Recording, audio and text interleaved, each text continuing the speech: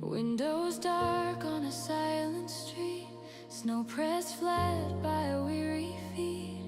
One small house still holding breath, learning how to live with less. Photographs that won't look back, a chair still left where love once sat. Every room remembers her, even silence speaks her name. In the night asks softly, who will carry this pain? Who will stand where love once stood and not feel ashamed? In the house without the light, prayers fall heavy in the night. One heart breaking just to stay, one small voice afraid to pray. Lord, please don't take more away, but don't leave us here the same. In the dark we hold each other, hoping love still knows our names. A man who blames his shaking hands for everything he couldn't mend. Feels like loving someone new means betraying what he knew. A child counting every sound, waiting for footsteps not around. Wants his father just to smile, wants his mother back a while. He doesn't know the words to say, so his wish is small and plain.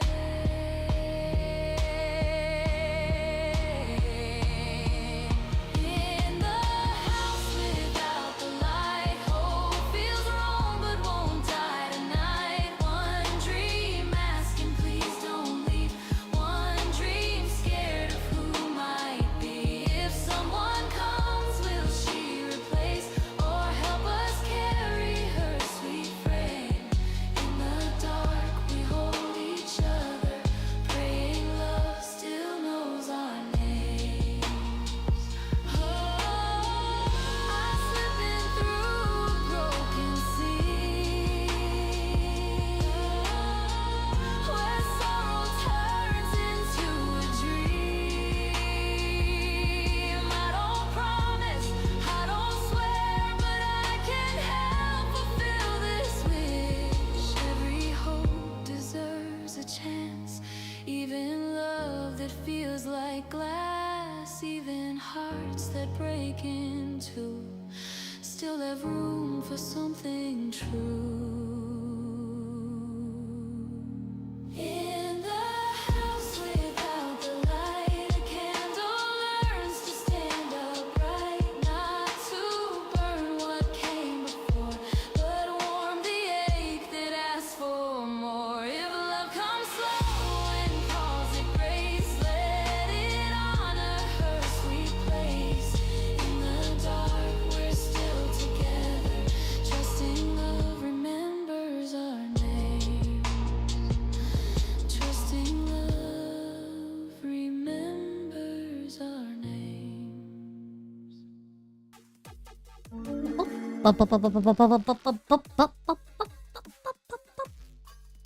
Hello, hello, hi.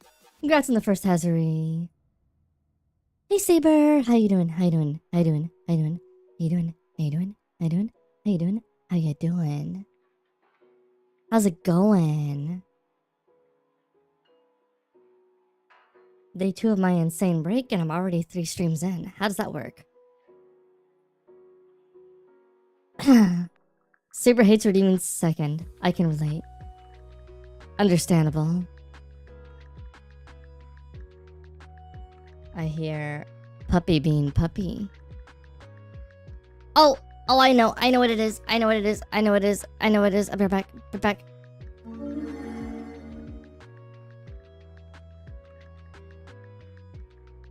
Just to brief.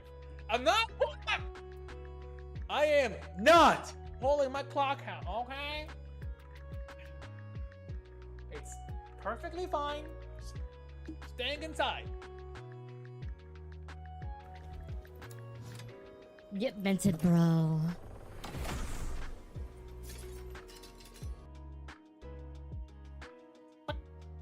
What the hell is this? What? What?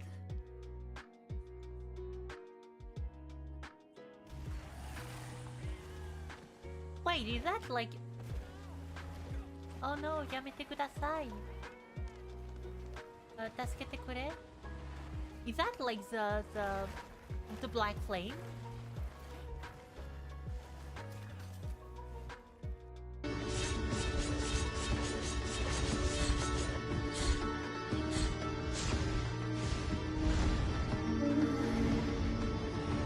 Congrats on the second saber. I returned for real.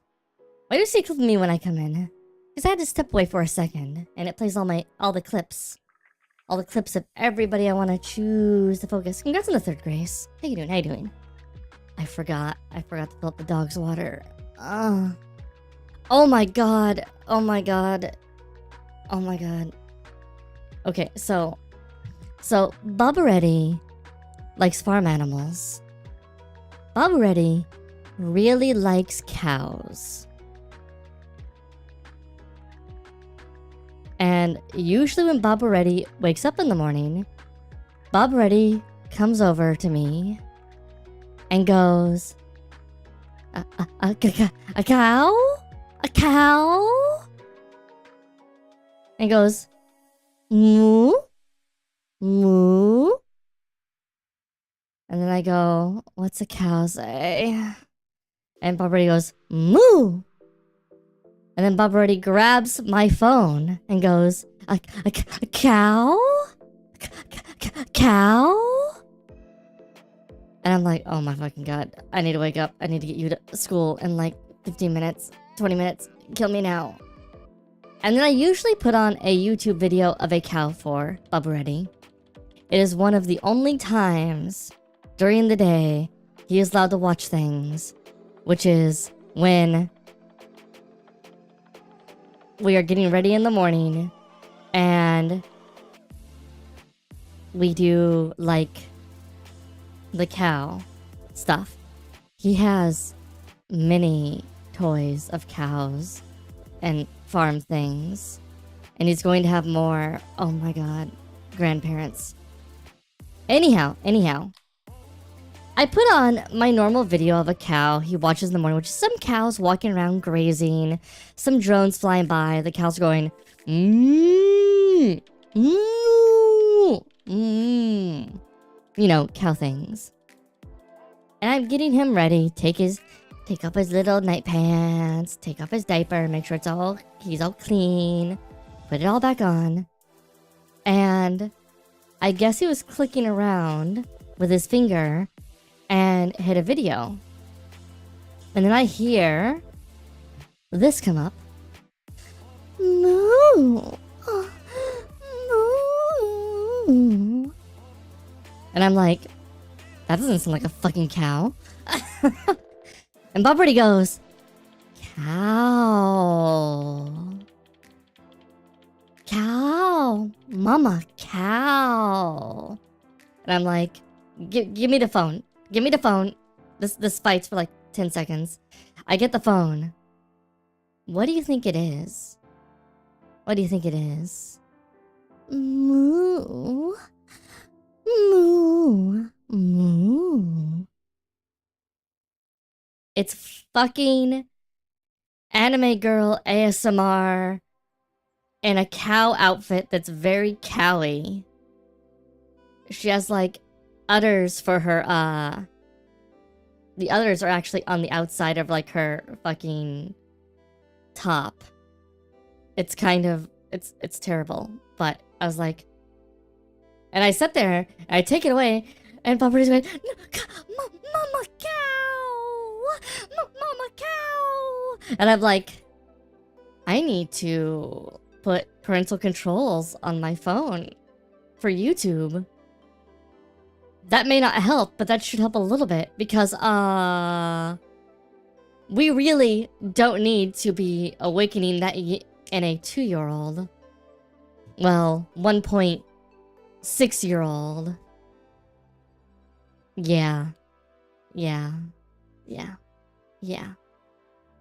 He normally just sits and watches it, but I guess he figured out he can click the screen. Or maybe he clicked off and then he like clicked on something random he saw.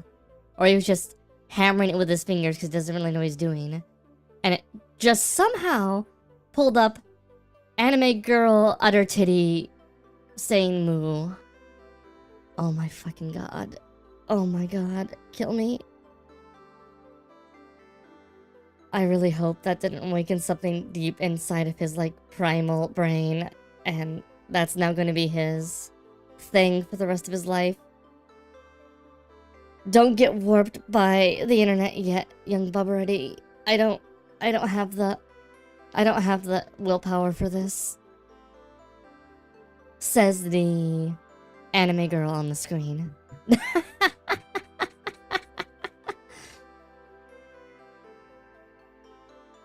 Oh my god. Your devices are prone to spontaneous sussy ASMRs. Apparently. Oh my god. Oh my god. It was so much. It was so much. And then wifey, I messaged wifey about this, and wifey's like, don't turn our child into a filthy degenerate. That's a choice he has to make later.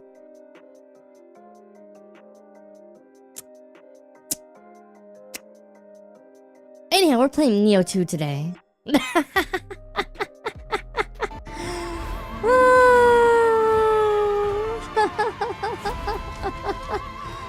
Oh my god. Oh my god. About to lose my fucking shit. Oh, it was so much. It was so bad. It was so bad. Alright. Right, I was doing side quest bullshit.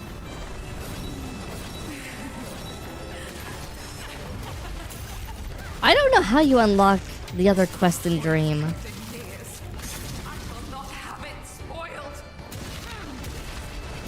But it's time for the Blighted Gate. Babu, in like 17 years, this is evidence that your mom said it's okay to be degen if that's your decision. You can't control what a grown man decides to do. You can only try to instill in them as they grow up wholesome virtues and a curiosity to learn and adapt throughout their lives. If they end up liking anime girl cow titty, there's not a lot I can do about that. And who am I to judge anyway?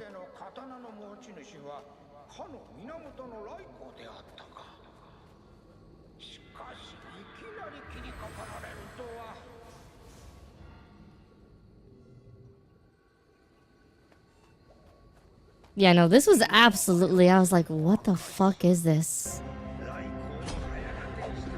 I had never seen these, like... And here's the thing. I don't look at that stuff on YouTube. I at most watch fucking clips of Mouse and Sea Dog, or clips of fucking Smugalena sometimes, or other, like, nothing in that vein at all. So I was like, what the fuck is happening here?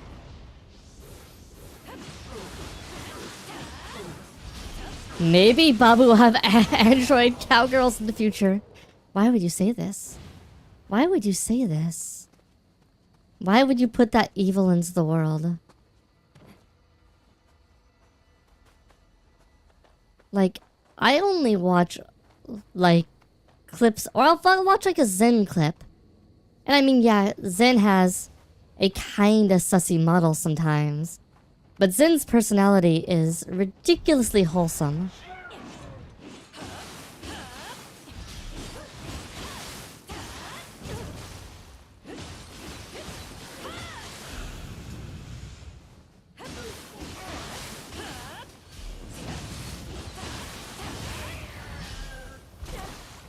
Ow, you motherfucker.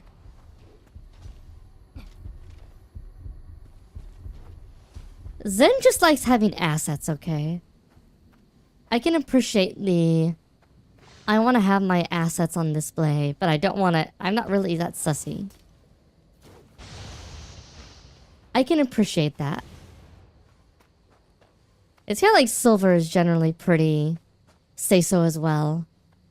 Despite the fact that she has the also very wiggly, very bubbly personalities.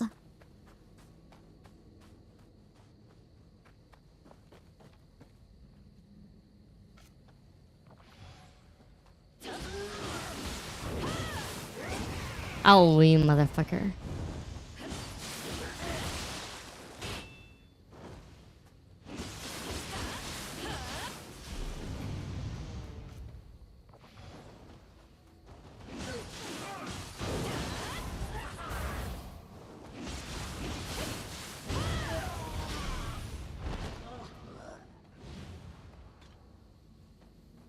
She has a blue site account? OnlyFans? Or Fansly?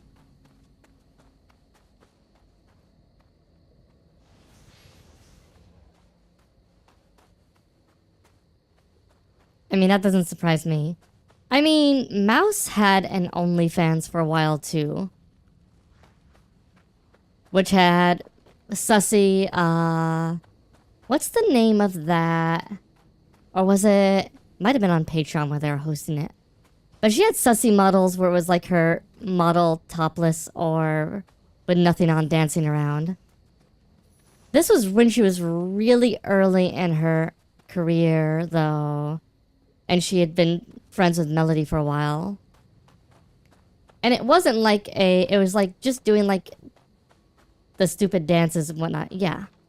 I don't think they even exist anymore. Silver had something similar, I think, on Patreon for a while. I don't remember exactly. It was like 1 or 2 like naked anime girl dances, and that was like it. It was like 3D model dancing. Don't ask me how I know.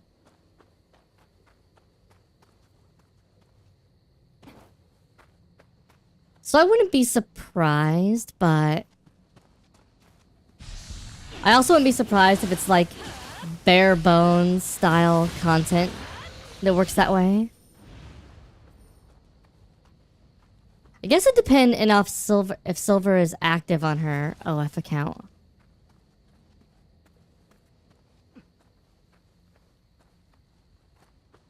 Now Fifi, we all know who Fifi is.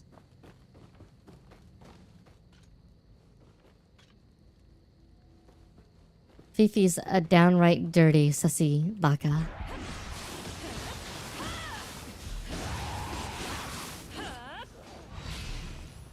But Fifi knows who she is. Fifi's not playing games. She's an unapologetic hoe.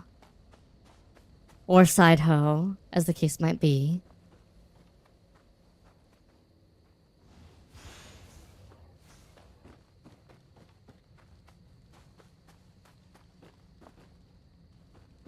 Everybody knows Fifi. And you have to love Fifi for who Fifi is. Unapologetically lewd.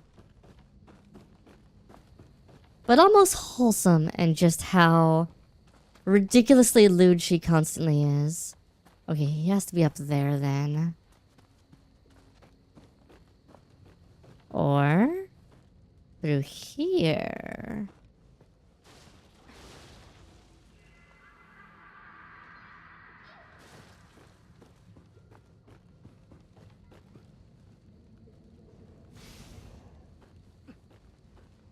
I mostly just find Fifi funny.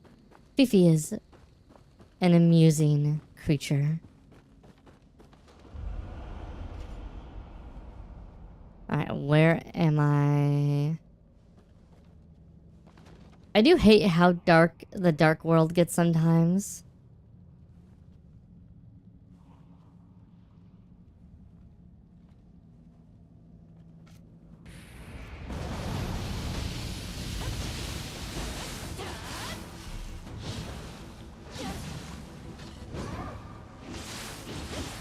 Oh, this is a shift lane lady, I think.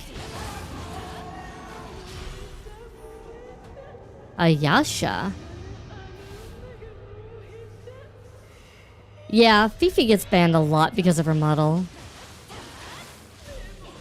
I mean, Fifi is fully modeled, and Fifi's clothes sometimes don't obey Twitch's rules.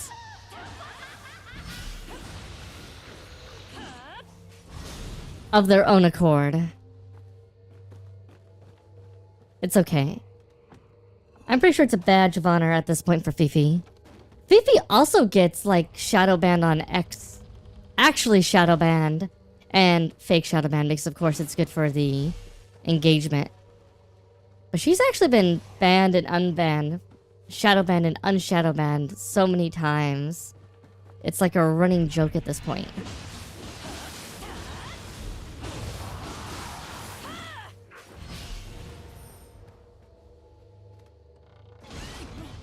Hi. Not Tanuki.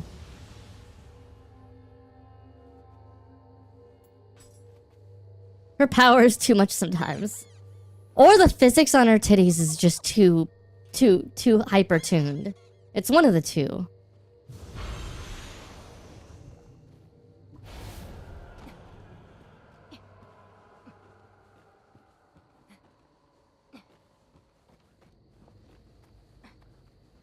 I've definitely seen a clip of her clothes get thrown. It looks like miles off of her body.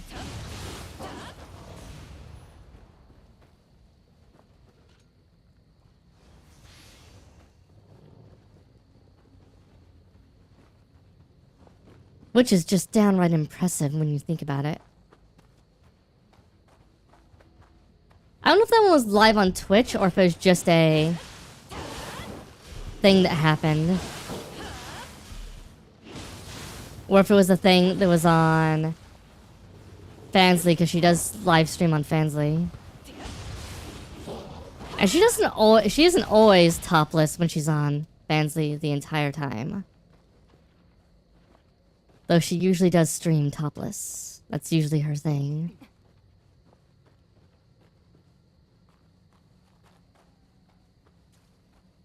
Where are the assholes?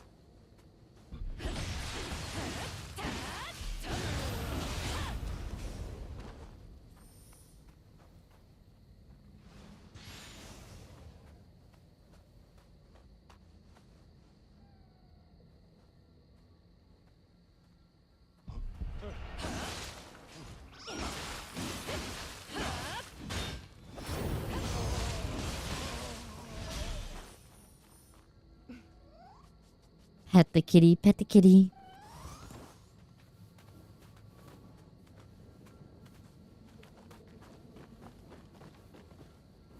But yeah, she amuses me more than anything.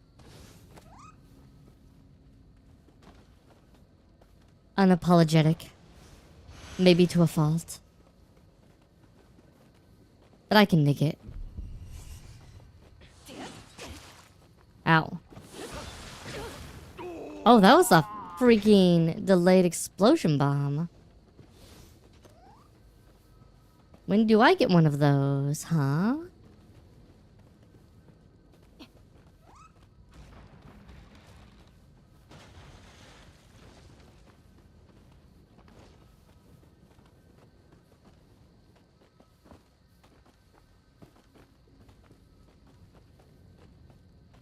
Okay. Where is the asshole run back in here?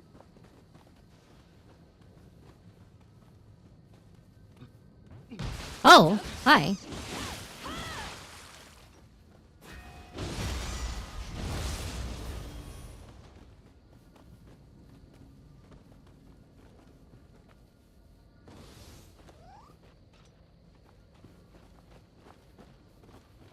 Okay, yeah, we had to go through there.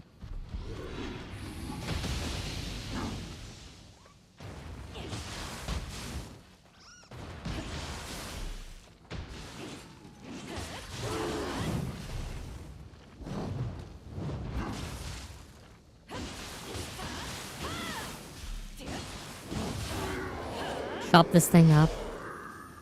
Ugly earth fiend monster thing.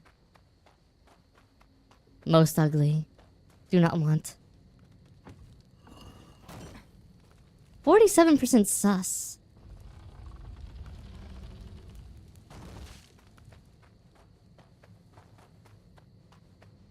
I don't know if being 47% sus means you're pure.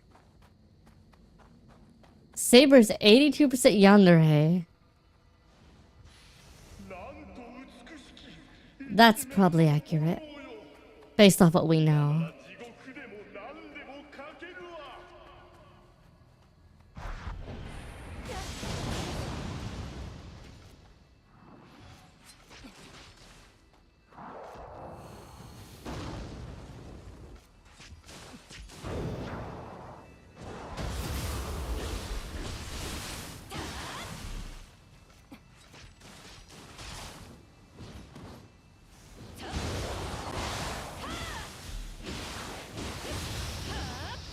%% Riz.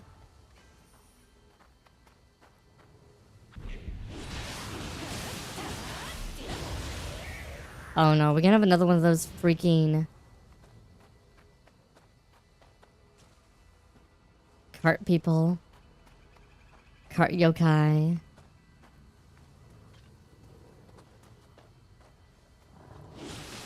Oh yeah.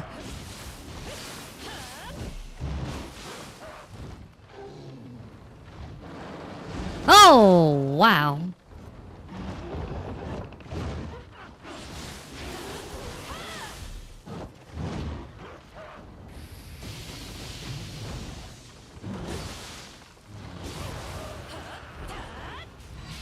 But only 16% got.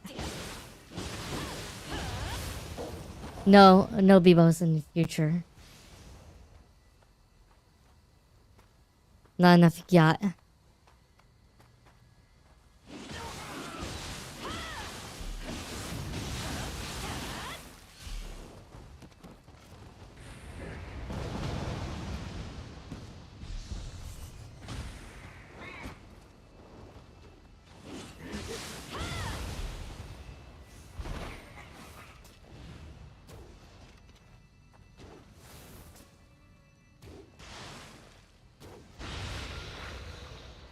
Stop hitting me while I'm down.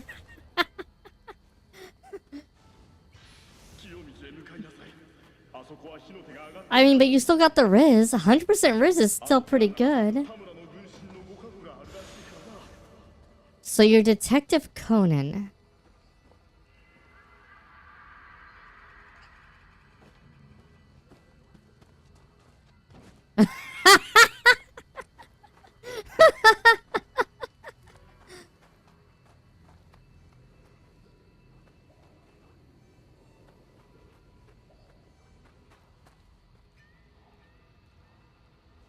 At least my job be easy. I know Saber's the killer.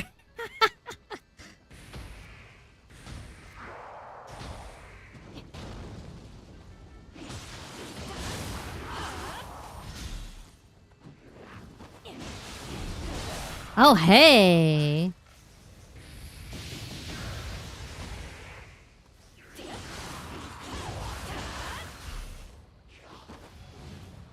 Now the only question you have to ask yourself is, Saber the only killer?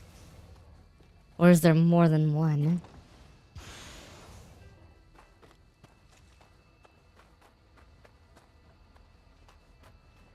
Oh, it's a Yaksha again.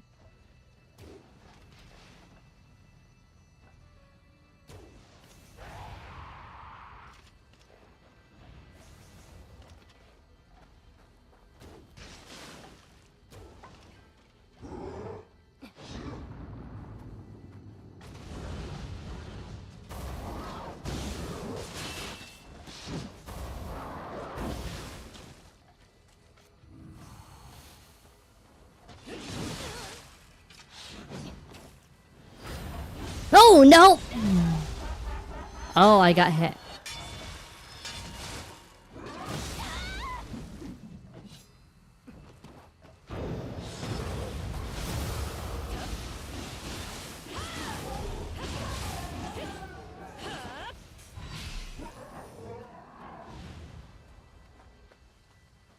If a Saber's working with the team, I'm out. Call the Avengers. You know, that might be fair. I think that's fair.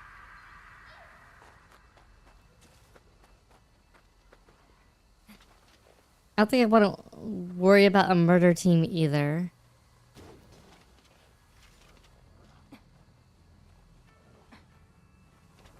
Hi, Spider.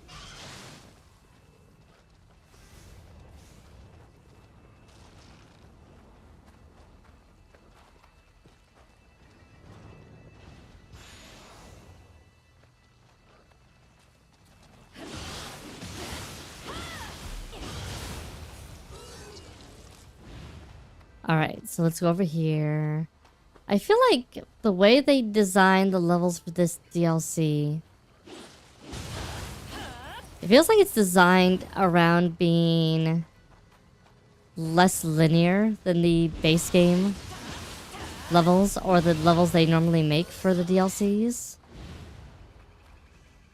If that makes sense.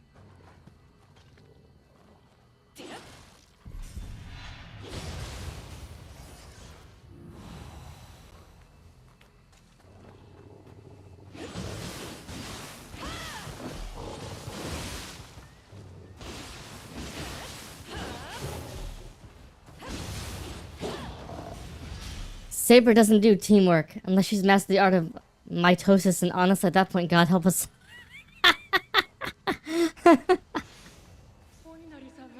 That'd be pretty terrifying. You're hunting down a serial killer and then you run into them and suddenly there's a twin. But then it's not a twin, it's actually quadruplets. But then it's not actually quadruplets, it's like octuplets, and then you're like, what the hell is going on? None of this makes sense. Then you realize they've been multiplying by dividing. That sounds honestly terrifying. I could think of that in like some Ghost in the Shell like alternative like thing where they're hunting down like a serial killer, but then they've learned how to duplicate their ghost and mind. And now they're hunting down as many people as they can with their split consciousness.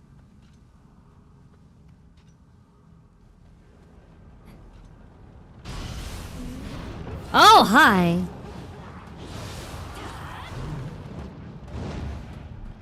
Okay, so you're the...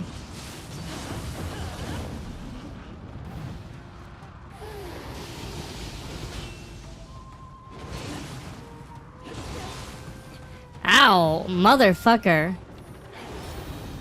No, no, no, no, no, no.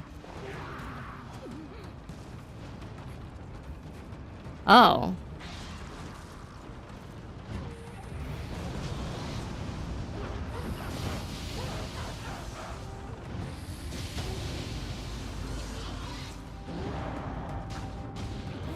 Ow.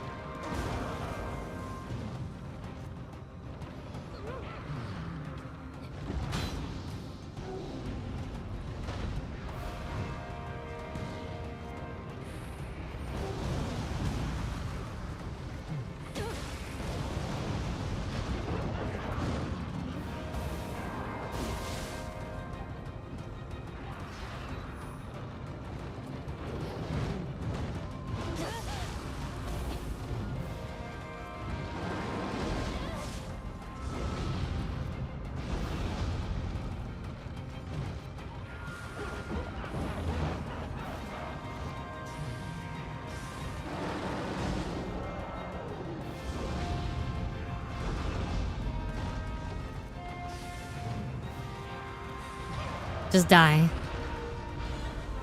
You get pelted by something while I'm sitting here too, which is kind of annoying. Ooh.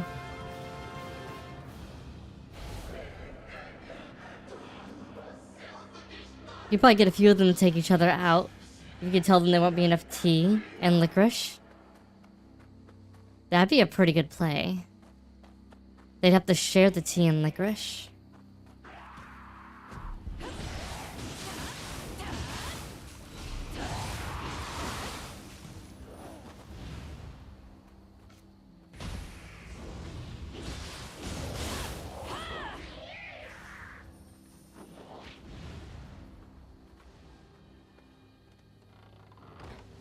Let's go. Alright. That's a hole. It leads down to the bowels of the earth.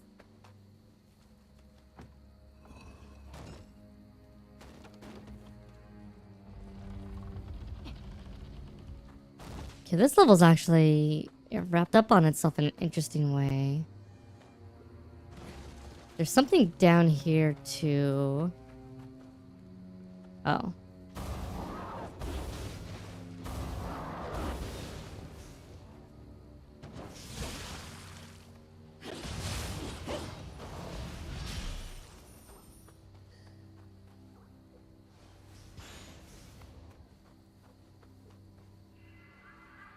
Why bad if friend-shaped?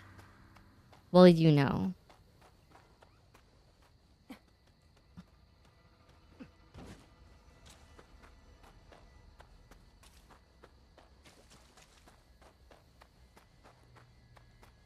Okay, we've gone... We could run through that fire and actually get to the other side over there. That's probably if you're doing like a time challenge.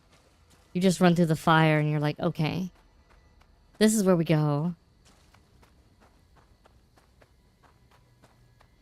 Okay, we come up here, we get healed.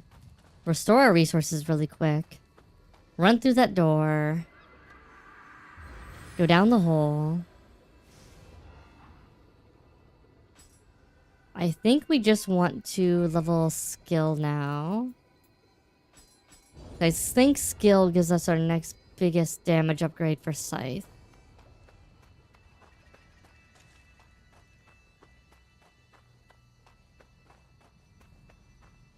Hey, bro.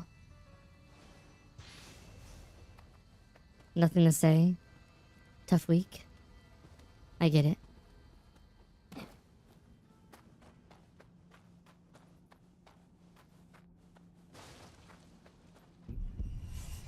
Oh, hi.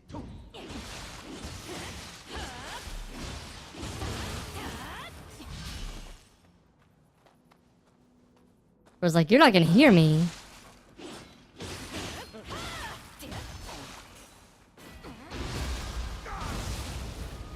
Your first problem was making a noise when you breathe. Ah.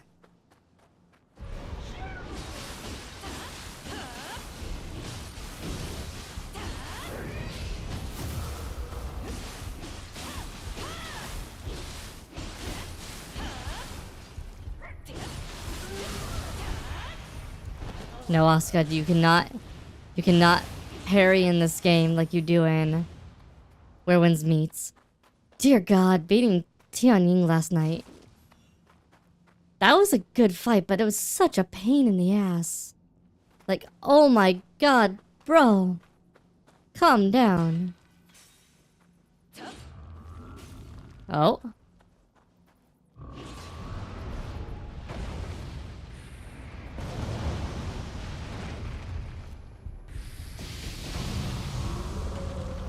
Unless I want his gear and also to get the fucking, what do you call it? The, martial art.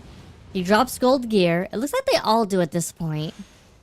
But not only does he drop gold gear, he also has a martial art that we can learn if we fight him enough times. Another one. And so does the general. The general has one too. The general's a pussy though, so... I can probably do the generals a couple times and not even worry about it. Hey, baby. You having a fun time there?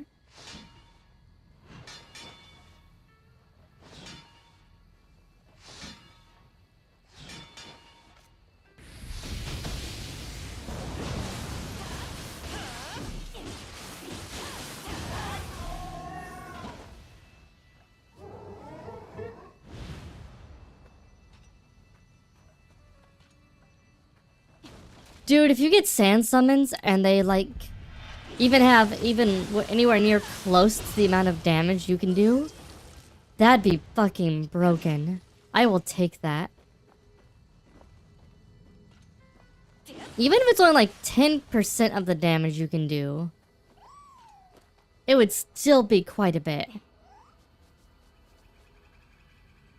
My guess is it's gonna be one of his kicks or something. But I have seen the fire general martial art though, and that one you actually like ride in on his fiery horse.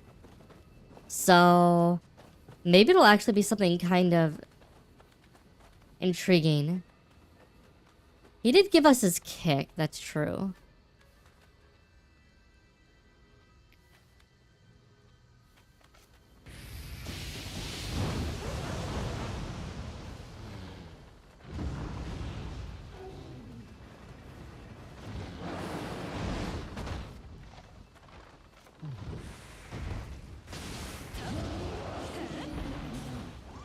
Yeah, you spin around, ride in on his fiery horse, and cause fire damage and normal damage.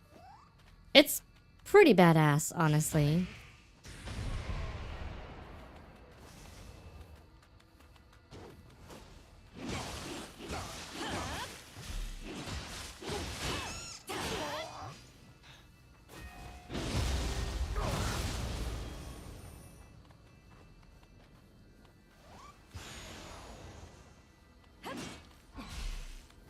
I haven't been able to use it, but I've seen a lot of other people use it. And it's kind of crazy. Apparently, so the General and Tianying have a second martial art you can learn from them. Which is cool.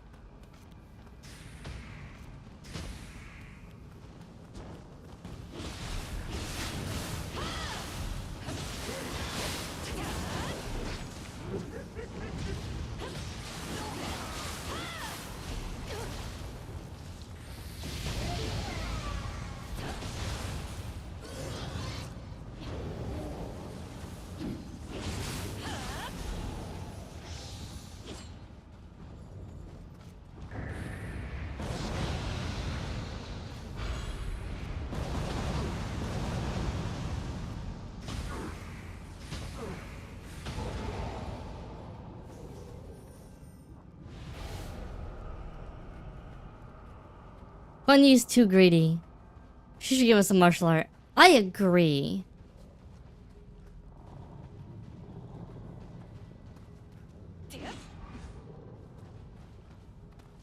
Why didn't she give us some martial art? Could you imagine you get like one of her scythe attacks or something? That'd be fun.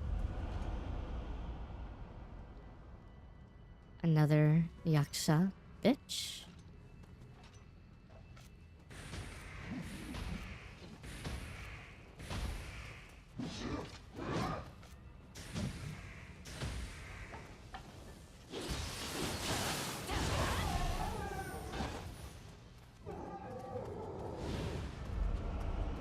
Of course, then I'd be like, can we get a scythe martial art, like a scythe weapon in the game?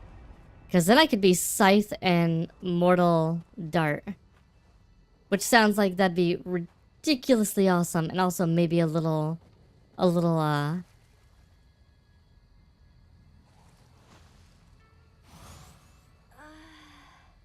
yeah, if they give us a scythe weapon, I could see her give us a martial art then. I'll take a scythe.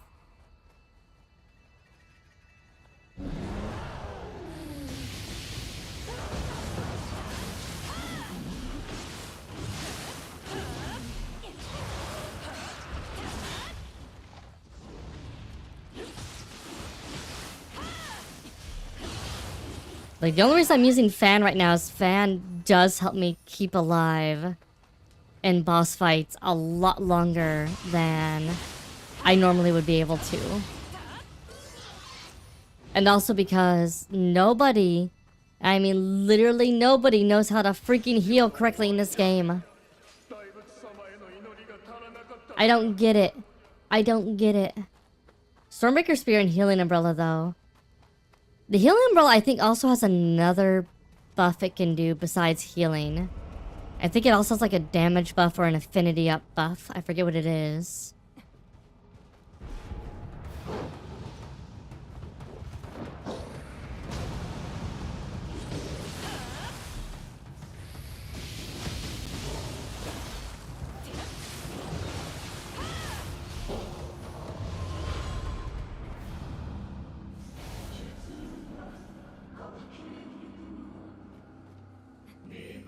To be fair, the MMO style raids do work very differently than the rest of the game.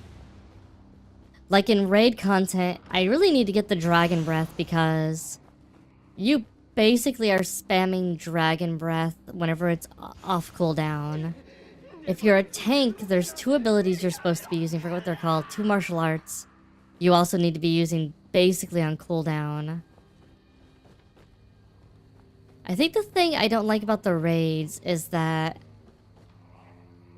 while there's stuff in them that should make it worth doing things like deflections and whatnot, from strats I've seen online, most of the stuff is do the base mechanics that cause damage, then spend all your time pumping these martial arts and doing your damage rotation.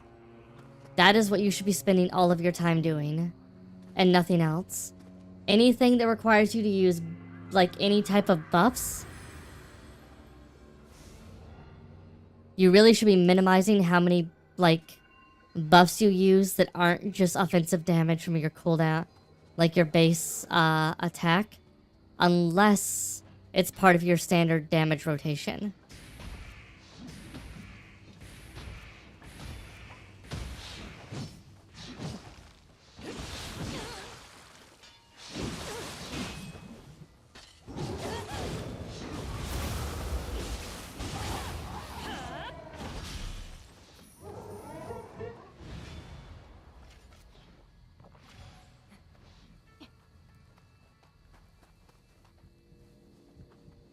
The game does play very, very differently when you're doing the, those mechanics and things, though. It is almost not the same game when you're playing it in the MMO format.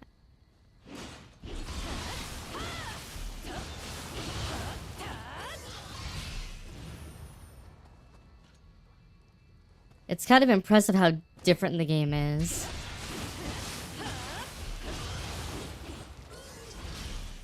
And then the 10-person raids are just a mess. They're fun, but they're a mess. So like the Taoist one is annoying because it's all... You're essentially spending your entire time avoiding becoming a donkey, or needing to become a donkey so you can save other people, and then avoiding being turned into a donkey in certain situations because you need to go with like the donkey herd, or having to become a donkey and go with the donkey herd because he changes mechanics based off of which thing you're doing. It's a mess. It's a mess. But I've also seen a group like literally kill Sleeping Taoist and some similar enemies in like a couple minutes.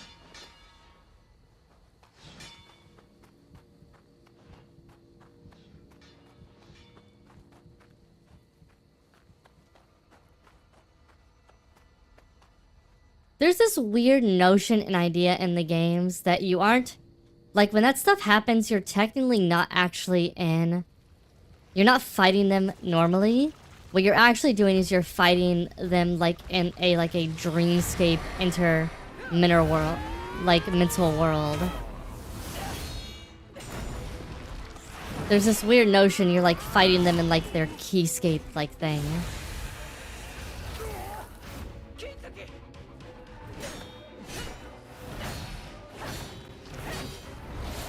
I didn't realize I was fighting, what's his name from Wukong.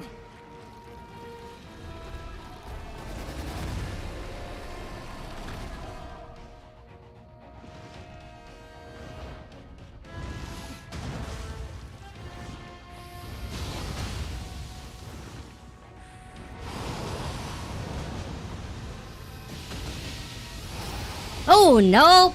Nope.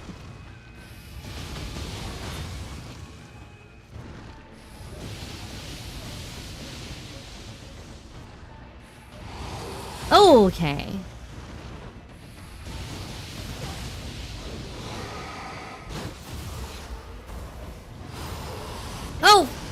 Wrong dodge button, wrong dodge button. Asuka. Tsuchigamo.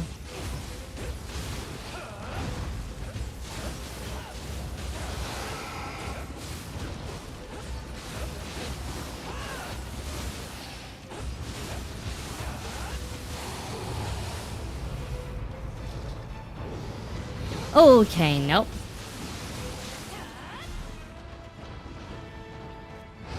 Oh, that came out a lot faster than I thought it would.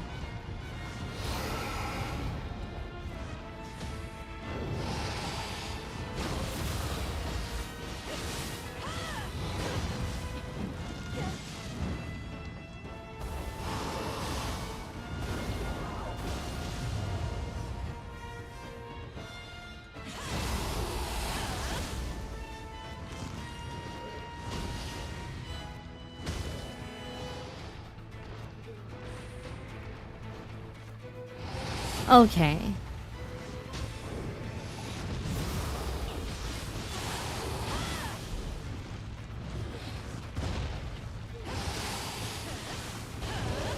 Goodbye.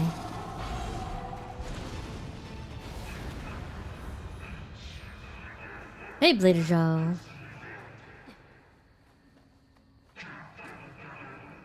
When was the night before cooking, Asu? A little bit, a little bit. I still won. I still won. I still won. Can have DBM add-ons for it. Oh, for the MMO. Spider-Man squished. Deadly boss mods.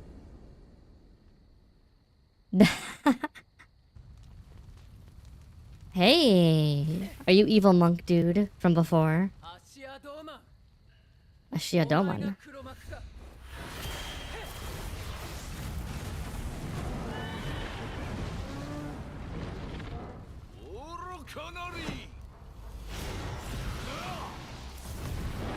Master of the Aritama.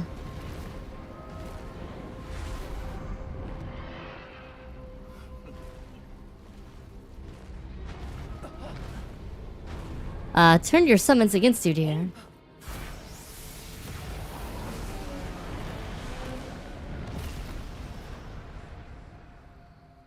Hmm.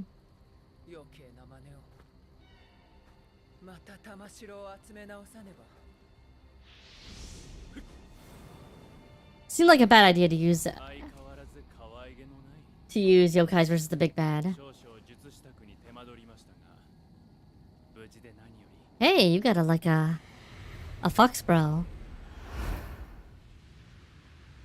I know how she should feel about that. Her summons are one shot. Yeah. Looks like a Christian bishop.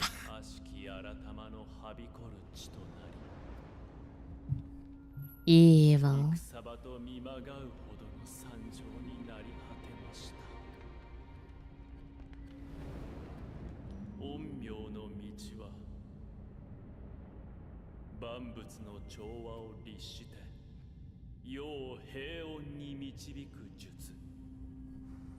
Yeah, this is DLC 2.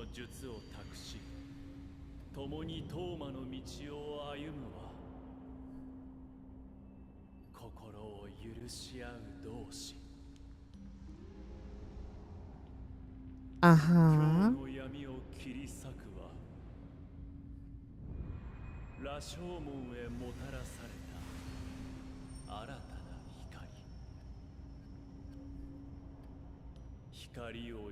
Rashomon.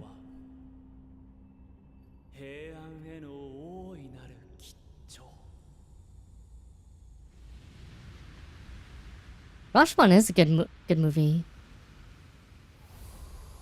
So many layers. So many layers. Now I got a magic fox.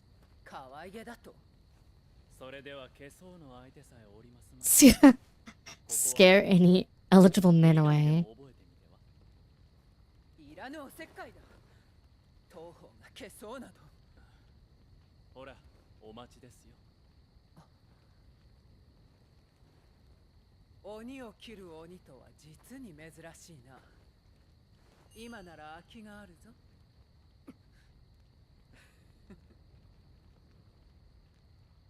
have my own collection going. Thank you.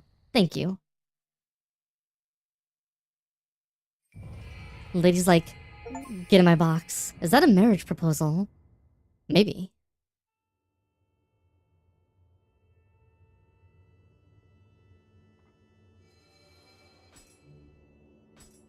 Tsuchigomo. Oh, big spider AoE. That's kind of nice. Oh, and it slows things.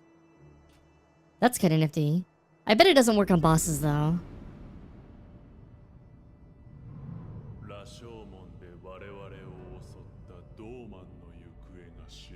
Doman.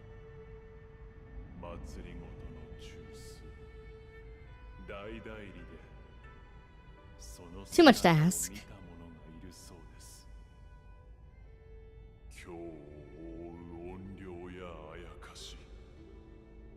A man's voice just became like an octave deeper.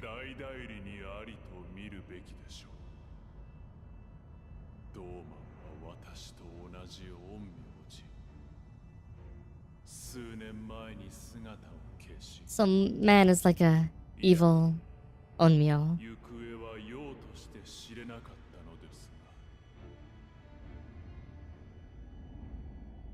Man's discovered evil. 生命との術勝負に敗れ今日を出奔したのだ。実力以上の野心を抱く男だったが、身に余る力に見入られたようだ。さて、黒幕が知れれば、遠間頭の務めは一つ。Learn who led him astray. お前も来るだろう。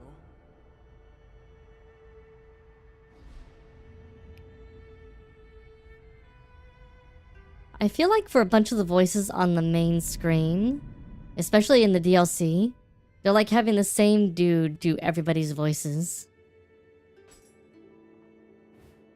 Don't ask me why I think that. That's a +2, +1, +1. Doesn't get anywhere near my +6, baby.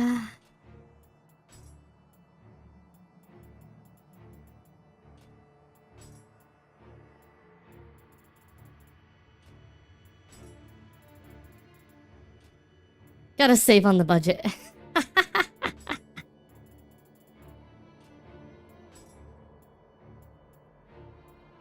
If only you could... Now there's a... Oh god. Let us pray that's not the case, and... Nioh 3.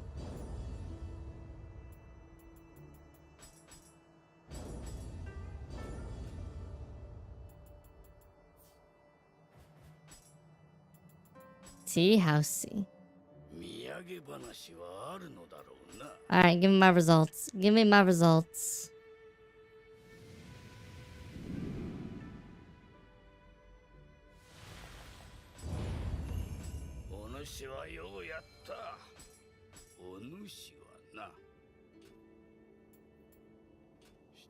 Alright, let us... I'm just gonna make an offering of everything I don't need right now. Give myself a few more elixirs.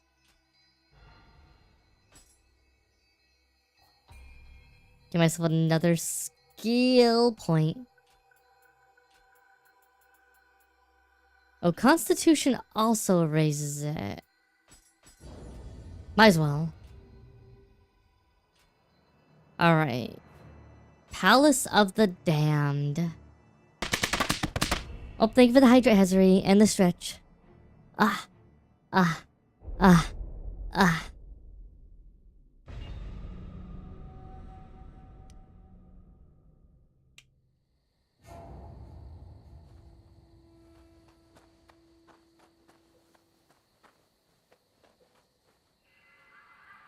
Gimme. Kodama-san. I guess it'd be Kodama-sama. Because you are kind of a guy. This is gonna be another AsuReDi castle. ただならぬ気配だ。市外に容器が漏れ出すのも無理。宮中のも。どうまんめ。どこに潜んでおるか。よこしまな術に長けた男。どう。いかにも。ただ、 And it's really weird because all the characters are voiced inside the ロー game. マンを It makes me wonder if maybe ただ手分けし they recorded all the lines for inside the game and they're like, shit, we didn't do the narration. Alright, Jim-san. You're gonna voice all the voices for us.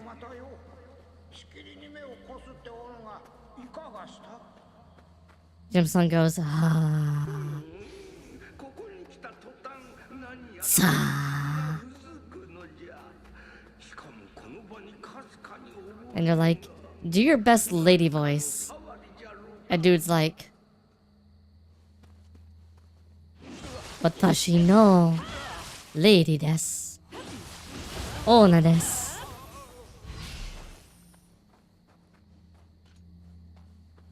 And the PS $36 in the PS4 store. What the fuck, bro?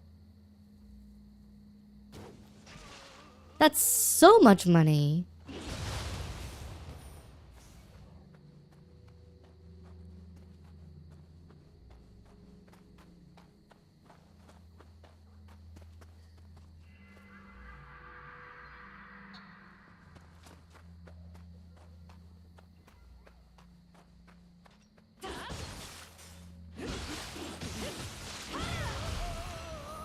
And like, don't get me wrong, it's a fun game, but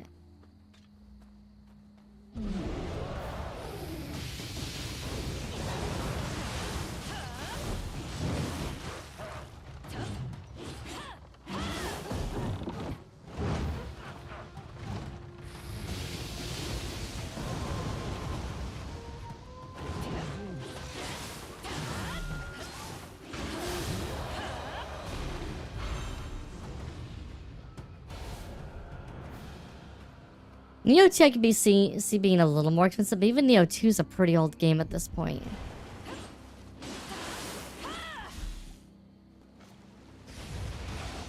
Maybe like $15. Especially given Nioh 3 is gonna come out in like a month. Or like $36 is a bundle, maybe, if you wanted to be like, okay. With all the DLC and everything, like, okay, it'd still be expensive, but it wouldn't be... That would be less stupid, at least.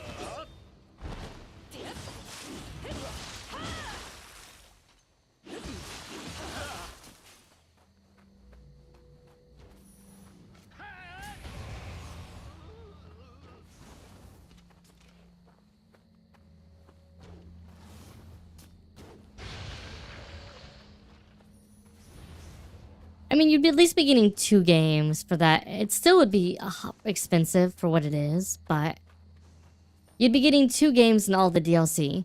That'd be like, okay, I can kind of accept that.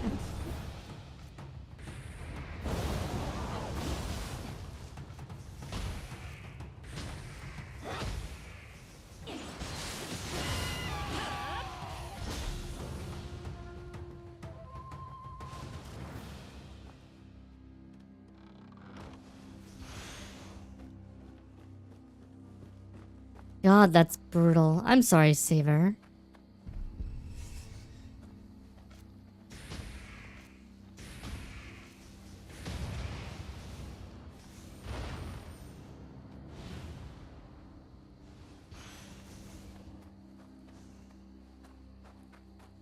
Reminds me of something some of my friends from Canada told us, though. We were visiting, going up to Canada and visiting some of them. And they were like, please spend your big American dollars on our money so we don't have to pay with our small Canadian pesos. And I remember looking at them and being like, are you for real, mate? Are you for real? And no, it was mostly just being joking, but it is definitely like,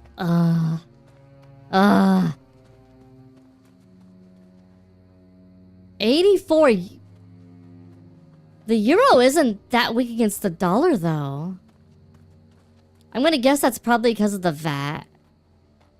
That's probably the VAT you guys have to pay for the stupid European value-added tax bullshit for your region.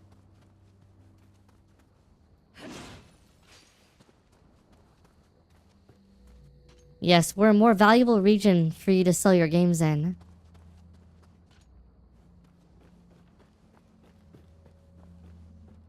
I mean, yes. Mostly to spend money, obviously. But, no, but for real, it's just, you know. Everybody knows the president is an asshole. And crazy. Now, if you want to talk about other than boisterous bullshit, I think it's really fascinating how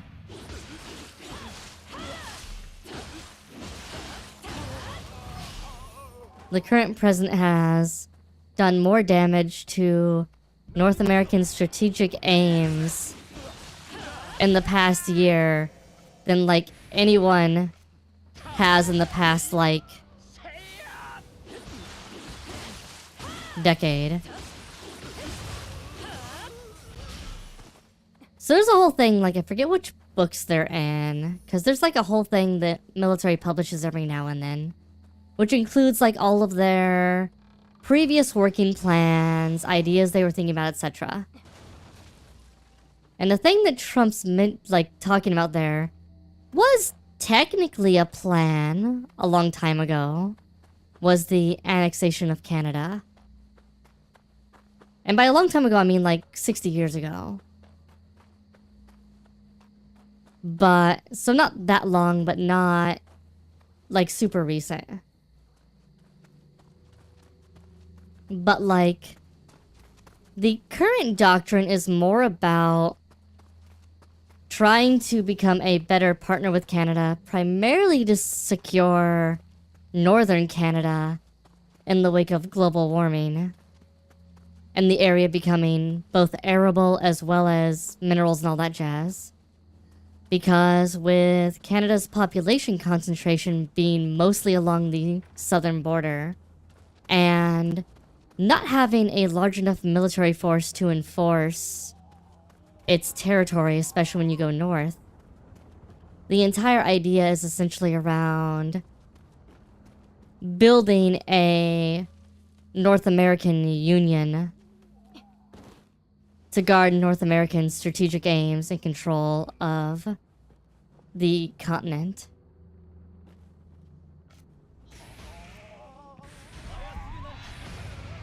Like, and that's a very real thing. And it's kind of like the whole Greenland thing. That is technically a thing, like, militarily that's been thought about for a while. But the whole reason is still like the same thing as the Canada thing. Greenland and the Danes don't have a big enough army by themselves to keep strategic interests if they decided to come across through the Arctic Circle away from essentially taking over Greenland. So the idea is essentially to be like, well, we could perform that service.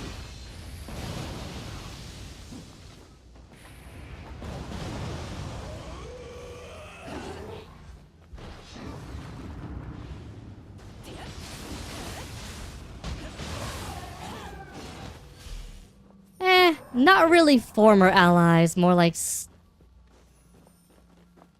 strained allied relationships. given everything going on currently.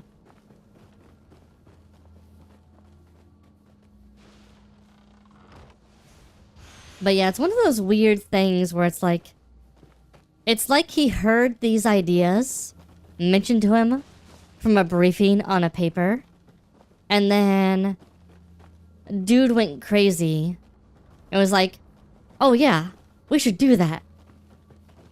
Let's do it now. And it's like, wait. That isn't... Hold on. And it's like, that isn't exactly how we want to do things, Mr. President.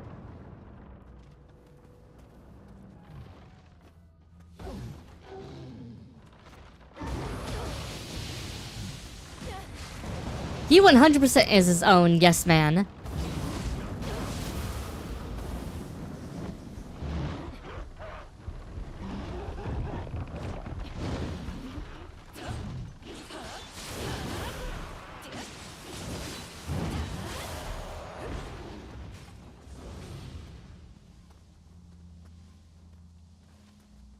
I mean, that is a whole other conversation. What does it make?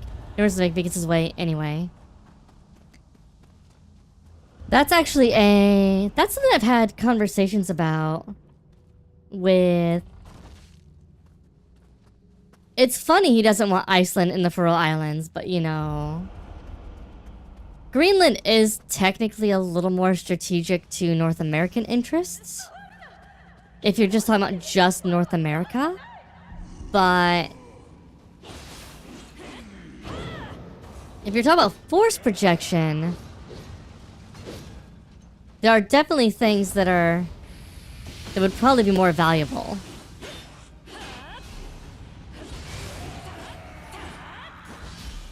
How'd that card get in there? Who the fuck knows?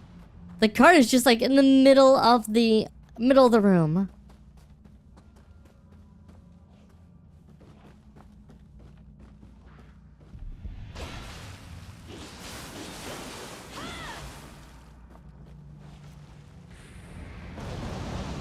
I mean, it's 20 times bigger.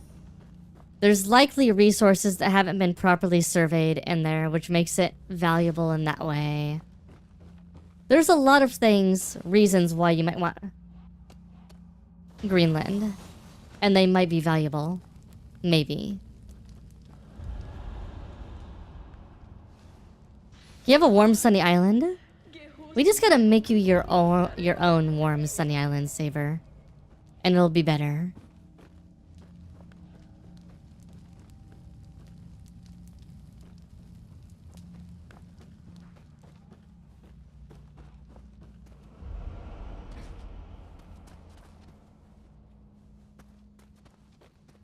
But it's one of these really weird things when you're dealing with the crazy dude. What do you do about the crazy dude when he starts being cray-cray?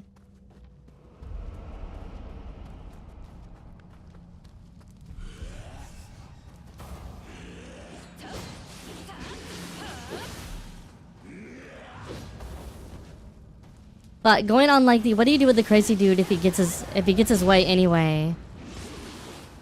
What does it matter? That goes into an interesting conversation of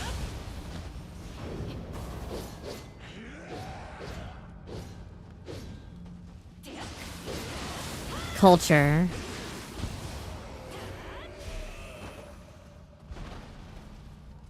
I'm not gonna go into the whole definition of fascism thing, because it's really such a misused word.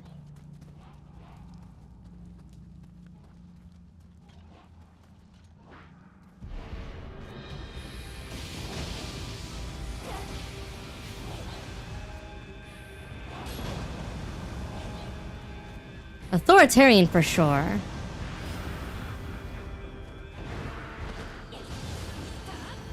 Only word more misused is slop. But we as Americans have kind of allowed our country to... And this was actually a worry long time ago. with the founding fathers in the country. Which is one of the reasons why they also didn't want the federal government to become very big. Or shall I say, why some of them didn't want to become very big. Be very honest, Alexander Hamilton would love today. This is kind of the country he expected America to turn into. Hamilton and his ilk were very much set on, what's the point in this division of power nonsense? We should just basically have our own version of a king. And they meant that. That isn't like hyperbole. That is literally their view of the world. And to be fair, well, and it's not just our constitution, it's actually, you'd be surprised how easy it is to break things the moment people stop playing by agreements anywhere. Well, the founding fathers couldn't imagine that anyone would abdicate away their power. That's the big thing. Like, the big problem we have in our government is that Congress has basically abdicated away most of its power.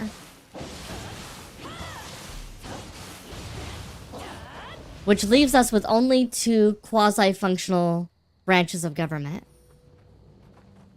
They couldn't imagine that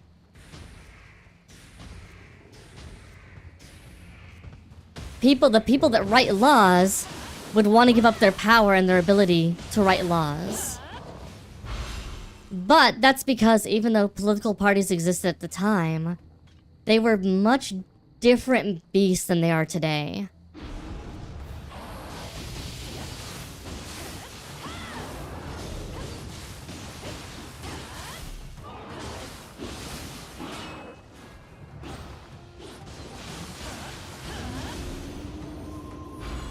You have to remember, the Founding Fathers had a basis in the kings of England and old and a lot of Enlightenment era thinking and whatnot. Depraved people were easy to imagine. What they couldn't imagine was people getting into office and then mostly just milking the office to accomplish almost nothing. That's something I don't think they understood and could really fully understand.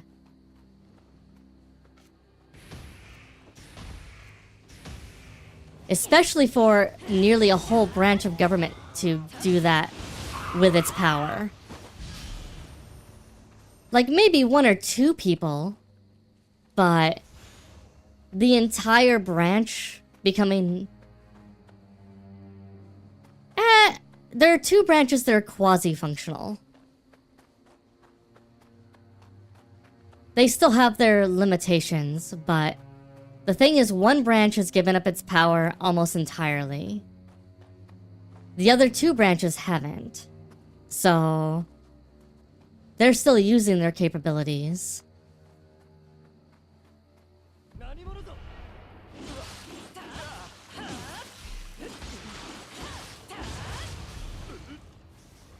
I mean, the Shadow Dockets existed for quite a long time.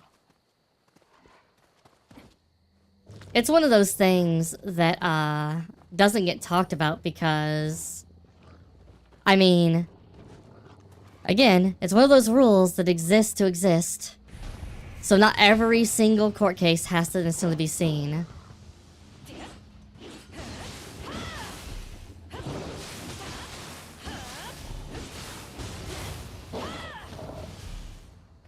And people get their vetoes that they want to veto. Essentially. I'm just saying, it's been a functional part of SCOTUS forever.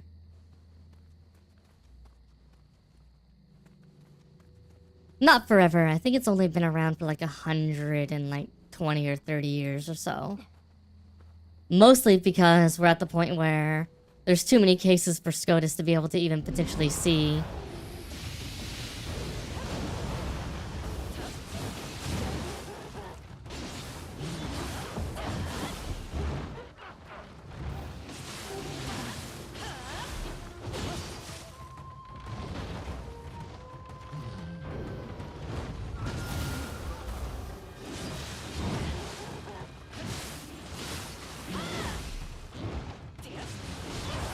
The SCOTUS thing is interesting too because that's another place that if Congress wanted to, they could utilize their power to balance SCOTUS out more.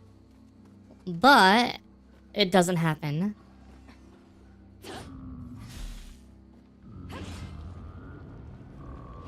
Though it's unclear exactly how that would work functionally.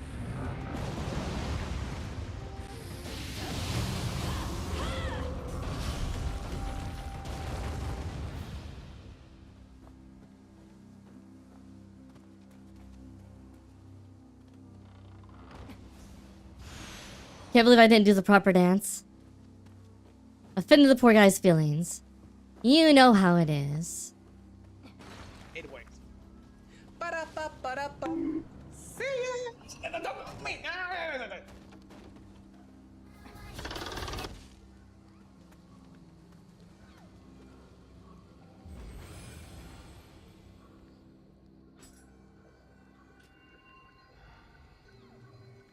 So who does then? Momsuri?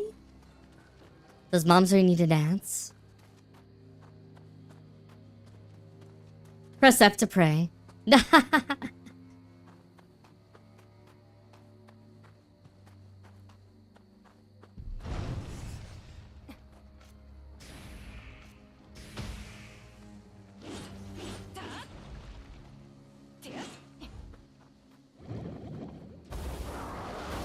Yeah, all that basically to say, unless Congress gets to a place where it actually starts doing its job, like the American form of government is extremely hard to fix because of the way the powers are divided. Unfortunately, it requires Congress to do its job. Because otherwise, the other parts of government... I mean, every democratic system is flawed. But that's mostly comes down to... the eventual degradation of the voter politic.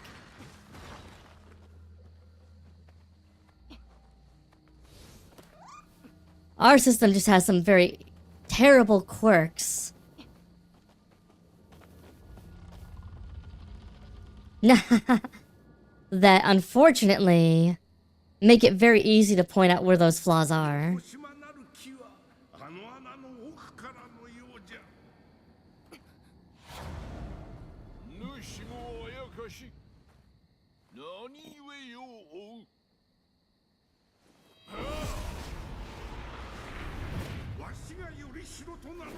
Are you gonna absorb all the things and then we're gonna have to fight you again? Oh, it's this fight. Again. Reuse the fight for the DLC, might as well. You have 2 different colored eyes this time. Thought he had 2 golden eyes last time.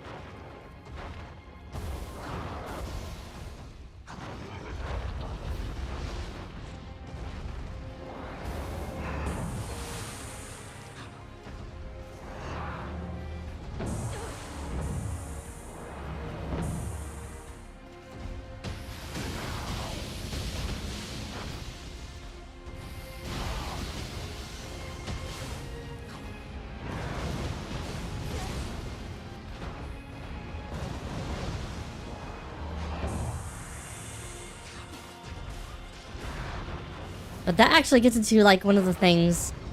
Remember I was saying I was talking about this kind of thing with my friends at one point.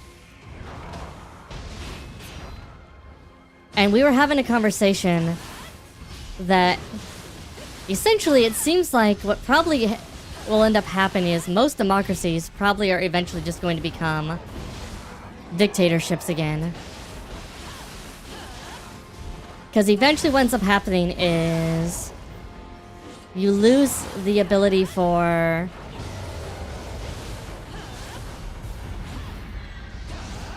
competence eventually.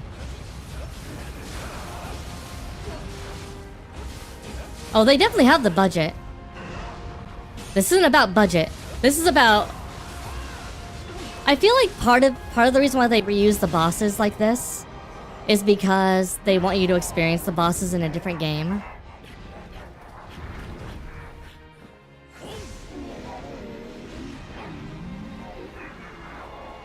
Just so you can see what the bosses act like in a new game.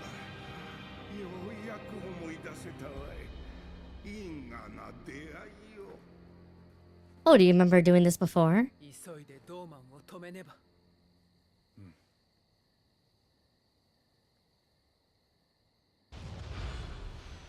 これ以上シチューに音量が増えてはまずい。どのような災いを起こすか予測でき Oh, we've joined forces now? 私の写しみに様子を探らせておきましょう。この穴の奥はさらに鬼が増えよう。 Yeah, they definitely reused. Again, I think it's one of those things. I wonder if they want to do it just because A, reuse, easy. But if they're also just interested in you having the ability to fight the bosses no matter what.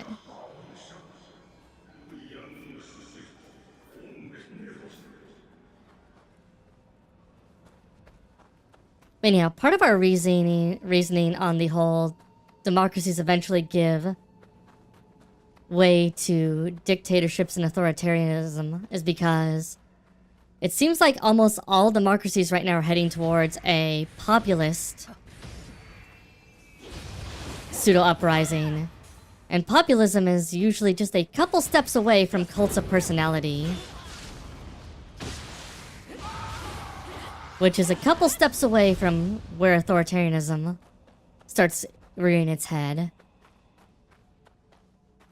But it tends to happen essentially when democracies or people in democracies get very fed up with essentially strings of non-answers / non-progress on issues that people want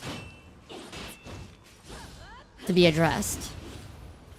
And that seems to happen because eventually the people we would... Whoop! Death. The people we call the political class, aka the people that are generally elected to be politicians, or people that generally become politicians, becomes kind of its own weird quasi-incestuous pool that's very hard to replace in a lot of places. And even in places where it's stronger,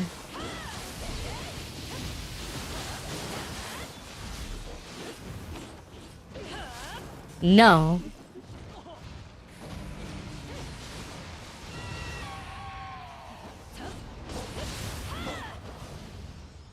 Well, if we want to go really far down the rabbit hole, democracy issues do explain it, because what ends up happening must obviously be because people are getting into positions that they don't take seriously enough to actually make sure that your packages get there correctly. If we want to go down the stupid, insane rabbit hole of everything is a political issue. Which...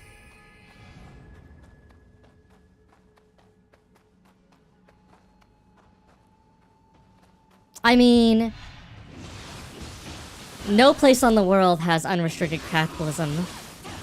In fact, it seems to be the more that government becomes involved in the capitalist market, the more authoritarian the market becomes. People talk about Musk and Bezos. But one of the interesting things is it's almost impossible when you look through regulatory issues, especially here in a lot of places. It's really impossible for a lot of small companies to even get started to displace bigger companies. Because the only things that have the power to actually meet all of the needs are gigantic corporations. It's a catch-22. If you overregulate the market, you make it to where it's impossible for anyone but the big people to play.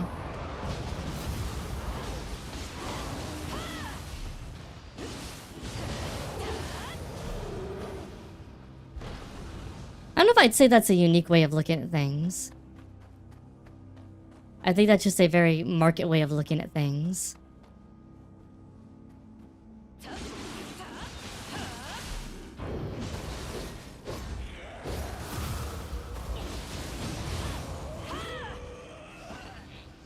I mean, we say that, but even European regulation and regulations in other countries don't stop it from happening. Even a lot of pro-social regulation doesn't stop it from happening. It doesn't have to be this way, but the problem is that generally when rules are made, they're made as a response to something that already exists, and they generally don't try to think out the long-term ramifications of what happens when this gets taken to its logical conclusions.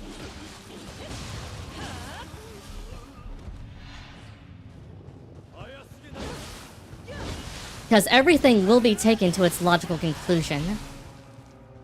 Because we're playing in a game scenario.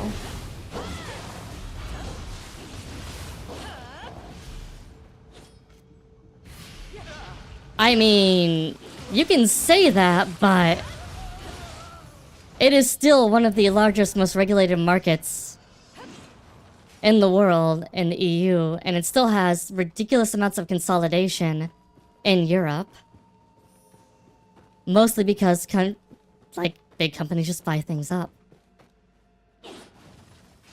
Like, yes, but the amount of consolidation everywhere is pretty insane. It's not just the EU. That is not what I'm saying at all. That's not a zero-sum way of thinking about things. Cooperation is meaningful. I don't know where you got the idea that that's not something I was saying. I'm saying that when you create a system that makes it so that way people will play the game a certain way because it is a game being played, game theory basically already describes what's going to happen. If there are rules to be played by, people will take those rules to their extreme. So you have to be very careful about setting up the rules of the game. Because everybody's going to try to find a way to maximize the rules in their favor.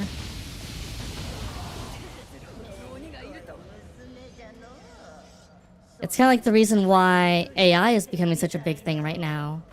And why no government in the world is trying to clamp down on it.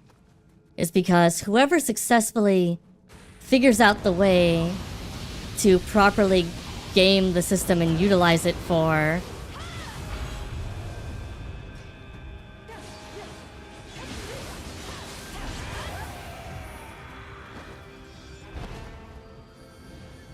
what if it's just those people profiting most from the set of rules for everybody else? I mean, welcome to how the world's been ruled for the past roughly 10,000 years. Generally, people in power make rules for themselves to benefit themselves. Ideally, they also make it to not hurt everyone else. But that's literally how ruling has worked for pretty much ever. Because if you have power, you're going to use it for yourself. Democracy tries to solve this problem by giving people the ability to remove the people in power if they don't do what you want them to do. But it still has issues, especially once you start having things like political parties and whatnot that actually control who's even available to be elected.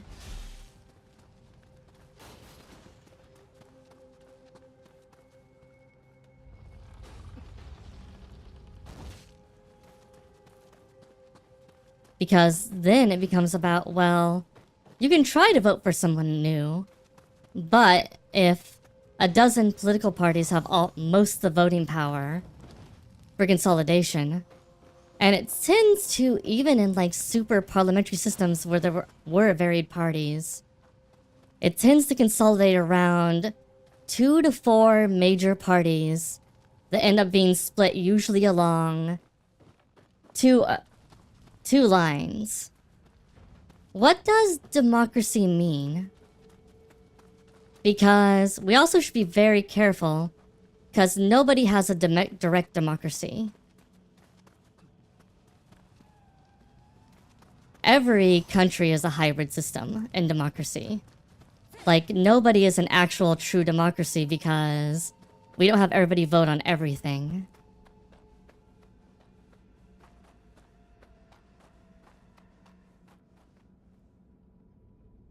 I would like to know what your understanding of a democracy is. Because you can always vote people out of power. But if your options for voting people are limited, then you're still kind of playing into whatever the regime is. Like I said, I'd love to know what your expectations of democracy are. And not the idealized notion of... We say this idea of a government for the people, by the people, which is a really romantic notion. But it's not how pretty much any place in the world actually works.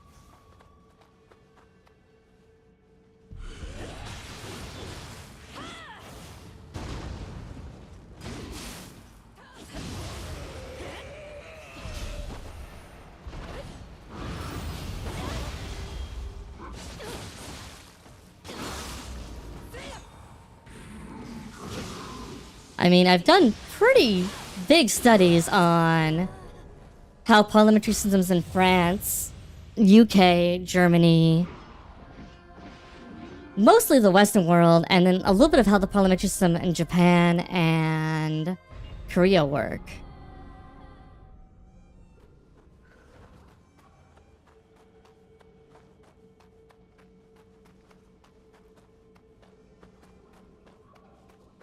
Like, parliaments generally form coalitions in order to actually, you know, create a working... That's fine. Working government. But it's still one of those historical, like, want to see an ads news for a boss fight so you may get them in a minute. That's fine. But it's one of those things where, like, when you look at, like, the histories of, like, parliaments in Europe, you're starting to see a lot of the same kind, and in Canada as well, where, yes, there are multiple parties, but the coalitions are starting to basically fragment along essentially two-party-like lines, because forming coalitions gets harder and harder over time.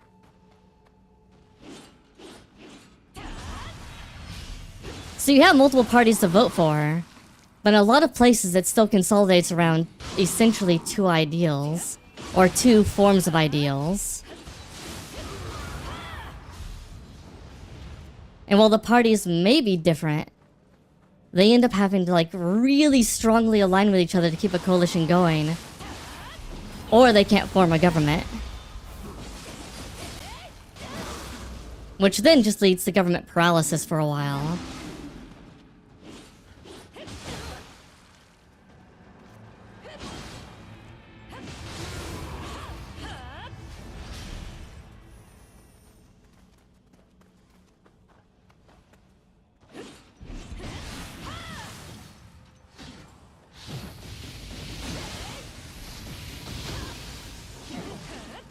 It's like one of those things with Labour and the oscillation between, like, Labour and the Tories in the UK for the past, what?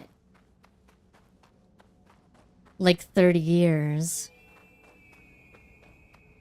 40 years? It's been going on for a while now.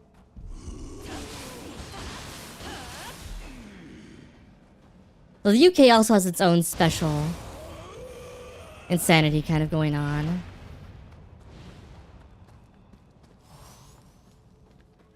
Ad break.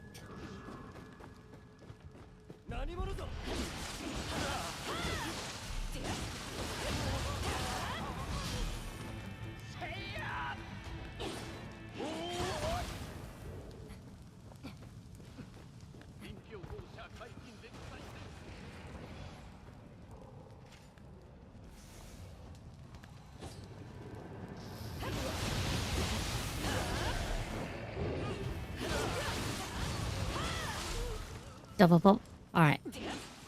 Where's the wolf?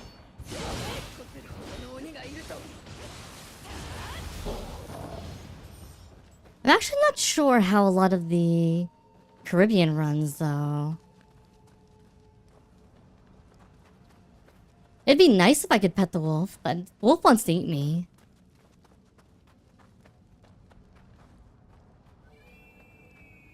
Yeah, ads are ads.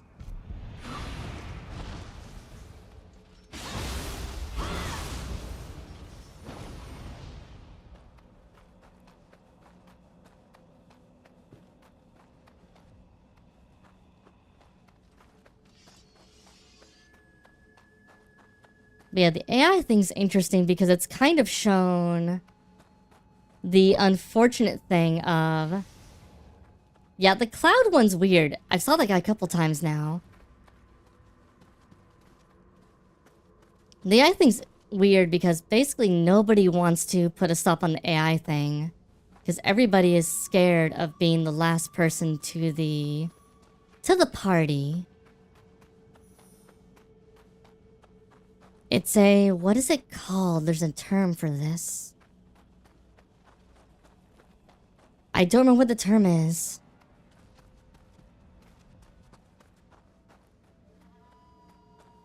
Hazard, I might need to look up the term for me. So, there's a term in game theory where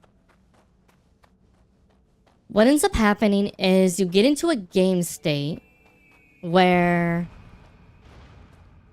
essentially everybody has to start playing by the same, like, basically playing to a very specific set of rules. Otherwise, what ends up happening is one player will inevitably fall behind Nash Equilibrium. There we go. Nash Equilibrium. Basically, there are certain things that are unavoidable game states that once the game state's revealed, everybody has to play it. Because not playing it is essentially admitting defeat in the game.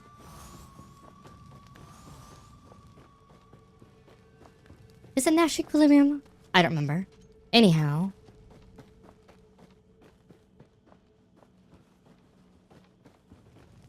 Well, no, so this is the problem. So, like, in AI, the AI thing, the reason why everybody's going so hard on it is because it is the belief, at least at the political, etc. level, that this is going to be essentially the next nuclear bomb, if you will, or the next whatever.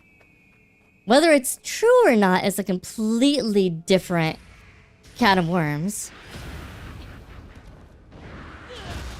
But we've essentially hit a state where everybody believes that that's what's going to happen. So, because everybody believes that, it doesn't matter whether the reasoning's circular or not. The belief is there.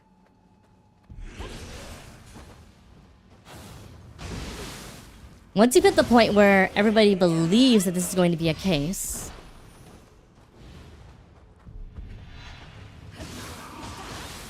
everybody's gonna start playing by those rules. The winning move is not to play, but that requires everybody to essentially accept don't play. But we already know there's a lot of people who aren't going to obey those rules.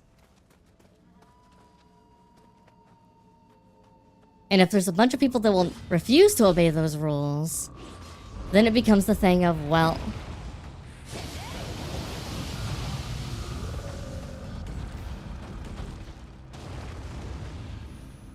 we're going to try to play this game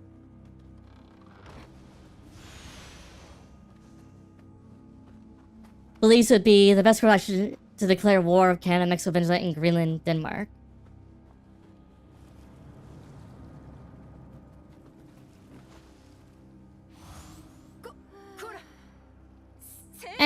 I doubt anybody's going to declare war on Canada.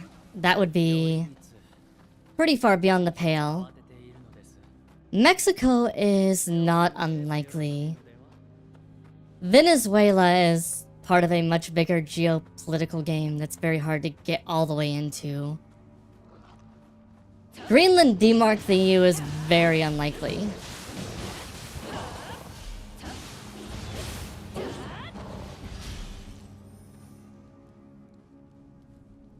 Mexico's a weird one in this kind of weird contest. I mean, declaring wars is hard because almost every place in the world has rules on declaring wars. So the easiest way to go to war is not to openly declare a war. And that goes for pretty much everybody.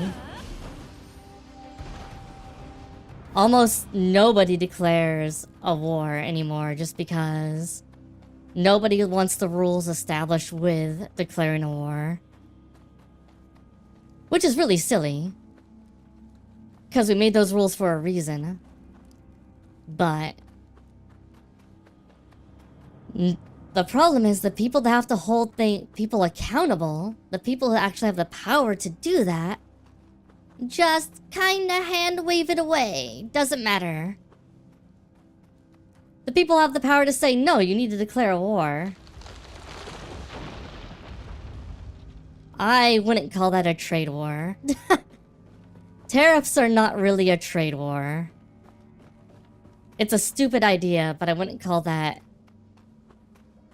If we want to call that a trade war, then Europe and the EU's been having a trade war with most of the rest of the world for the past, like, 30 years. Like, with the number of tariffs on specific things, etc. Like, I wouldn't call that a trade war.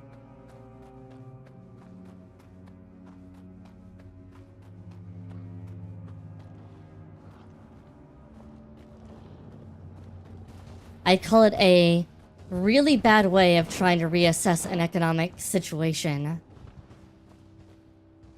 that doesn't help anyone.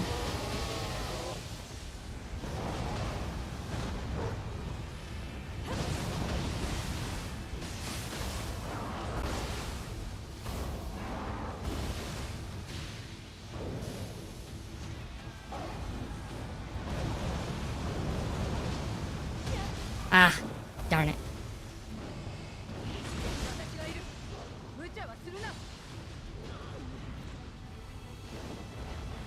I mean,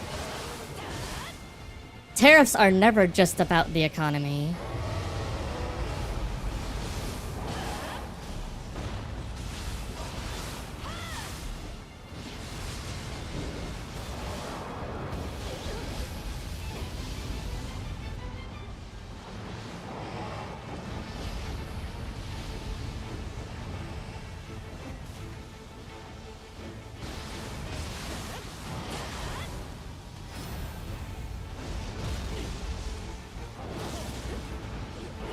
Yeah, they're helping, but they are some of the most useless NPCs so far.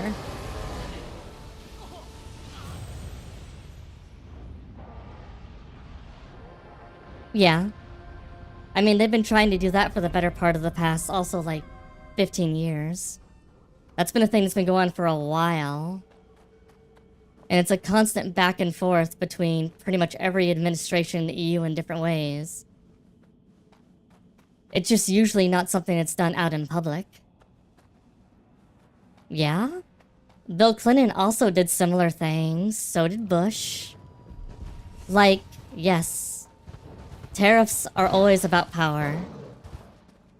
They're always about power between countries. Yet, I don't think we can say that because we don't know exactly what was going on in those closed deal meetings.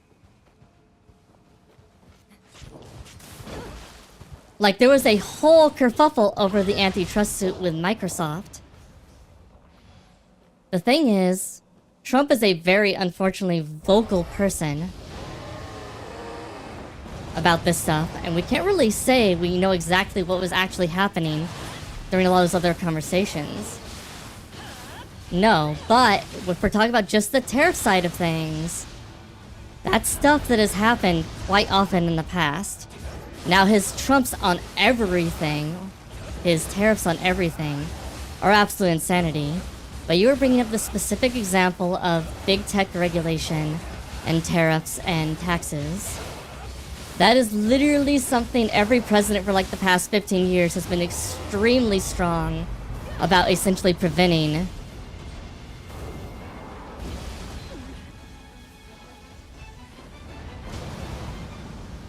In different ways. We should keep being specific if we're going to be specific.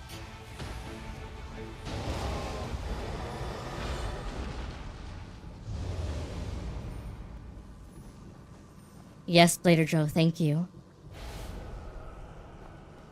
I mean, I'd be willing to bet it's probably just as aggressive, but much, much quieter.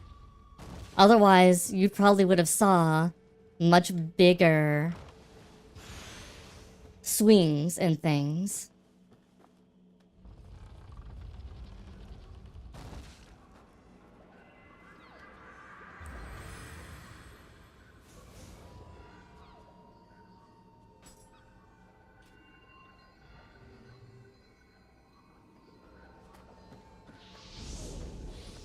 Where are we going? He should be back here. There we go.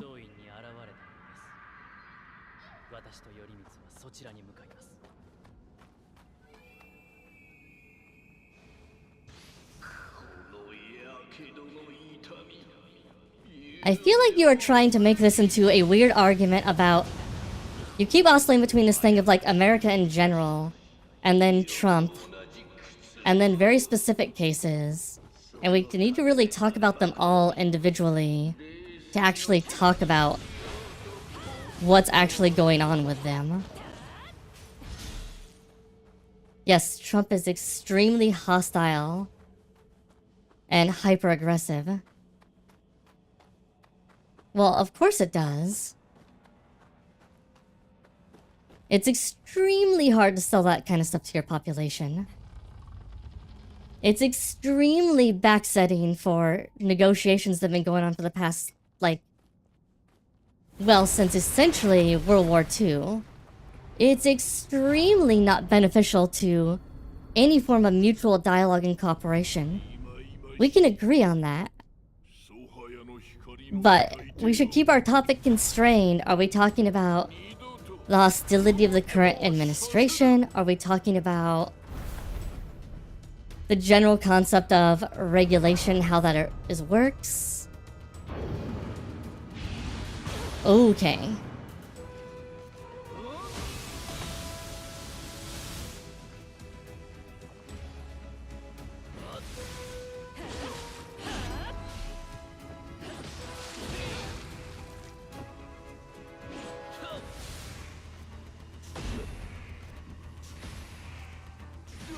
I love these kind of conversation, by the way.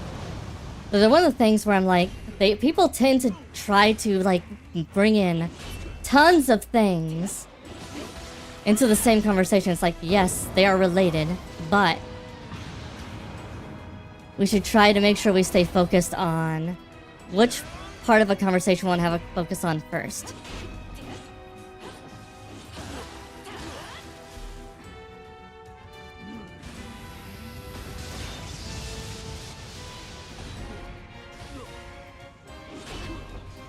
Alright. Yeah, he was teleporting all over the place, but I'm pretty sure this is just phase 1.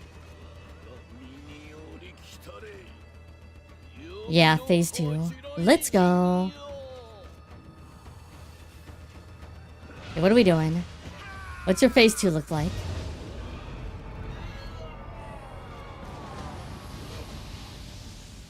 You're a lady?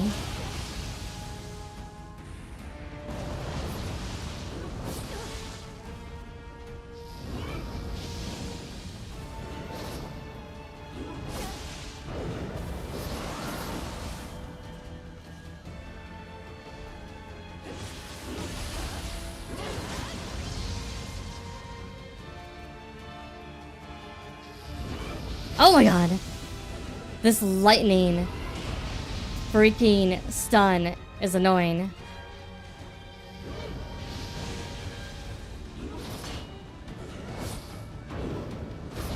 There we go.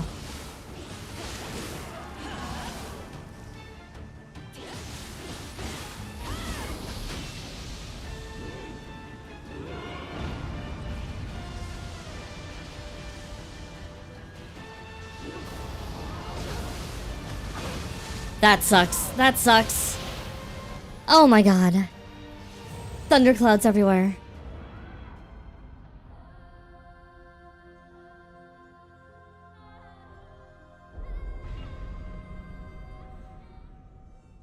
Lightning gods of Yomi.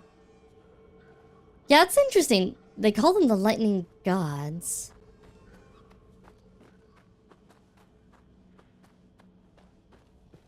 I wonder if it's gonna become more than one later. Or it's gonna split. God, I hope not. Oh. Well, that was nice of them.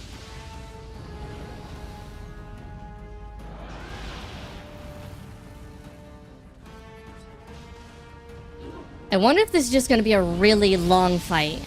And that's why they split.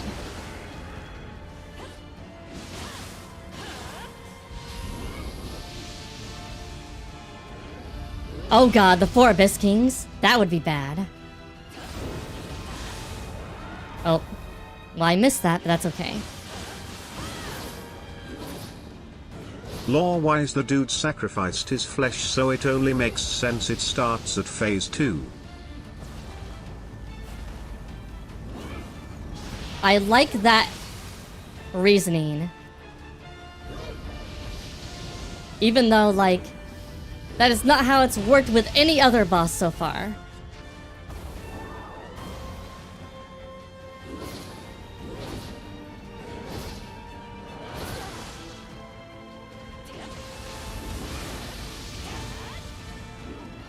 Let me heal. Oh, dodge, dodge, dodge, dodge.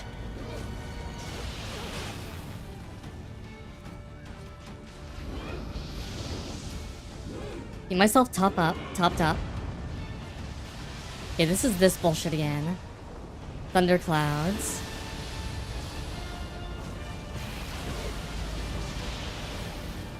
Okay, so that's how that works.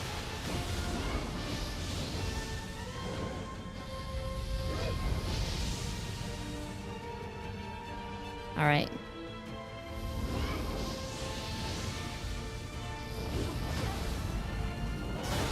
Oh my god.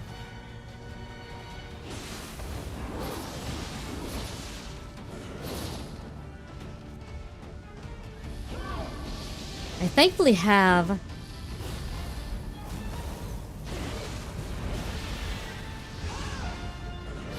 this mode saved up.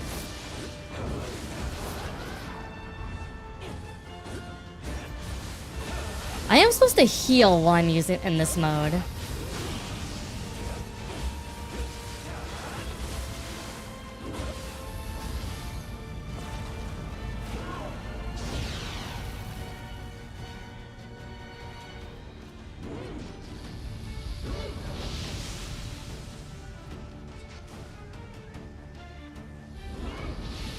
Getting the lightning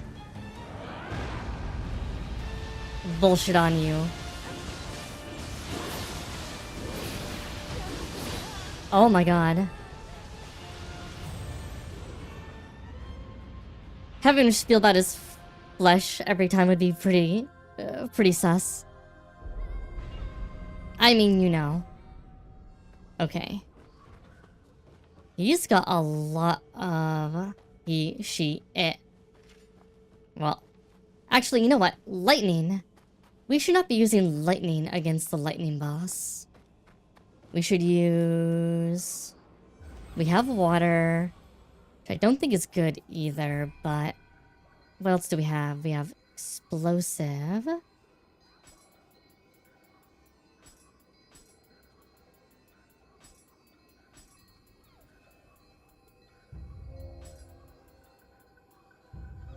Better. Better. Wait.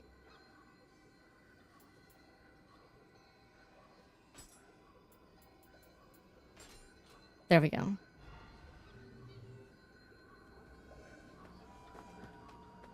Yeah, lightning god's got hands.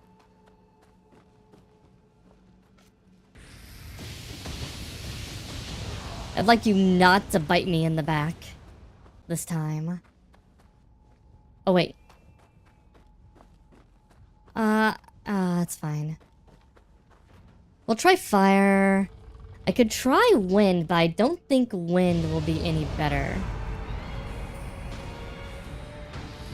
Okay, fire actually is pretty decent.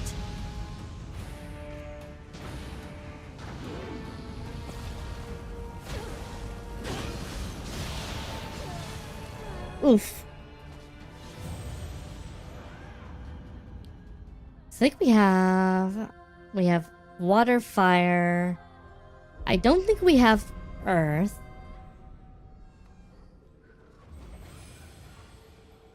I forget if they have the wind one in this one. No. Oh, they have gust and cutting blast. Yeah, it's not as good. All right. Having lightning get rid of this fool is good.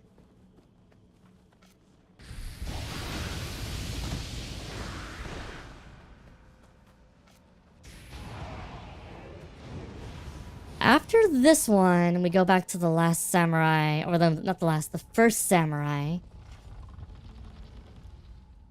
is what it's called.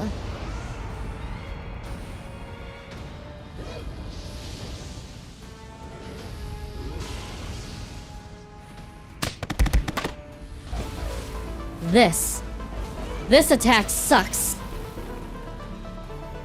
Thank you for the follow, Fearless Tisk.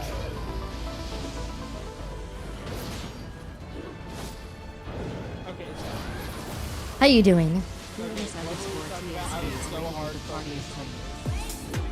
Oh, thank you for the raid. Thank you for the follow, Harmonious.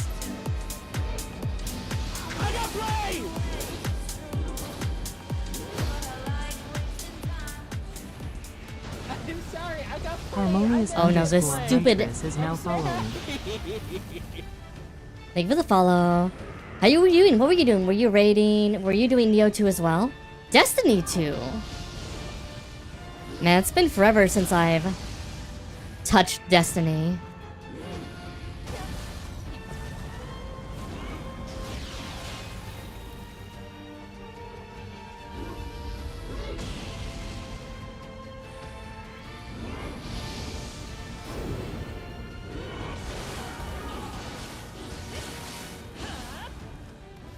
Is your Destiny to touch it again? No.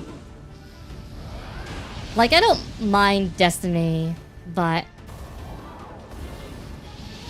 it's one of those games I definitely can't touch again. At least not for a long time.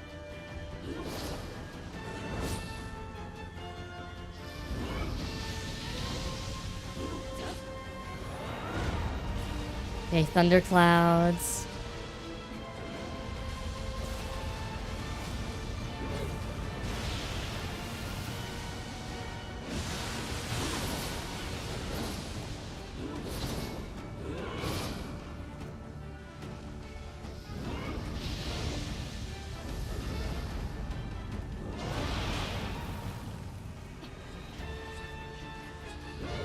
And you're gonna go for it again.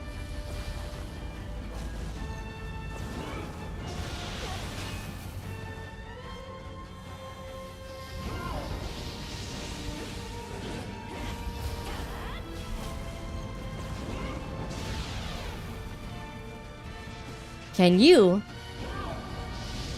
just get close to me for a second?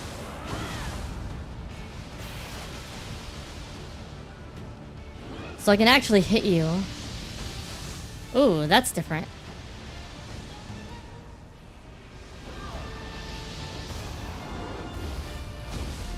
Dodge!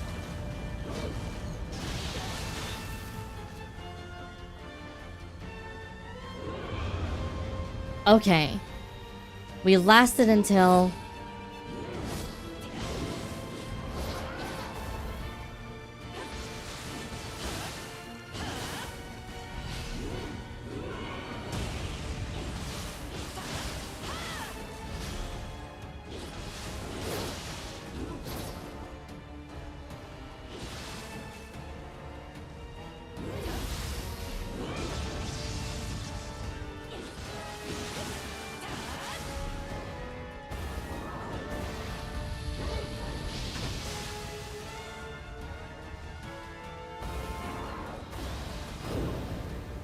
Oh! God dang it. Not fast enough. Not fast enough. Dodge! Oh, I can't dodge out of this. That's annoying.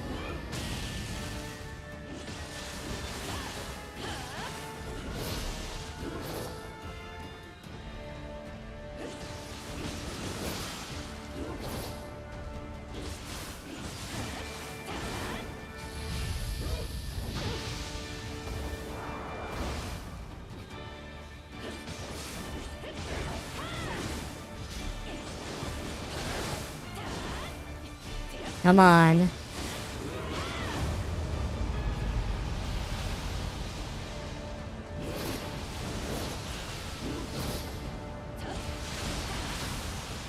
Oh my god. Freaking hell. Baby. You know the boss will step on you, gets a little freaky.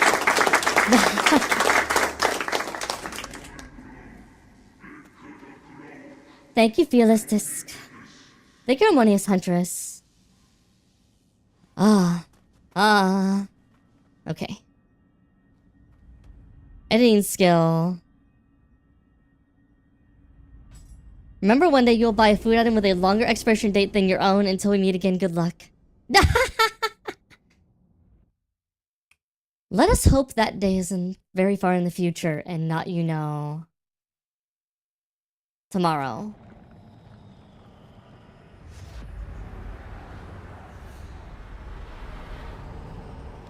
So it's this fuckface again.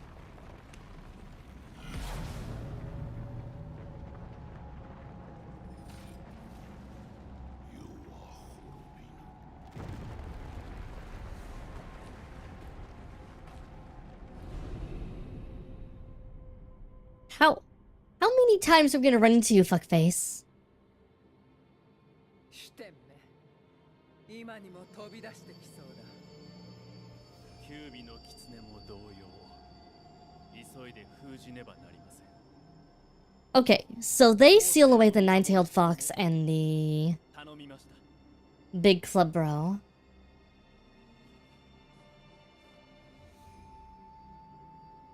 The other dude, just like the current dude. Are you a clone? But then our one dude who freaking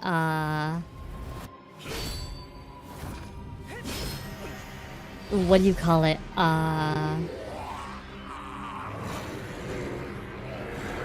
Our one dude who we just saw like 200 years in the future isn't here sealing away anything. Because I guess it's because he got killed. Because the one thing.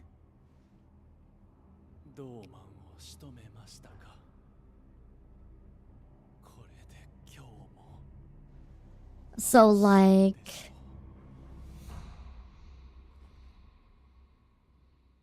everybody goes to sleep. And they all eventually die. I mean, they become bodies that just wither away and turn into nothing.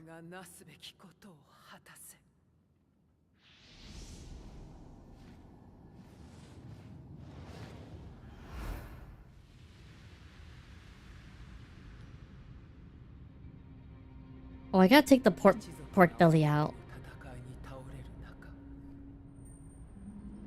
Well, I mean, so like 600 years in the future, their bodies are still here, and the other demon like blows them away, blows away their bodies, I mean, they literally just sit here until they, like, wither away into mummies. 何の問いも抱かず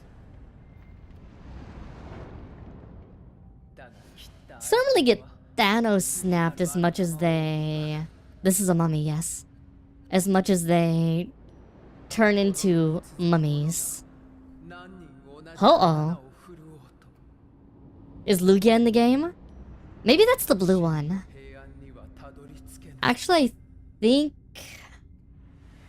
後世より来たりしまれに Ho-Oh is the blue one in 鬼を this. 切った若者の伝承を解き明かし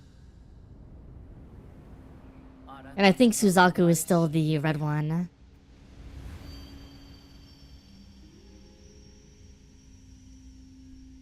突き止めろ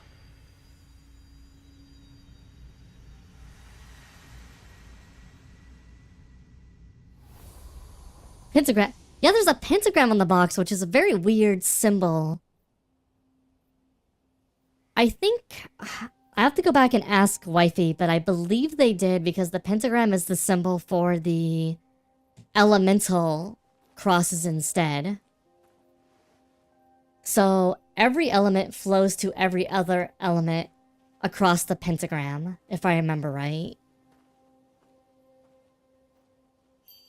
So the pentagram represents the 5 elements and Japanese / borrowed from Chinese mythos. Sloppy! Very similar, yes. The color behind Magic the Gathering. Except it's what? Fire, wood, water, wind, and earth. Or is it... I can't remember which one it's metal and which one is wood. Because in one of the mythologies, it's not wood, it's metal. And then in another mythology, it's not wood or metal, it's void. Which gets you a whole other conceptual framework. Or void's the 6th one. That's between and in the middle of everything. I don't remember. There's a lot. Okay, I'll be right back. Be right back. I need to go grab the pork belly from downstairs for Christmas ramen. Right back.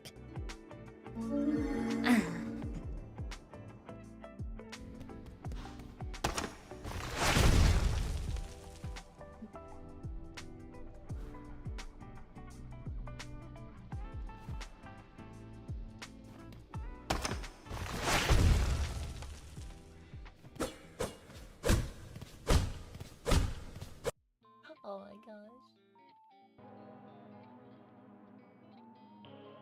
Oh my gosh. But yeah. So now you know 2 things. That Maddie listens to me.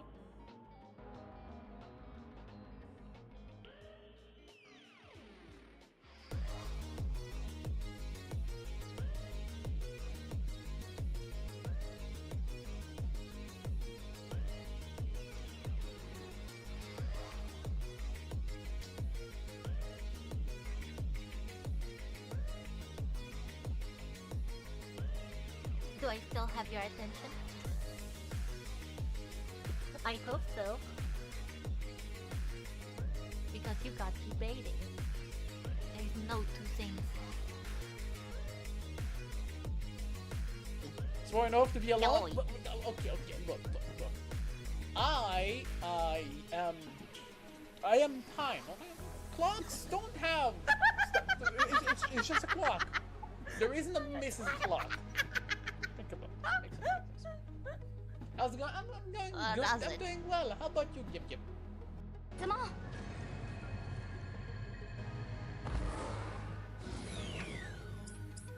エナジーも節約しないと。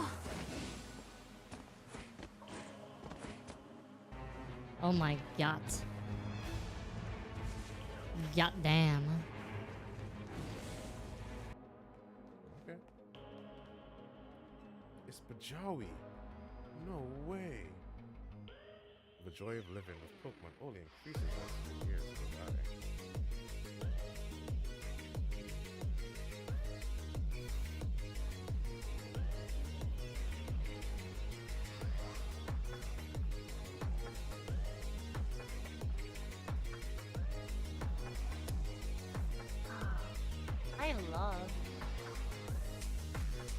love eating.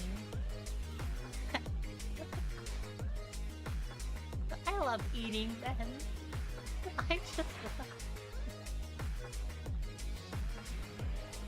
I just love eating. Come on. Come on, Poppy. Let's go, Poppy. Come on, Poppy. Let's go, Poppy. Come on, this way. Come on. Come on. Here you go. I'm a Poppy girl. In a Poppy. Ow. Oh, I guess not. I don't do enough. I guess Poppy doesn't want to have.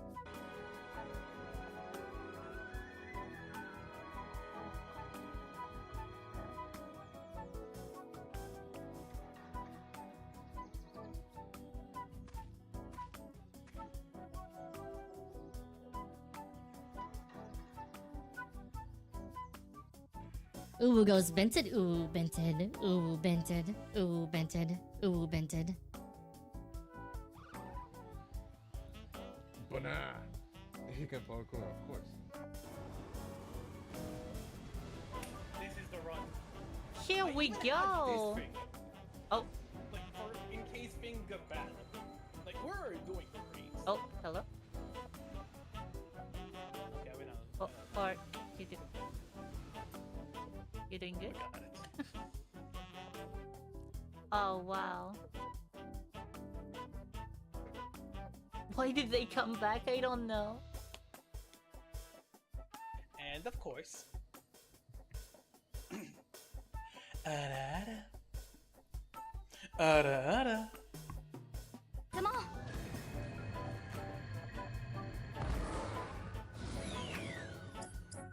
Energy も節約しないと。 Okay. I finally freaking return. Silksong DLC? I gotta do Silksong. I gotta do Hollow Knight.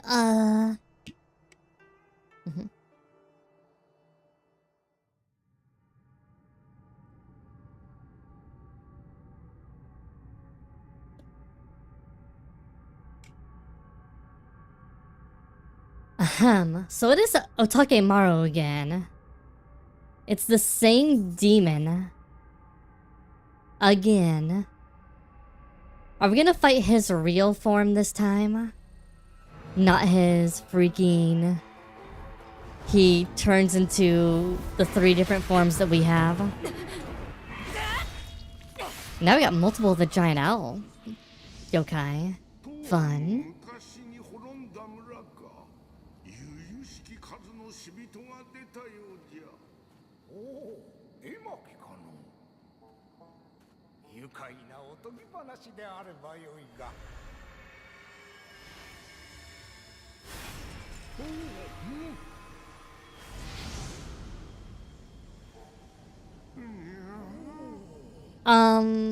Magic sword.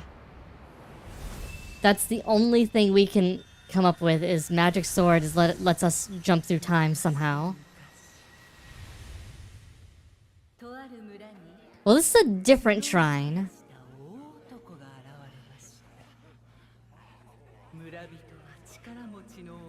Is this Otakemaru?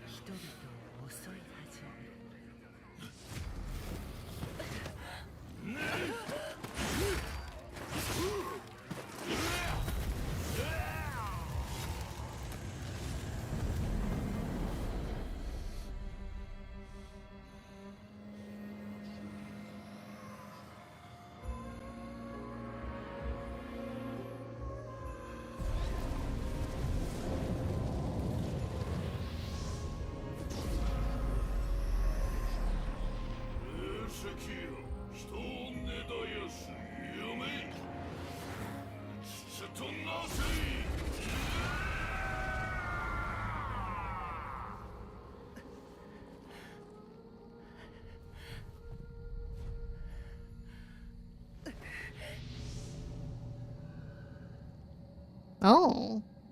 So it's a mama. The first samurai.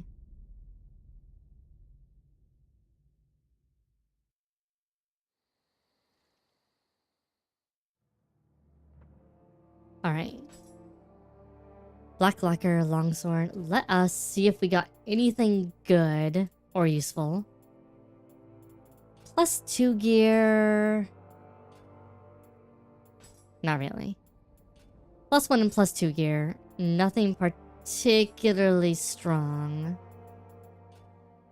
I spent a lot of time gathering like pieces that we had and just kind of what do you call it? Mixing them together. Well, that's pretty. Ominous Pact, Fire Damage Imperial Ward. Unfortunately, I can't forge you in anything. And you're weaker than my other two. Let me go to the blacksmith really quick. Is there any other +2s? We do have this +2 and... Oh no, that's the same one. No other pluses, doesn't matter. Okay, how about for armor?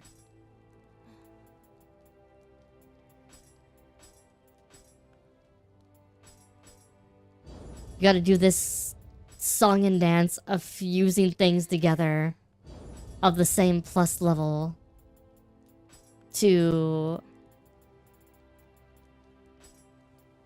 get upgraded plus level things, which you can then fuse into other things. You need 2 to the n number of items per level you want to get to. 2 to the +1, you need 2 pieces. +2, you need 4 pieces, etc, etc, etc. Do you have anything that's a +4? You're a +4. You're a +4. There we go. Now it's a +5.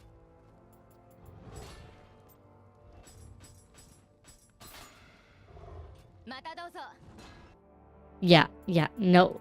So they don't have an easy way to do it either. That's super frustrating, Blader Draw. Like, let's say you have, like, a couple dozen +1 weapons and a couple dozen +1 pieces of armor. If you want to, like, combine them together to create, like, the highest plus value you can, you have to literally go through and do it each time, for each one.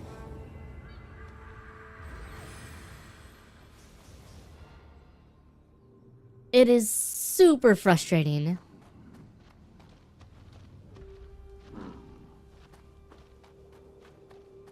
I mean, bosses be damage sponges.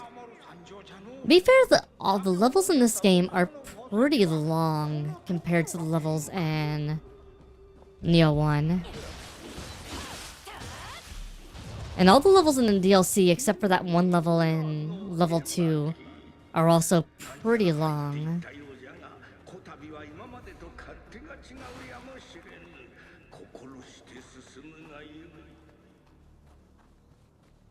Yes, caution.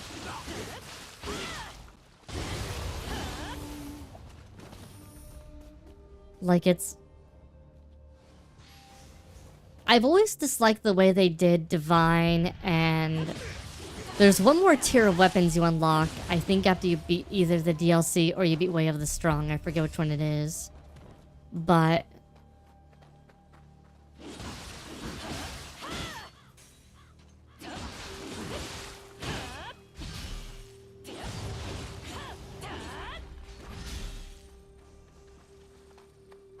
the funny thing is, once you find that tier of weapons, all of the weapon stuff you did for Divine becomes worthless.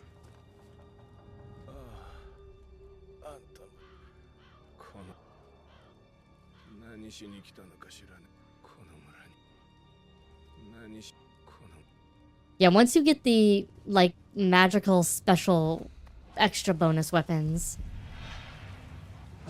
Oh! It gets all of your, even like the +1 of those weapons is generally better than like even like a +10 or +12 of the divine weapons. Now I don't know if that's the same for Nioh 2 as it was for Nioh 1. Because they do have +1 purple weapons in this, so maybe they made it so that way it's not as insane of a difference, but...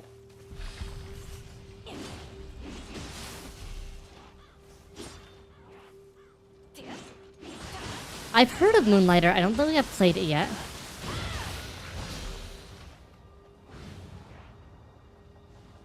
All your stuff becomes useless when you get to the next area and you have to craft new stuff. That's painful.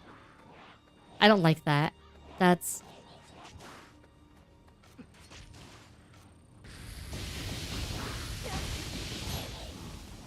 Well, and the thing it sucks is just disrespectful of your time playing the game.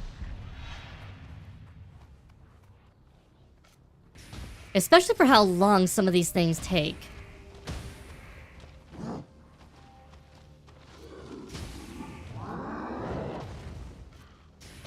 It'd be one thing if you could do it in like 5-10 minutes. Like if you get a upgrade like every like 25% of the way through a level once you're at this point. That'd be like, okay, this is annoying, but at least I'm still making progress no matter what, so that's okay.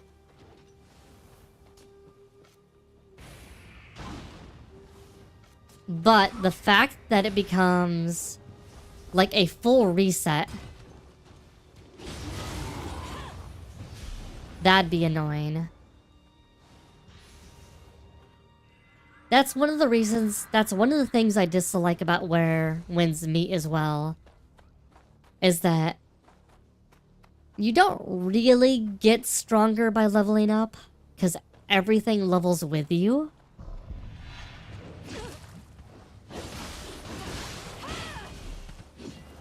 You should technically be getting access to better upgrades over time that will eventually make it so you're technically stronger. But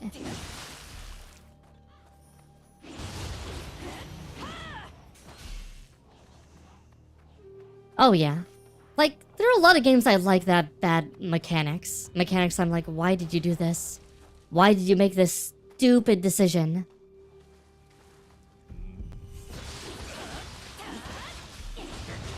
Some of my favorite games have mechanics that make me question both my sanity as well as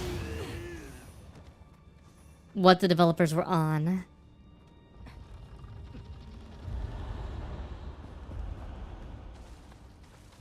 Every good game has that touch of BS. Yeah. Like base Elden Ring, and the fact that in base Elden Ring you basically don't need to do anything except for use blood builds and you're fine.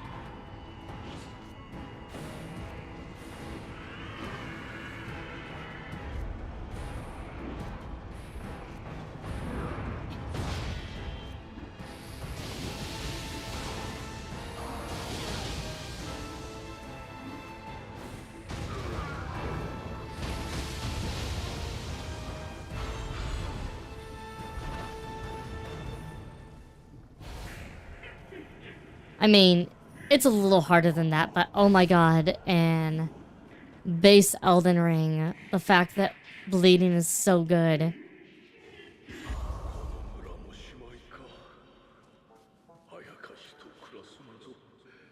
Yeah. And usually what ends up happening in games, it's not even like the MMO conundrum of vertical progression. It's just... because, like, that happens in a lot of MMOs with vertical progression. But at least then, like, there's a cadence to how things are done, and you get used to the cadence of how things work. Different in Guild Wars 2. Probably the only game that does that really differently. But... yeah, it's a very cheap way to be like, and play the game for another 10 hours, please. Pretty please. I do like the trial bosses and Where Winds Meet better than fighting them in story mode. Just because when you fight them in a trial, they feel like they have the amount of health it feels like they should have for their difficulty.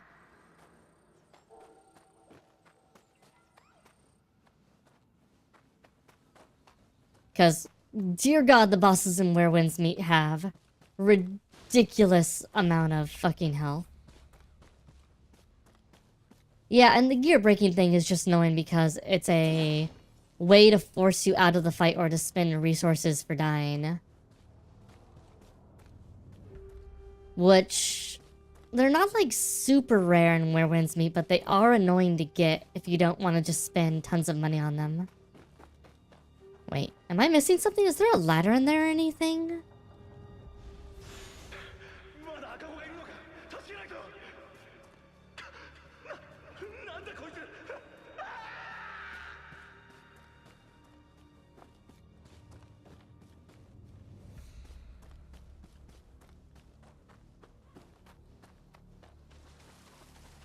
Let's see.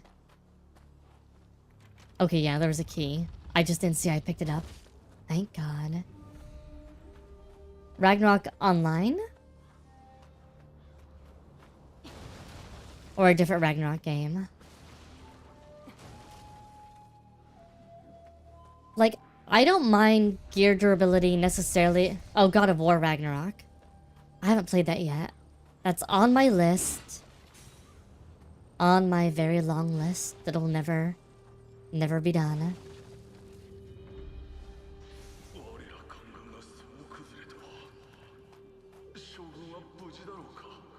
Playing Witcher 3 with a mod that makes it so your gear doesn't wear out, that sounds nice. Because it's just another one of those things. Well, I gotta spend time doing this. I'll be right back. I'll come back to the interesting thing I was doing in 5 minutes. When I repair my gear. Especially because you could basically fast travel almost everywhere. So it's like, what even is the point?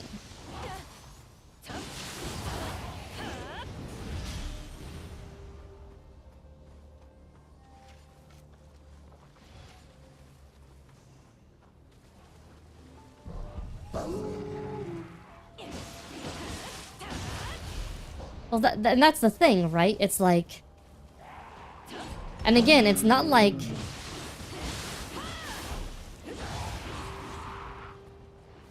you're actually losing progress or anything else to just be annoying. It's like... in The Witcher 3, it's even more bizarre just because of the fact that, you know...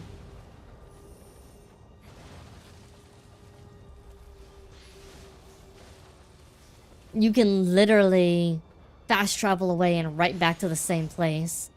Except there's a little bit of jogging you have to do sometimes. It's like, okay, sure, I guess.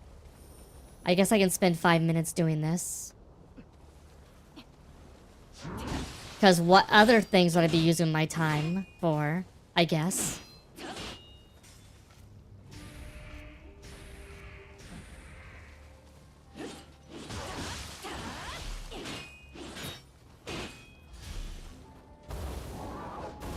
Silk Song's full of design like that. Ugh. I have heard some people talk about how there's some pretty frustrating elements in Silk Song.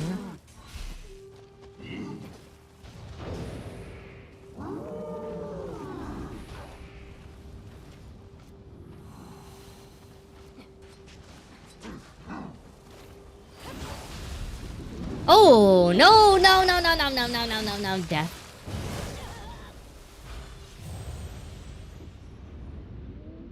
Playing the game, you're still playing the game when you teleport away. Yes, I'm still playing the game when I teleport away. Technically true. I am, in fact, still playing the game.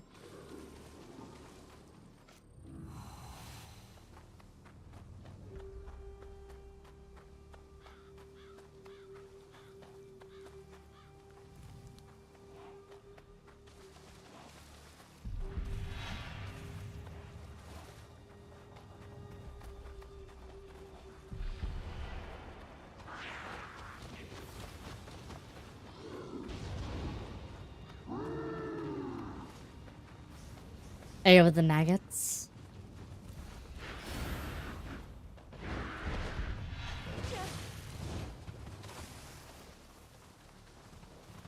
Trying to remember the area I've heard people complain about for Silksong on.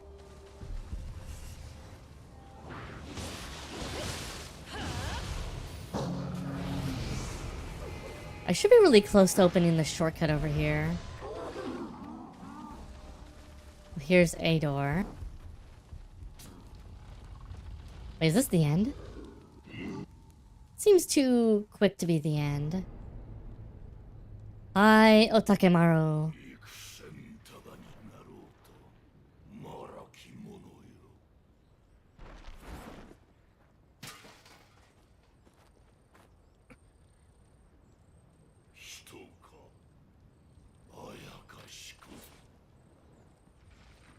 Well, and here's the thing. Games where you have to do, like, your own individual exploration, actually have to do certain things that are designed that way.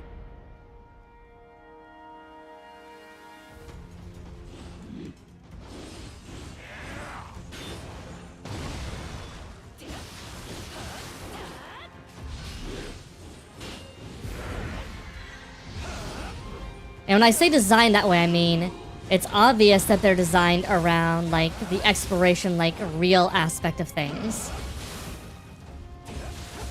Games that are designed that way are fine to me.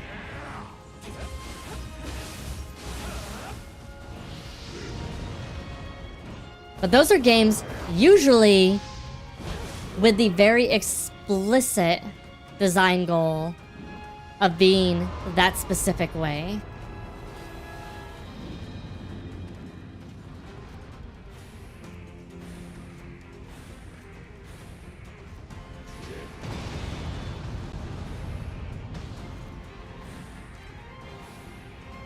Bro's like, I can just walk left.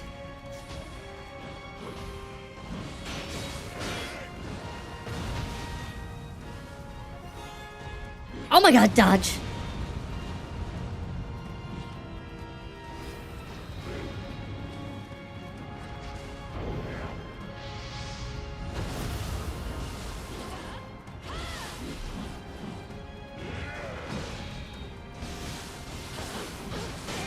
Oh my god, dodge again. Oh, oh, I got grabbed.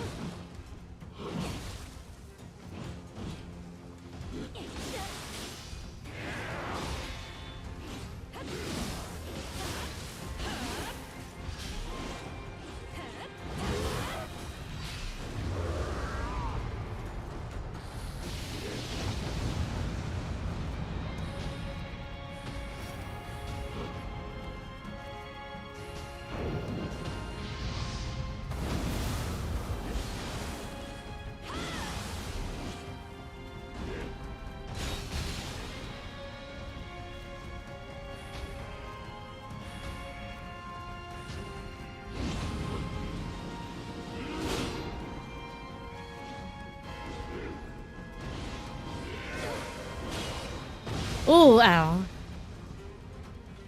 Chuggy first boss of this DLC. Okay, so he's a fight you're not supposed to be... You're supposed to get him down low, but you're not supposed to beat him outright.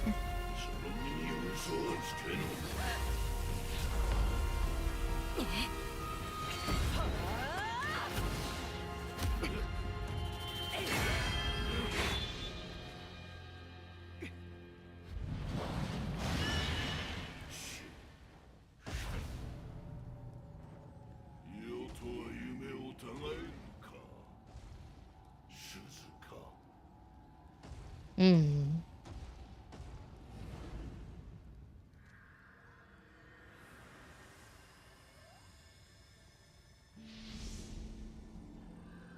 Dragon. Leafy dragon. まれびとよ、同じ光を宿すようですね。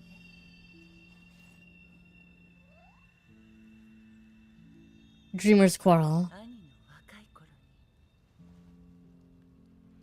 少し似ているような。 What? 気のせいでしょうか。それはさておき、急ぎましょう。兄を止めるために。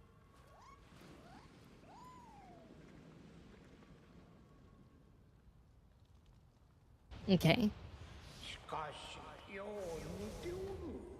そう思わぬか。大竹丸の妹だというのも驚きじゃがの。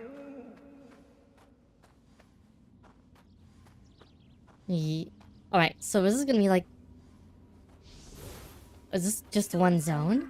100% there are plushies of these. There should be. 兄は不死。力任せに打つことは叶いません。 If there aren't, that'd be lame. 人は大軍を繰り出して兄を止めようと AsuReDi. Butterflies. 無駄に終わりました。兄は不死。力任せに打つことは叶いません。兄を止めるのも叶いません。 Ah. Oh my god. この峠は浸水のいずる地。兄の手下がねじろとしている。あれ I'm pretty sure this Oni lady's our mom. その手下が悪事を尽くして輝く石を集めているという噂です。またあやかしに怪我されたか。浸水で払うしかあるまい。 She is a yokai. She could live a very long life.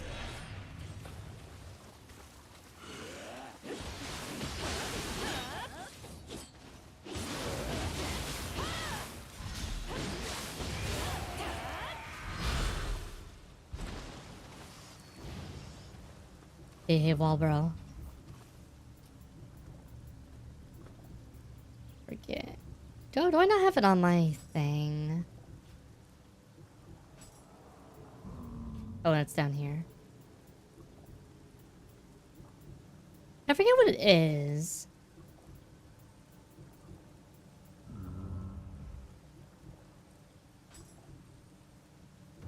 There we go.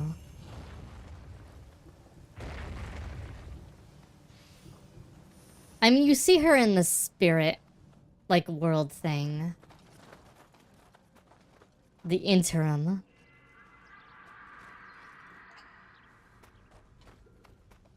She technically dies at the beginning of this story in the original Nioh one.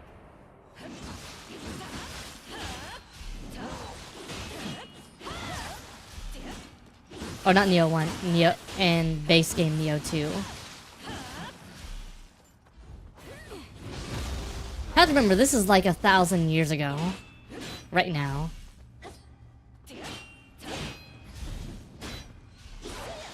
Which poses some interesting problems, and I'm pretty sure the katana as we know it doesn't exist in this period of time.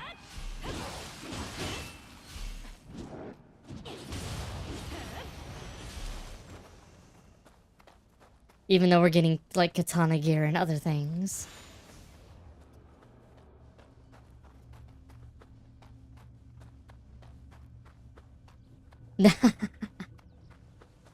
We can't be too exact now. If we're too exact, everybody's gonna be like, boo.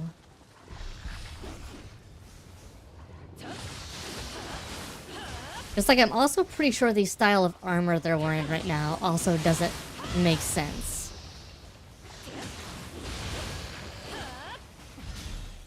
I'm gonna pull the logic of, we weren't alive back then, Hazuri. How do we know there's no demons back then? You're fun. You're like a big dragon Tengu thing.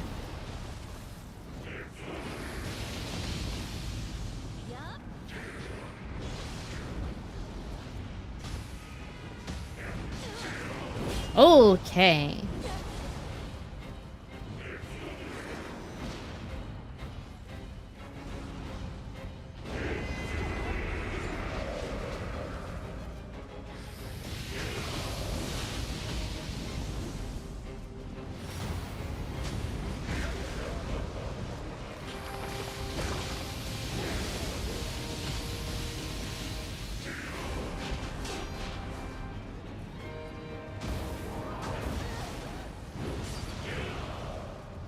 Oh, God.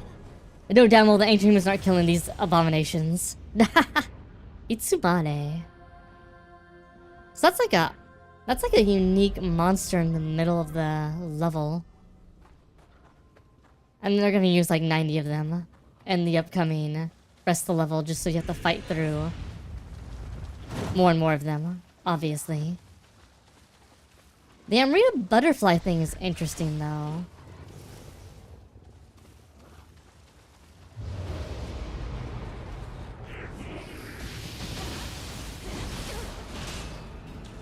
Oh, where's my... There's my soul.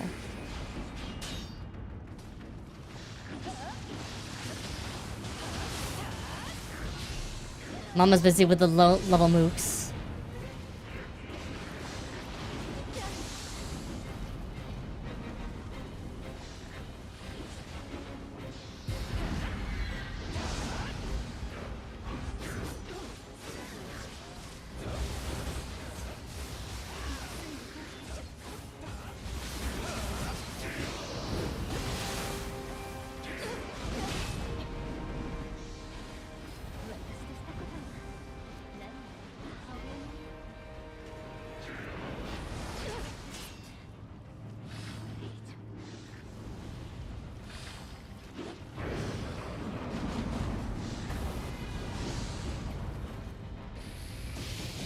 I guess we're just outside of its range of interaction.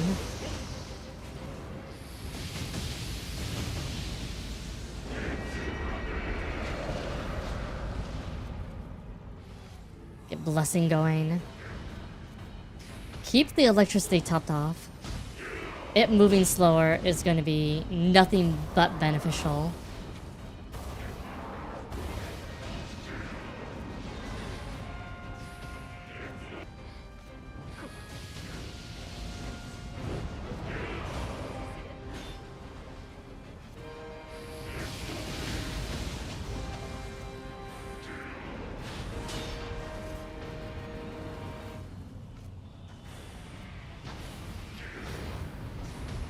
Oh, grab. That nasty grab it can use.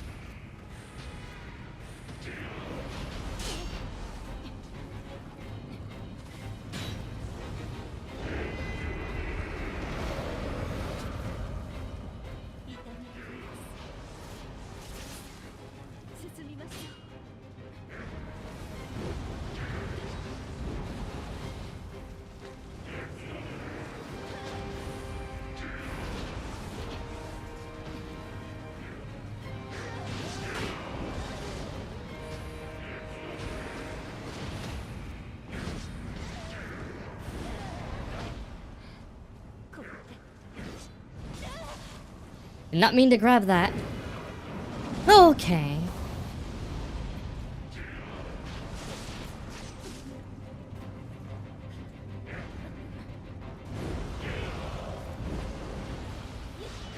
Stay topped off. This thing hurts a lot.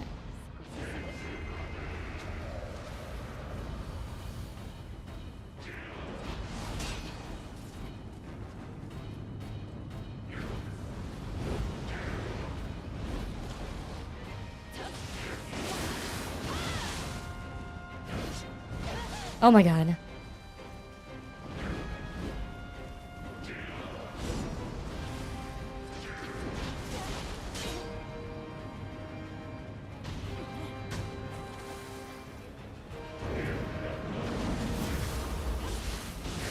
And dead. Freaking hell. 憎しみに憎しみで応えては融和はなりません。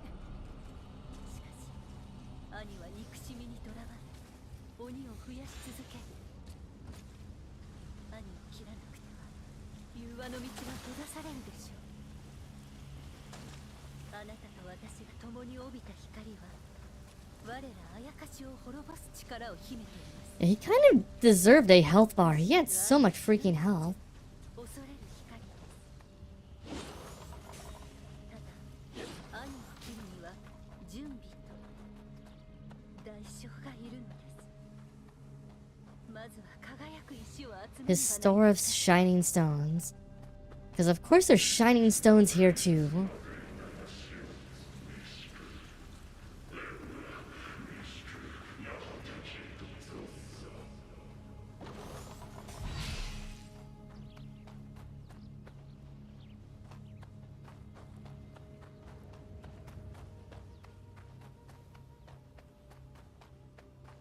Okay, here we go.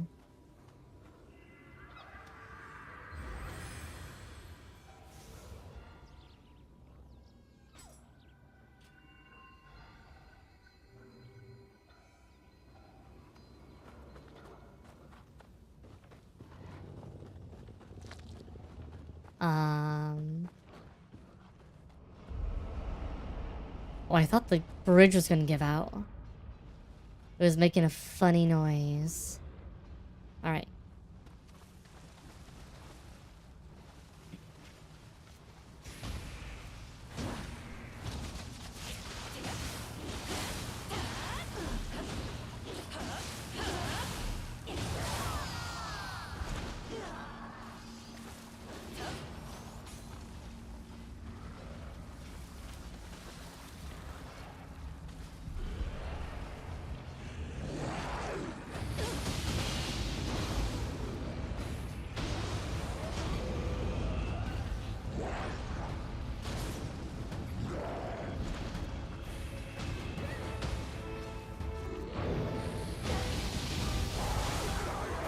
Okay, you're good. Do it!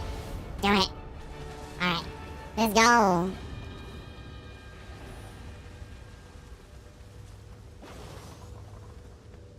Gremlin voice has replaced ooh for Saber.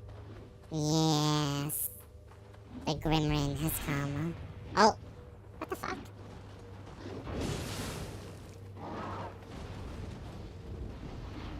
I can't stay locked on.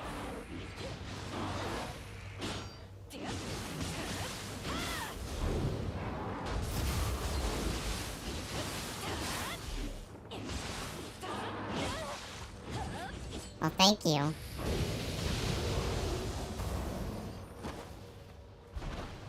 Let's go. Let's go. Let's go. We're almost there.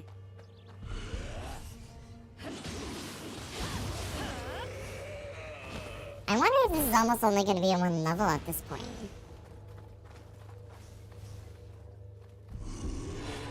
It's another one of those bird monsters.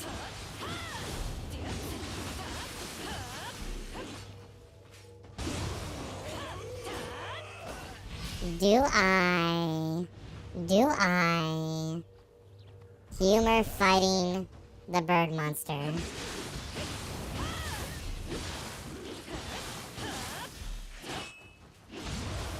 This is probably the better arena at least.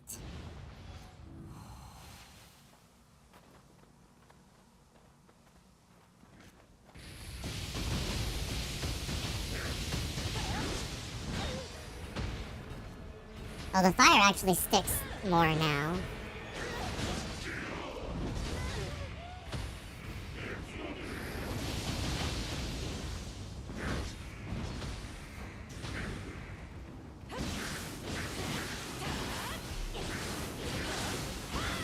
It's amazing when there's no water to put the fire out. You would have thought, though, that the water would have made the lightning better than the other one, then. I don't think it applies the wet status effect, though, when you're walking around water.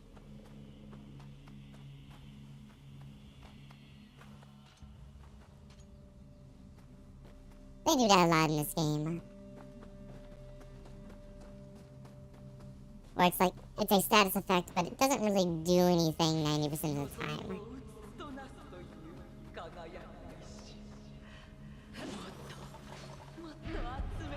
Hey, Tingu, bro.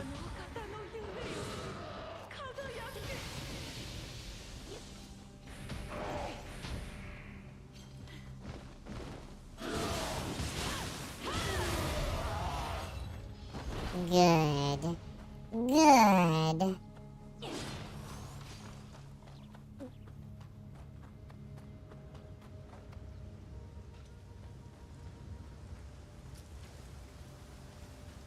Okay. So... we got 2 random dude bros.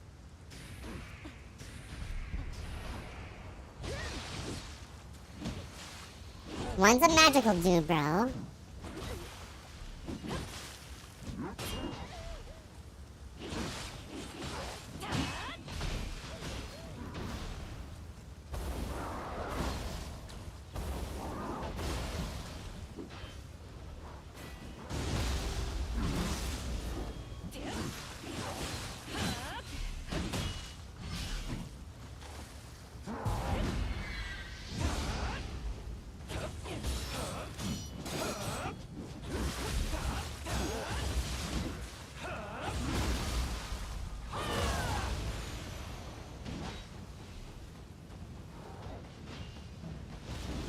Dude bro, come here.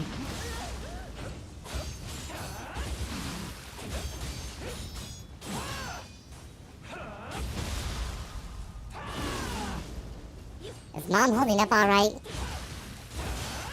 No, she wasn't. Mom was trying. Mom's not used to having to fight 2 dude bros at once. To be fair, I get it. Wait, we can push down this tree? What the fuck is the point in pushing down this tree? Is that even a shortcut? Oh, it's because they decided to not have a bridge right here. They're like, oh no, there's no bridge here. The bridge is actually right here.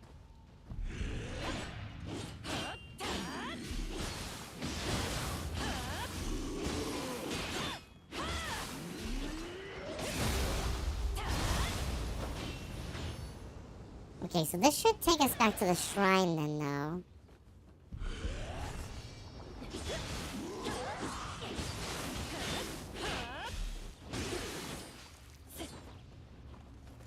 Okay, where is the Kodama?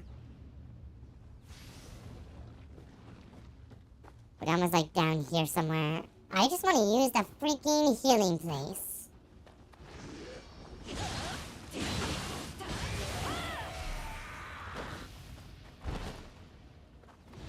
Can I get up there?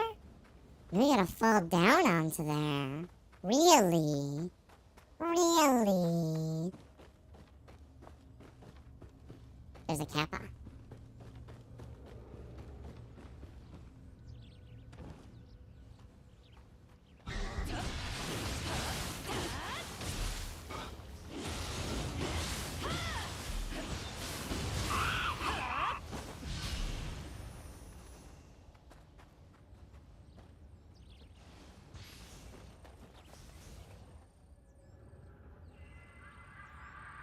Kappa. Alright. Let's go get our heals back up and our spells back up.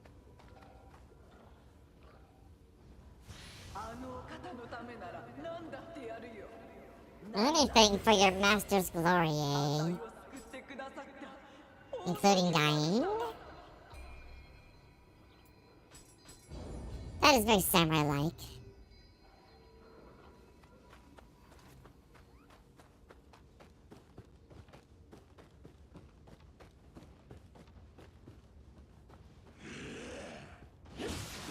Master wants me to go jump off a bridge.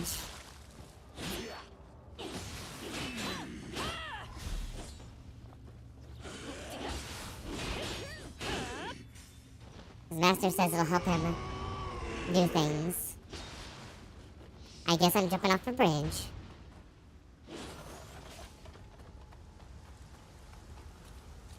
Okay. Let's see.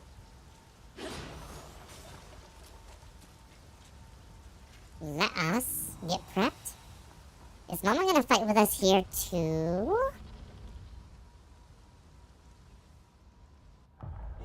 I guess we technically need the sword. Wait. Okay, so this isn't the... You ordered a 5070 Ti?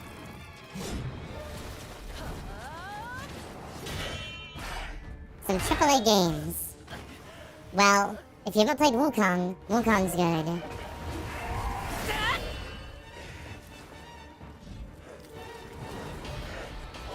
Wukong, Wuchang.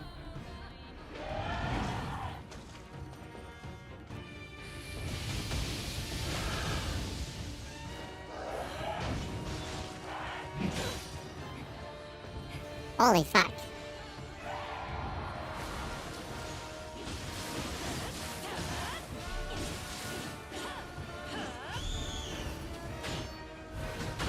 Oh god, okay.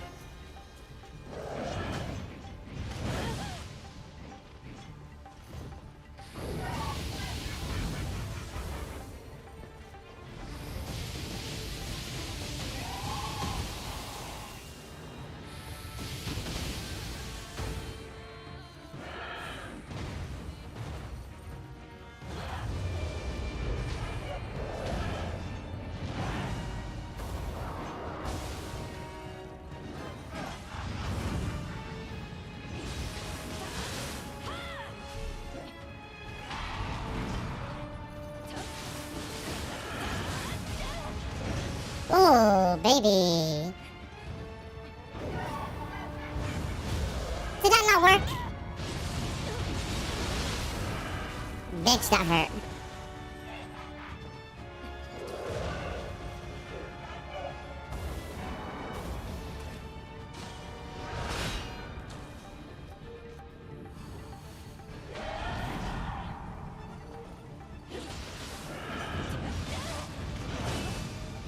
Oh my god. Okay.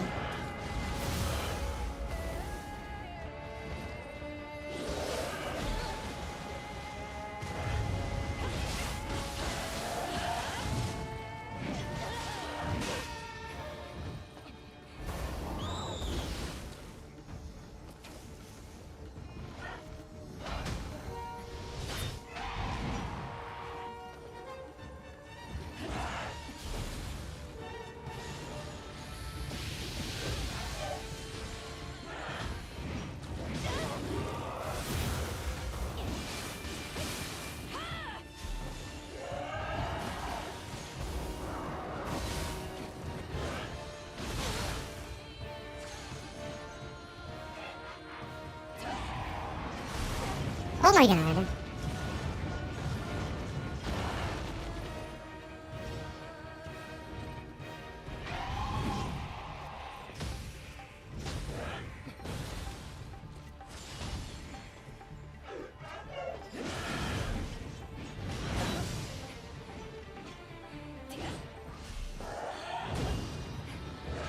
Oh god.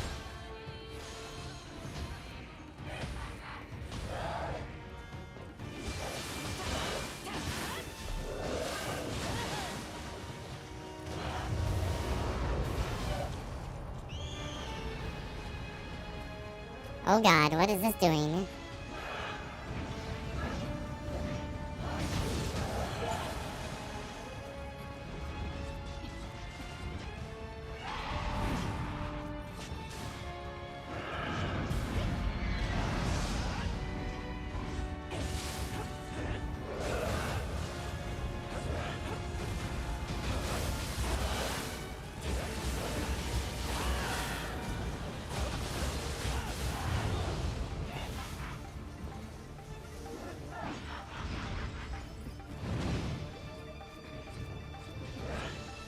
Okay.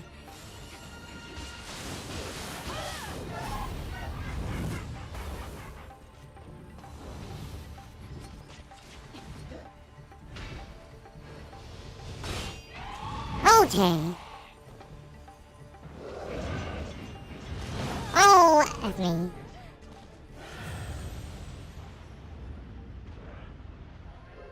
It just works.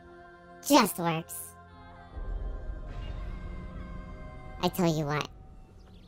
I mean, these games are not really JRPGs in the traditional sense.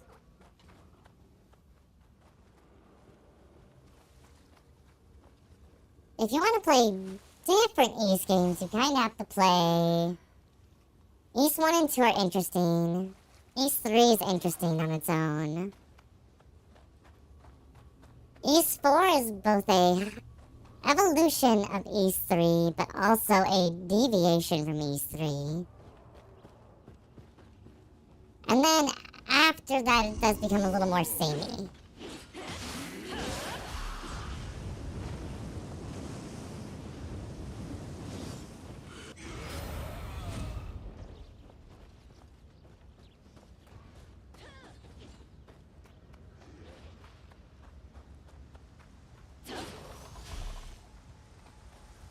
Alright, let's go. Let's go.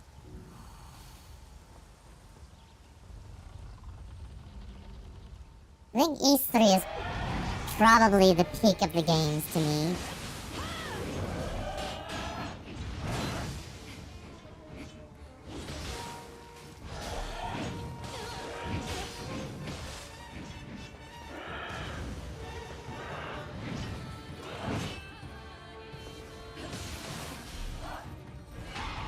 Okay.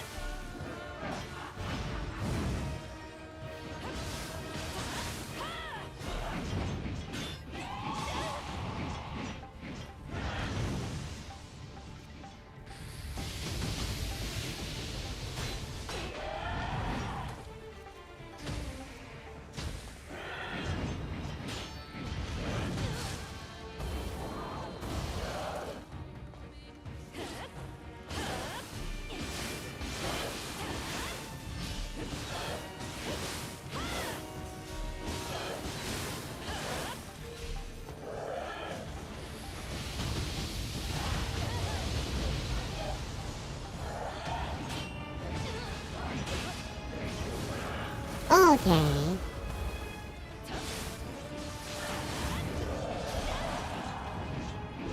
Okay.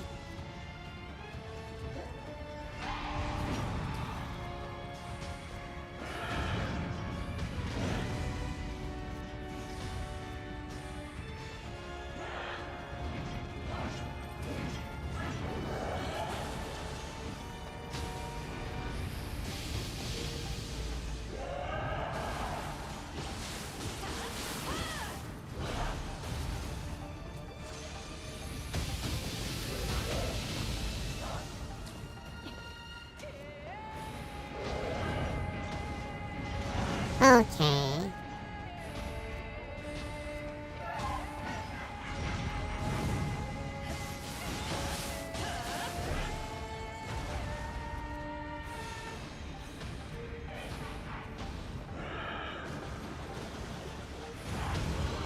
Much better round 2. That move would be so nice to try and parry in Where Winds Meet. Yeah, yeah.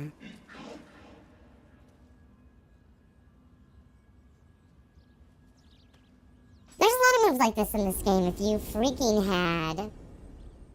I meant the modern Ys games like East Nordic, not the old 2D games. That makes sense. That makes sense. Ys 1, 2, and 3 were pretty good. Yeah, 9 is Monstrum Nox. Wait. Yes, 9 is Monstrum Nox. 8 is... Lacrima of Dana. 7 is 7. 4 is Salsida, 3 is Falgana, 1 and 2 are East. 5 we don't talk about. Or is... No. 6 is... trying to remember. Because we don't have 5. We have the Arc of Nepishtim.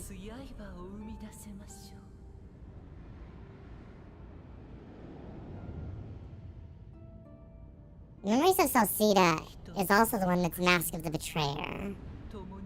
If I remember right.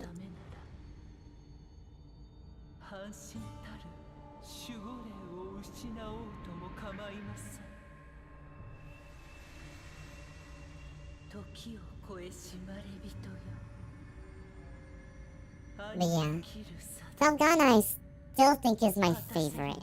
My absolute favorite.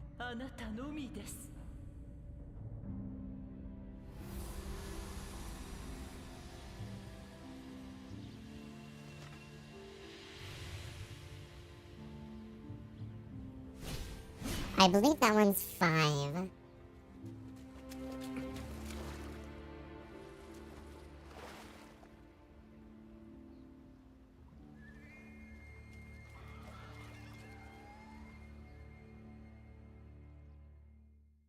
Which 5 is the one that takes place... I forget where 5 takes place.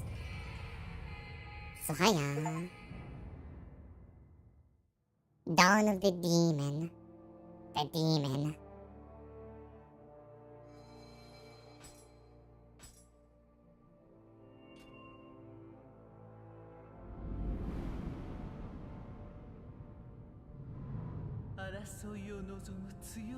I mean, let's see. We talk about Wukong and Wuchang. We talk about...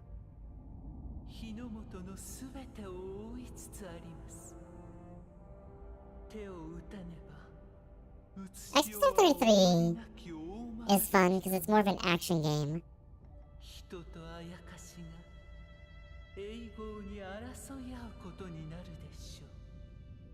I mean, it's not an action game, but you can play it like an action game with parrying and dodging.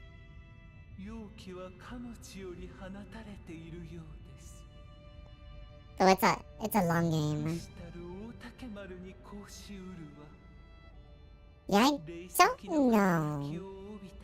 So Hayamaru. Yeah, I'm trying to think it through. How many big... I mean, you can obviously play Armored Core and whatnot, but you probably could play that already anyway.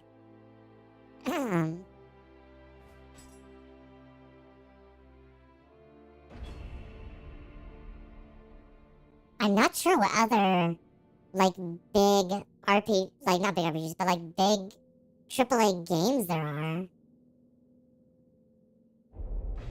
And Wukong and Wuchang aren't really big AAA, they're more like AA games, but... AI Limit, that's a good one. Fires of Rubicon, I need to go back and play the game, all the endings. There's like... 4 endings or something.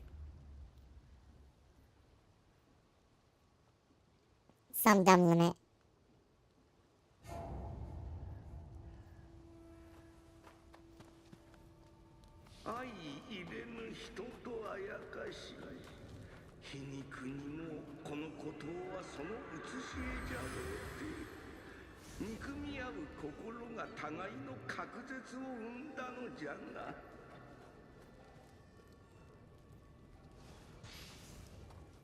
But yeah, I'm trying to think through. I can think of a lot of AA games. Oh, there was the,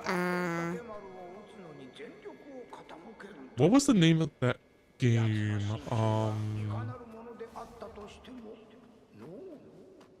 There was another game, and it's set in, lo and behold, another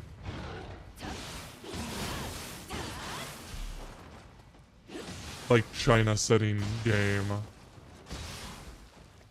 I forget which team did it. Another Souls-like though, so take for what you will. Wo long, there we go. Too many woes and ongs and bongs and whatnot.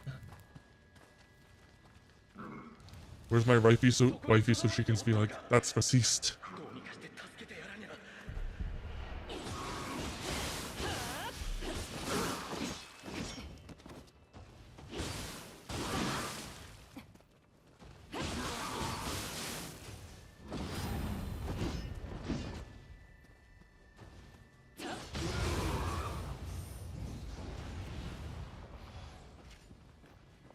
I don't know if Red Alert counts as a AAA game. Phantom Blade Zero will be good. And Phantom Blade Zero is coming to PC too, isn't it?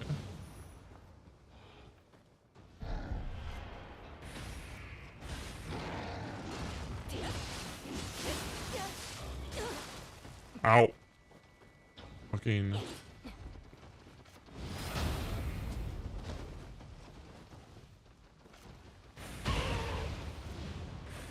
Dweller.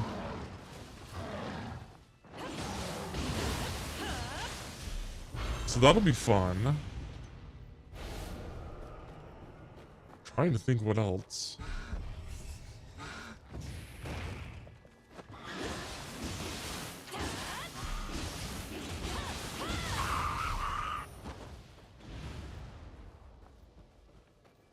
Oh, there's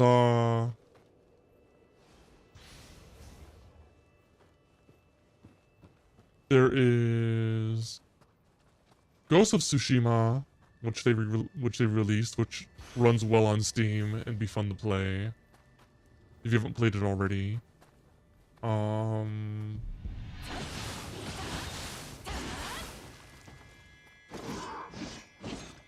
if you want to revisit it.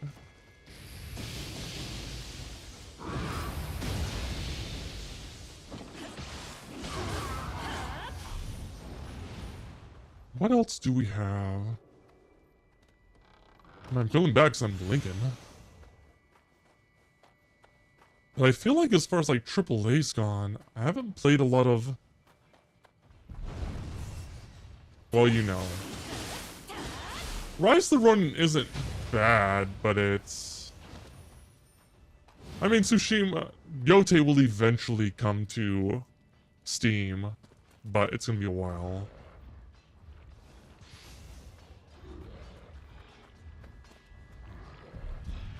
The question is, are they going to take as long as they did with Tsushima, or are they going to make it a little bit faster turnaround time? The answer is, who the hell knows? Only Sony knows.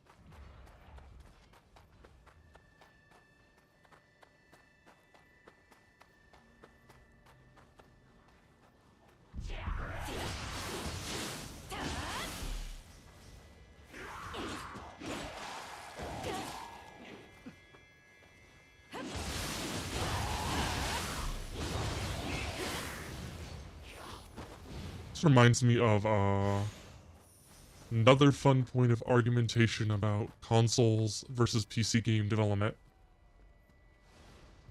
That's true, they took forever. But I remember the old, what do you call it? The old argument of, well, they developed the games on PC, so it should just be easy to put on PC, and it's like, kinda. There's actually like console developers that essentially don't run on their PC and they only ever run on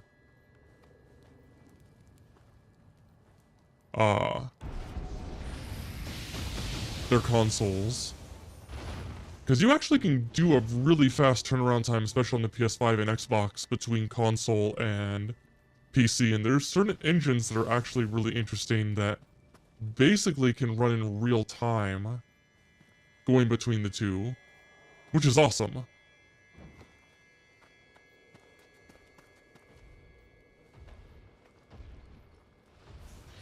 Now, the fact they have, but that's just assuming that you know, you're just looking at the...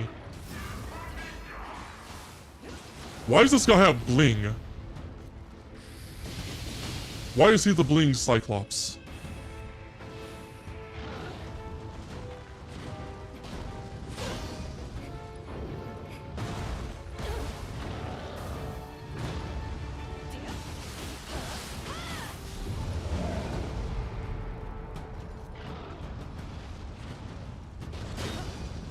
Oh my god.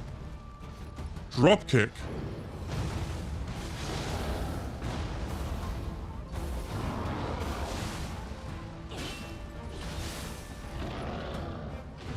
Oh, that's fun.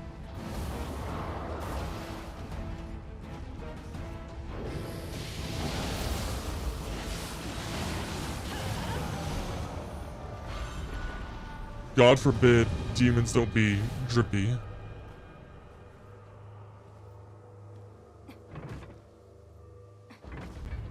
He's got a couple extra moves, so he has like the wheel, like his turn into a wheel move. He does two different kinds of throws. His back is not hurtable. So there's a little bit of difference, but yeah, it was basically just Cyclops reskinned with more health. Well, why do we got bling clops? They call him a kinky? He's kinky. All those spikes. Yum. Let that haunt you in your dreams tonight. That voice right there. What the fuck is this? He got the bling because it caught his eye. Alright, that was good. That was good and terrible at the same time.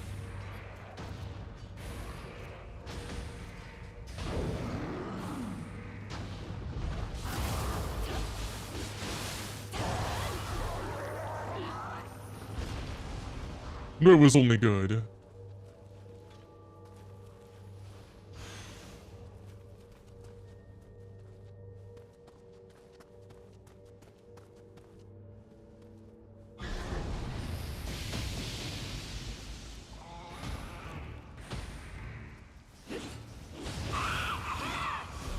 Poor Kappas. How many big Kappas have I had to kill now in this zone? It's like 2. Poor Kappa bros. Being subjected to being part of an evil army.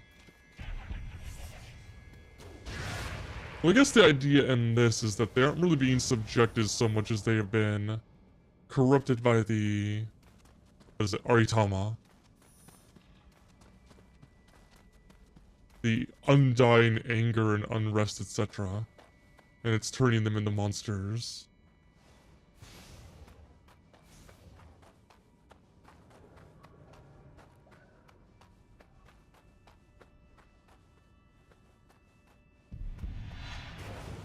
Hi. Hello. Goodbye.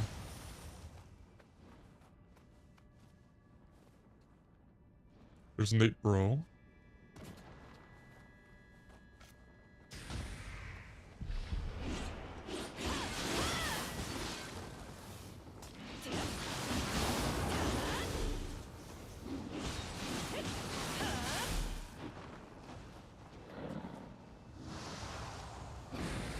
I was like, he's gonna throw poop at me.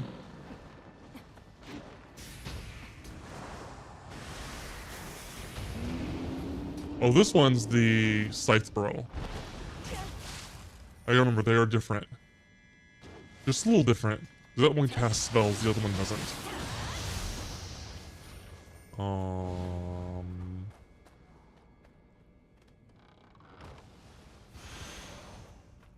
Hi.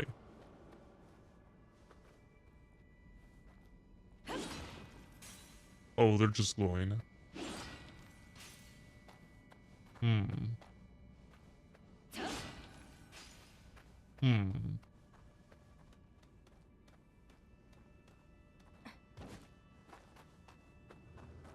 What did I miss? Something obviously important.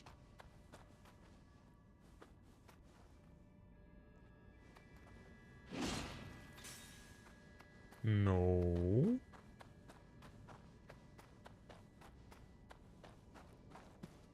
I do feel like these latest levels have some weird level of, like,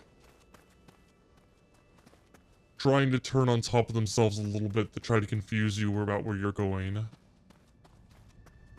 More than previous it's Nioh so levels. big. That's right, praise my large Badoo. Your large Badoo?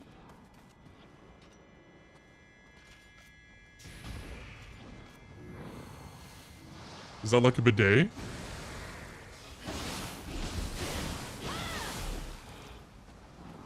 Or were you talking about your badonk?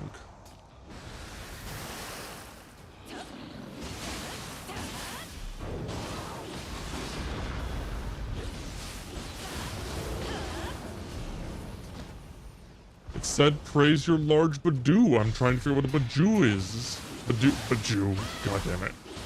Kill me now. Nope.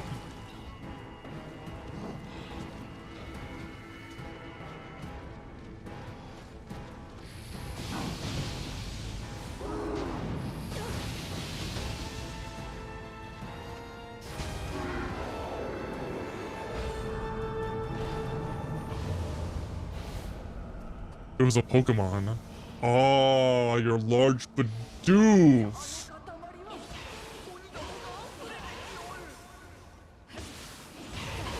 I see now.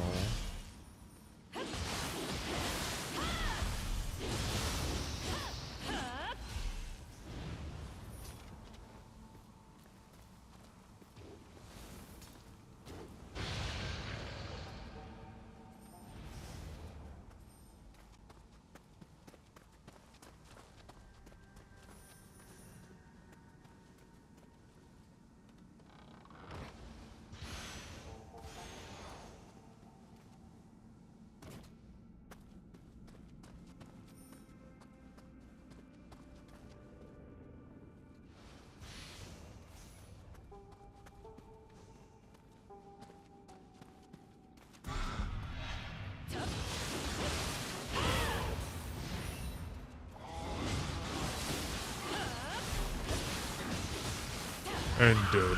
Okay. Okay. Oh my god, I'm back to normal. Saber got tired of deep voice. It only took us about an hour or so to get back to normal.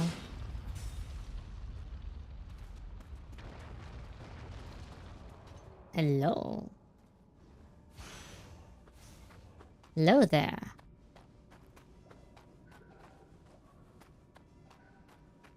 It's a fucking circle.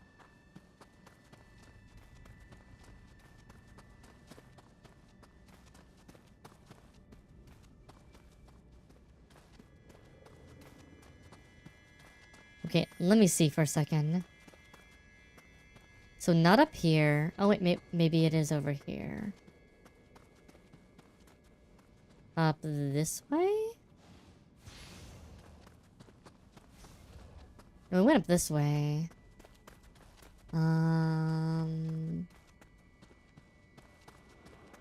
Feels like it should be through there somehow, but I think I already came up here though, right? Hey Count Bloodlord, how you doing? Nioh 2 is going well. We're on the last... I'm gonna assume this is the last level of the DLC. And then we'll be getting started on Code Vein, our next stream. But... where the flying fuck? Okay, yeah. Wait.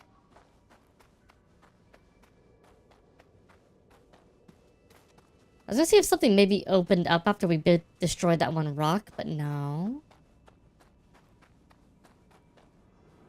So, I did katana and dual katanas the first time I went through this game. This time I'm doing switchglaive. And I'm gonna do air quotes split staff. I'm not really using it, but I have it. And I do like Switchglaive quite a bit. It's a fun weapon. I don't know if it's my favorite weapon, but it's a fun weapon.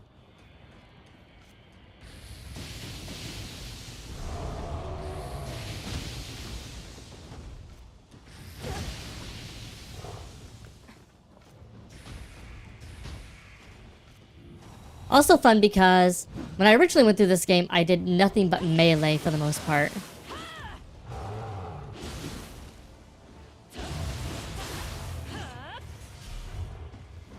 Orochi? You mean Odachi? No, just normal katana and... me at the Tonfas and the Orochi katana.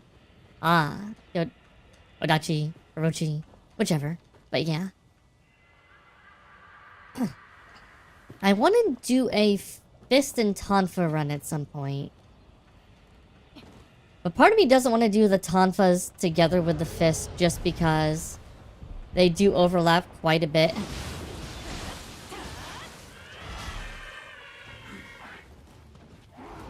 And their general use case, but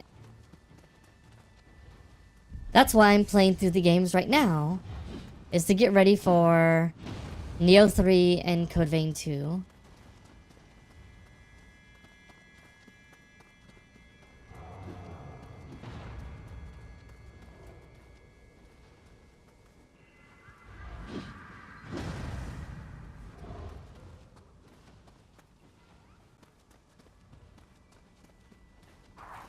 I think the cloud guys are just cloud guys. I don't think they really... I think what they do is they float around the cloud until you smack them. Like I have been. Okay, so there's a...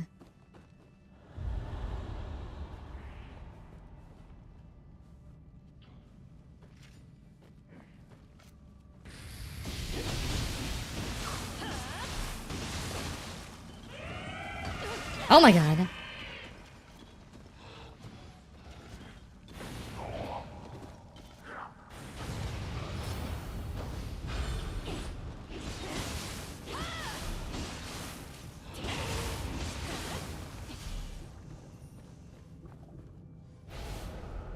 Riz. Look at that Riz. Look at that Riz.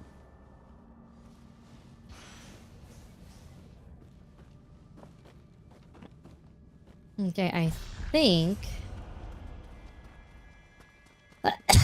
one of these paths is gonna lead me to the bars.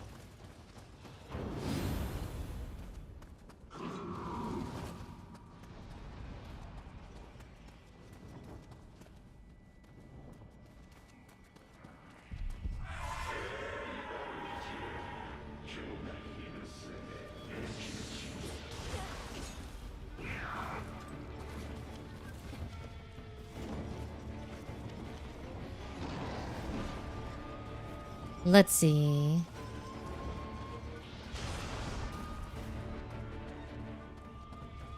Oh.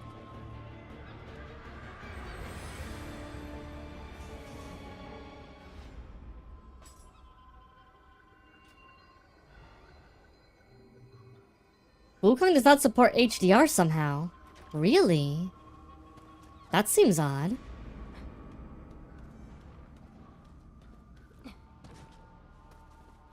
The path in here is awkward. That's all I can say.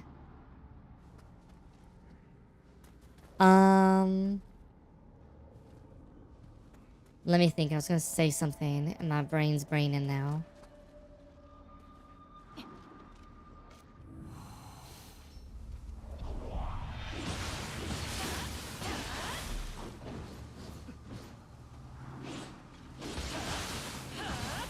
And I mean, they use Unreal, I'm pretty sure. Which...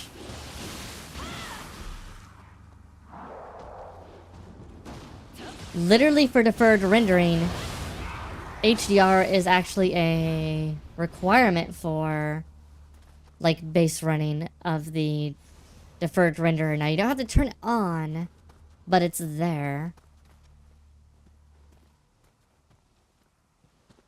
So the fact that it doesn't support HDRs would seem extremely odd to me.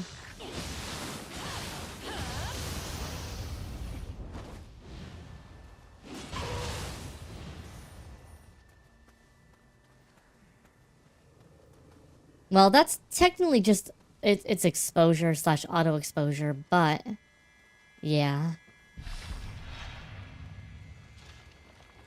It did blind me many times.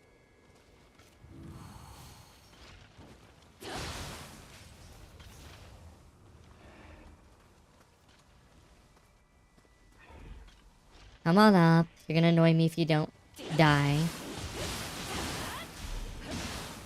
Maybe. I pretty much played the game on release, so I'm still surprised, but...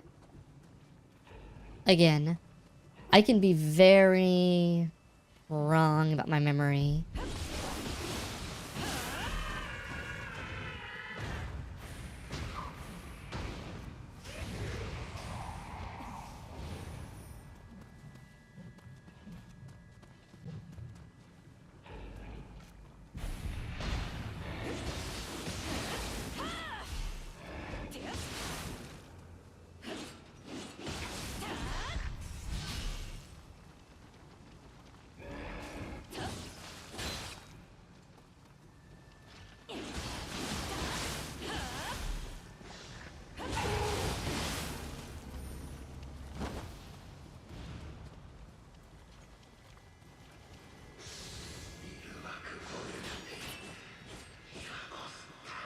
Humans are scary, huh, bro?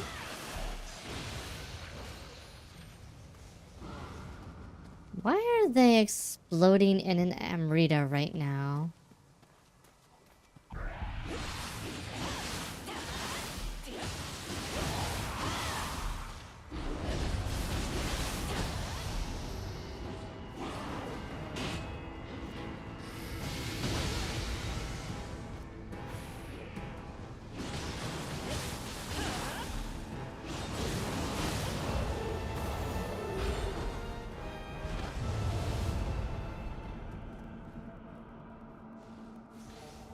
Somebody give me your damn key. Now, Fonz, I know you're lying now.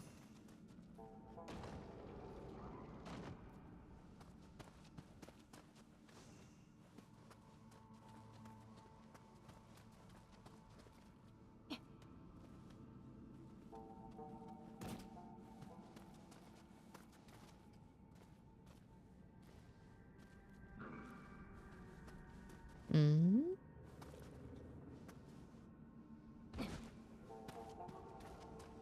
Did we get a key? No. Okay. That seems impossible. I feel like there definitely should have been a key this way.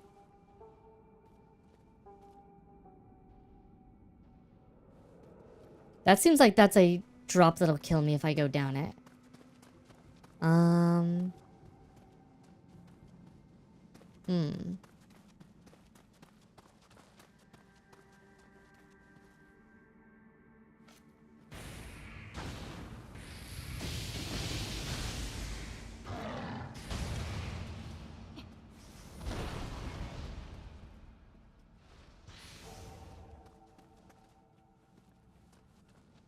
Wait, we went around on the outside but still went to the same place.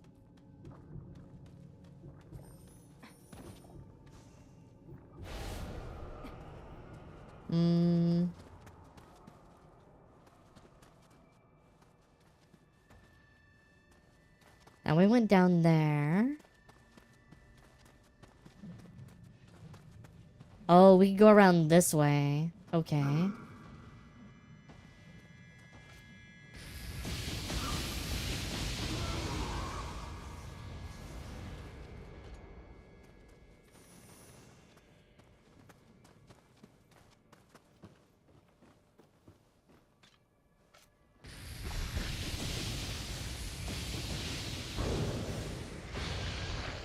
Skeleton's laying there like, you can trust me, I'm not gonna get up.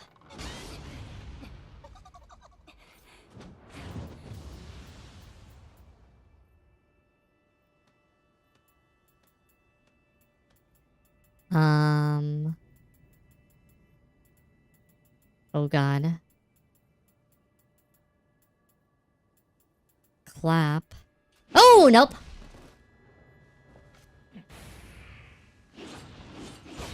Got bored, huh?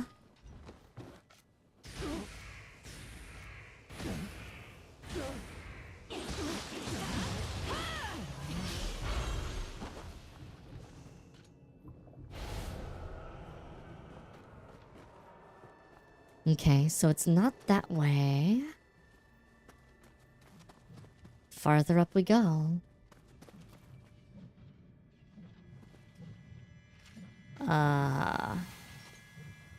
Having fun over there.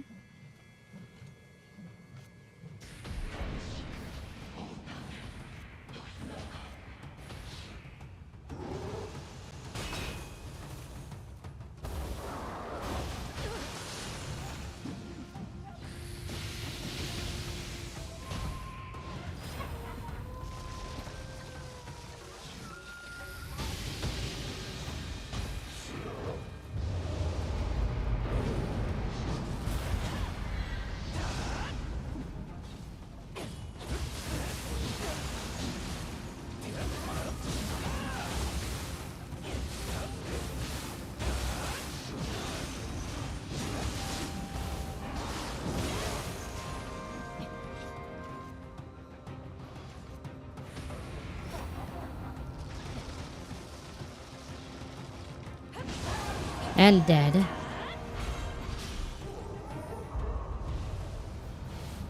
A key piece.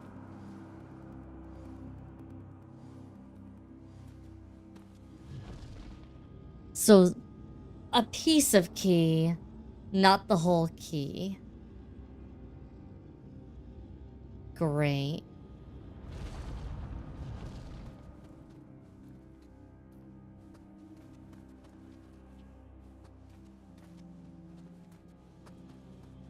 Good security. Okay, so we've unlocked this at least.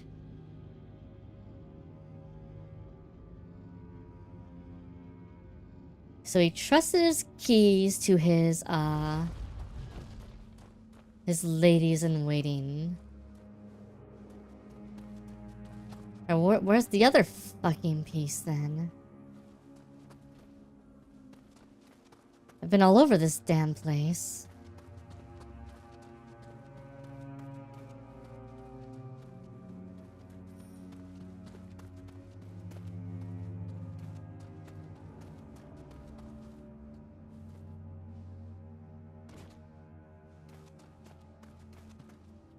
Is it down there?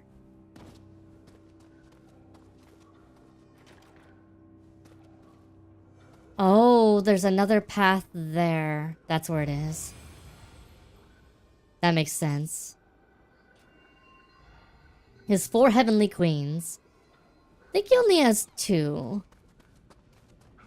I guess maybe 3 if we count that last lady who was kind of a queen of his.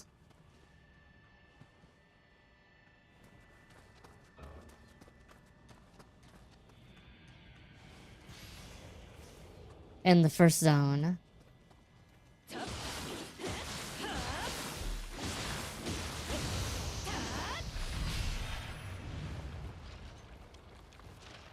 And the other lady was our mom, so...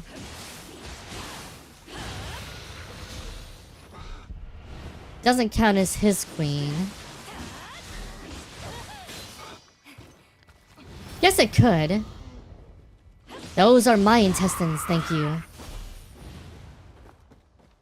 Not yours.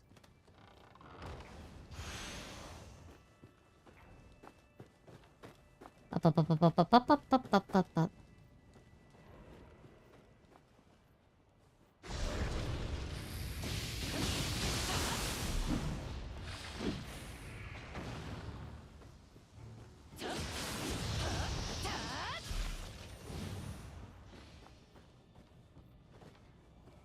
I think it matters to a degen like a...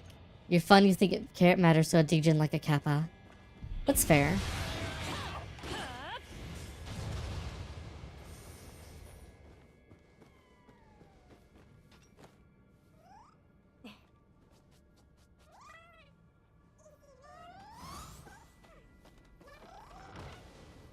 Apparently the cats don't like Hanzo's ankles.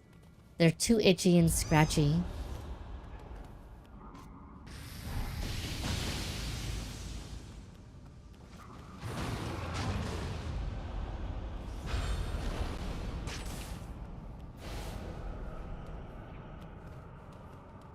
They don't like rubbing up on Uncle Hanzo.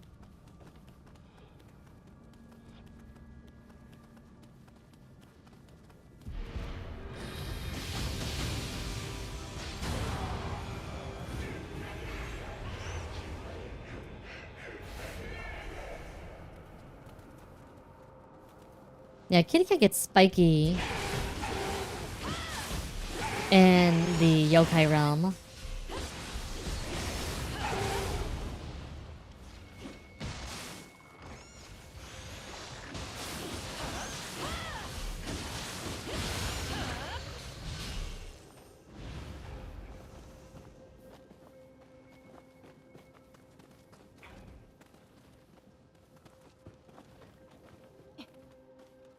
Too spooky, sends shivers down its spine.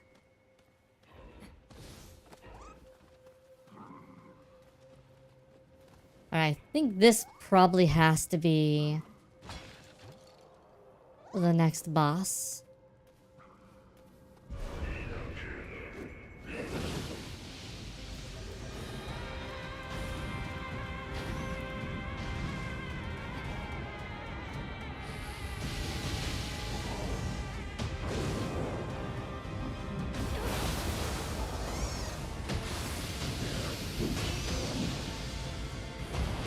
Oh my god.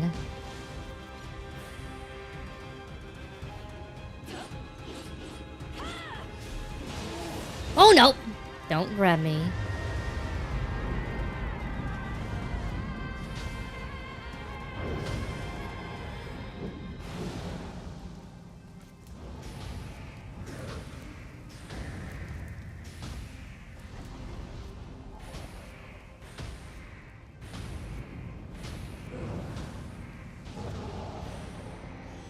And I get your key fragment.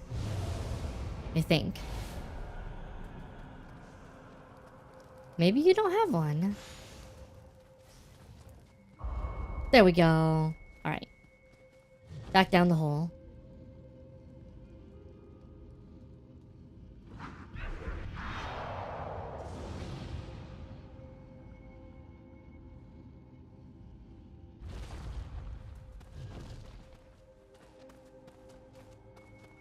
Alright, final boss time. Then I get to wrap presents. And take boxes outside. And hit hellish hag core. Man, that's mean. You can't just say that to a woman's face.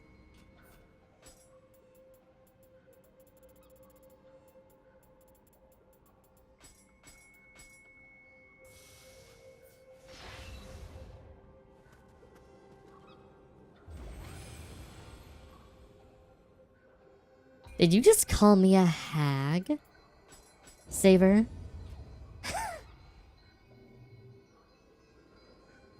I know I'm old. Really old. Aged like a fine wine, you might say.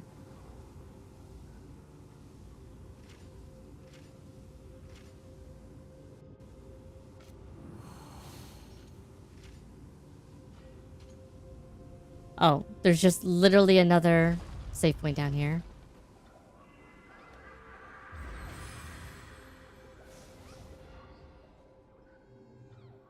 Haggy Hazari.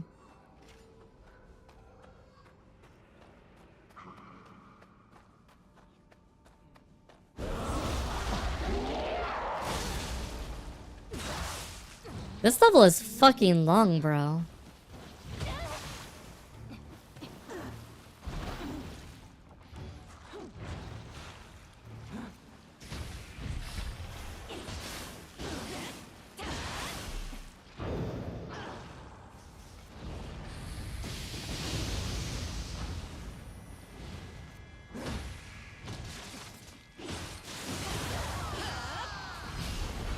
I think this is longer than the Oda level. Well, you know it's really long when they give us a boss rush. We haven't had to do a boss rush yet, but we might have to do one. If we start having to do boss rushes, then you know it's... might as well be.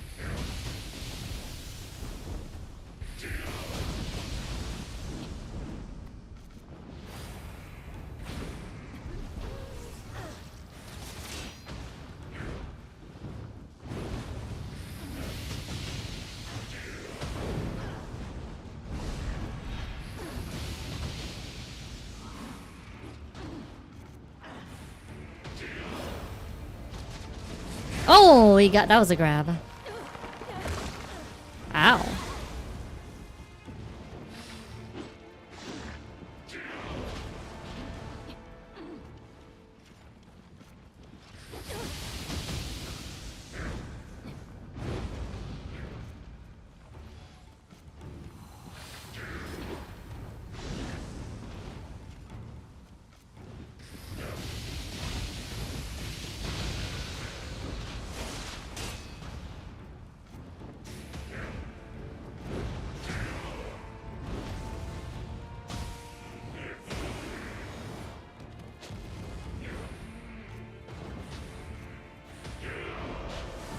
This one has the health of the first one.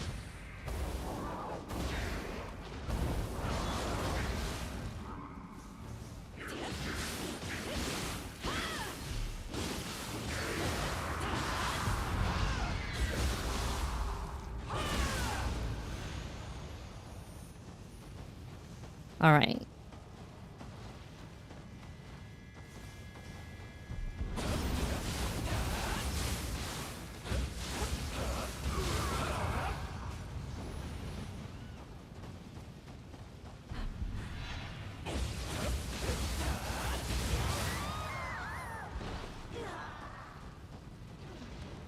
Alright, let us, now that we've cleared the way...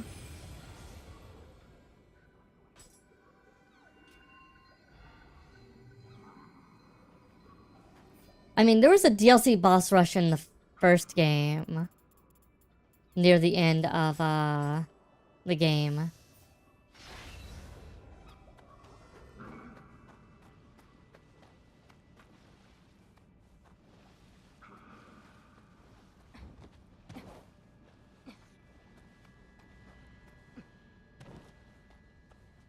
Alright. Let's go. Let's see what the final DLC boss is. Otakimaru. For a third time.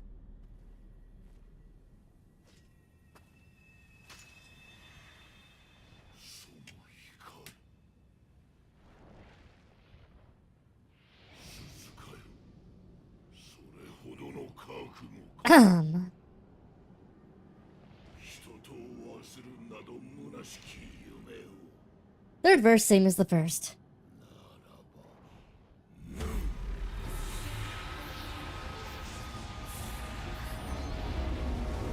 Poor spirit.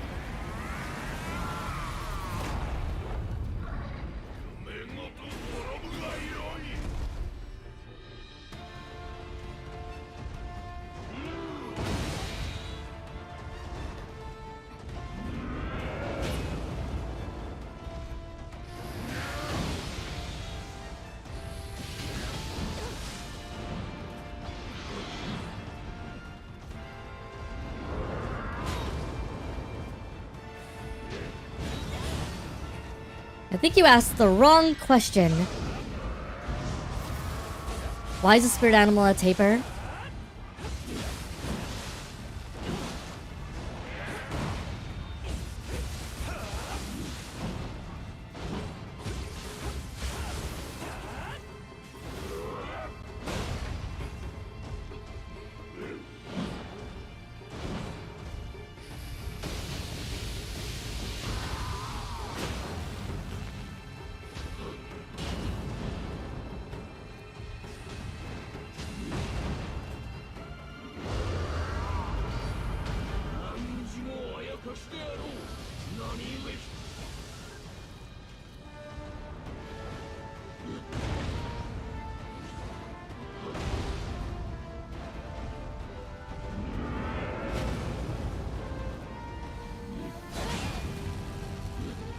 Oh, okay. Double charge.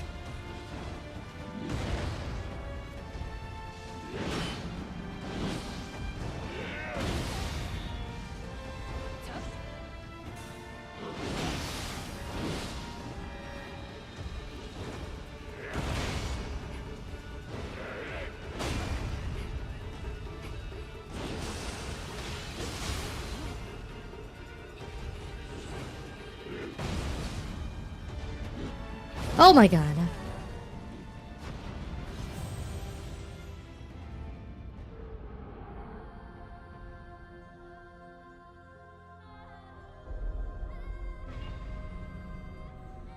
I think we still use the word tapir in American English.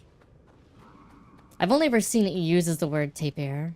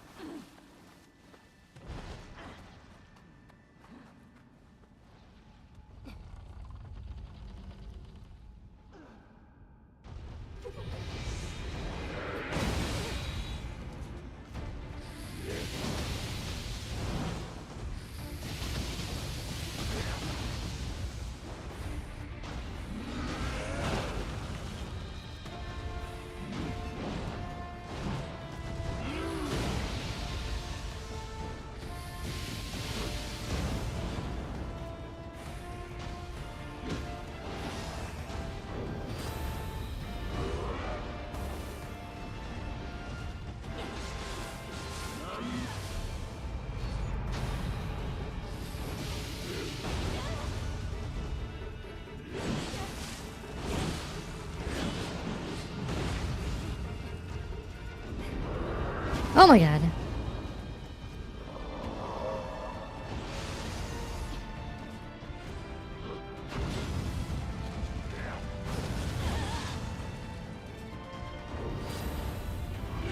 Oh, come on.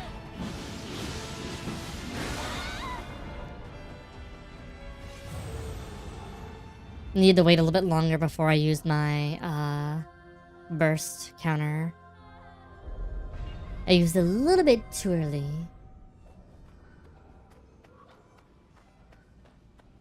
Yeah, I don't know why he has a tapir. For some reason, I guess... I mean, the only reason I can think why he has a tapir is to explain why Genichiro... Not Genichiro, Tokichiro has a tapir and a monkey later.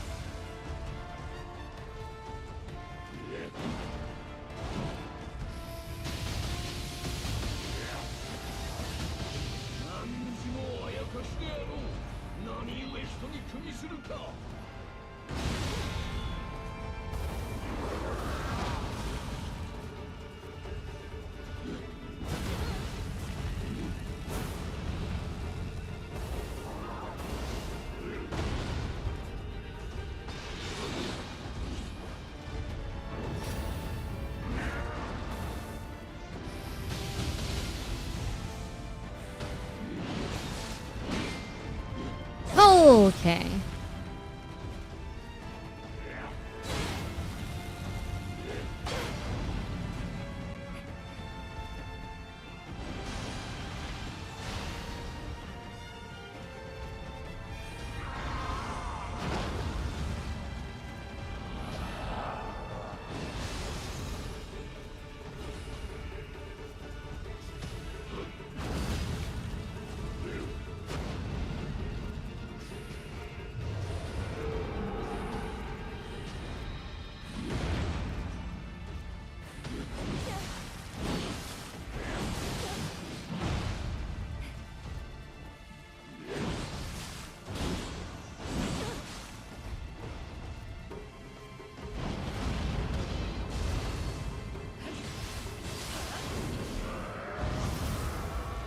Alright, that worked out well.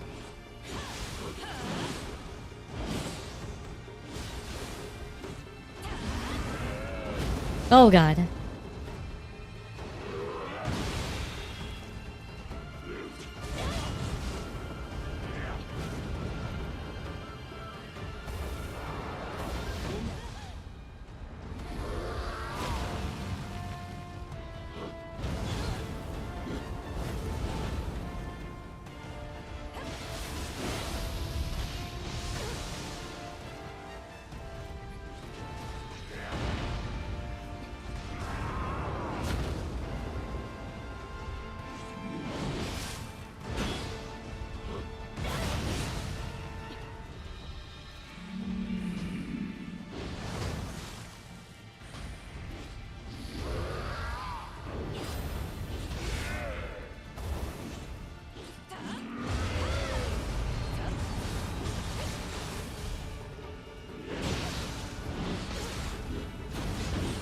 Oh my god. Freaking hell. Just so much fucking health, bro.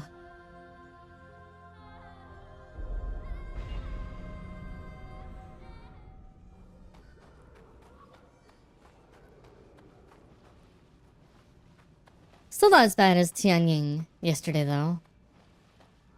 Tianying took the fucking cake. In story mode. Like that was a...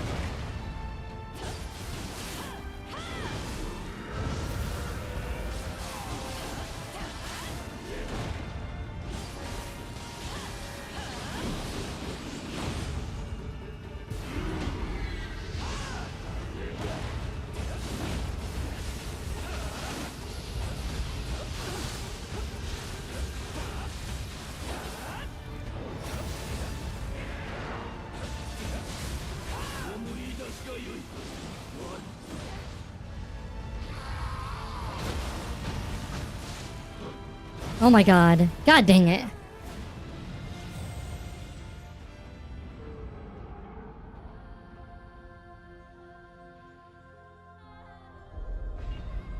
You're fighting anything as bad as Tianying, I'd have to worry about your mental health. Oh yeah. No, that was a...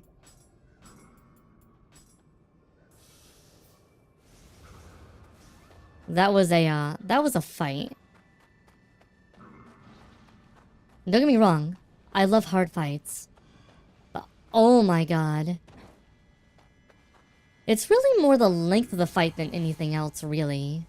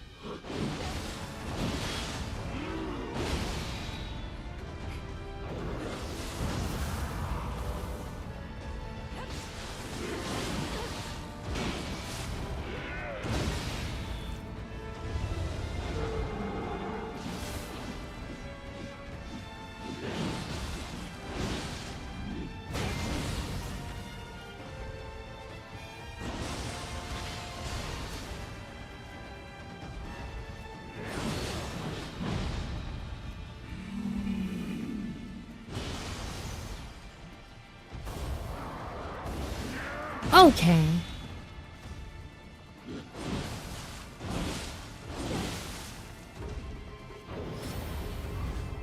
Oh, god damn it. At least Consort Razan was fully flashy with his BS.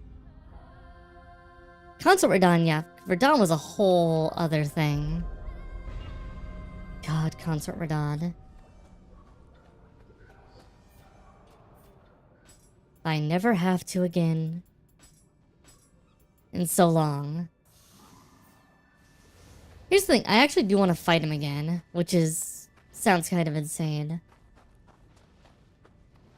I want to do my first, like, really heavy, like, weapon skill build on Radon at some point.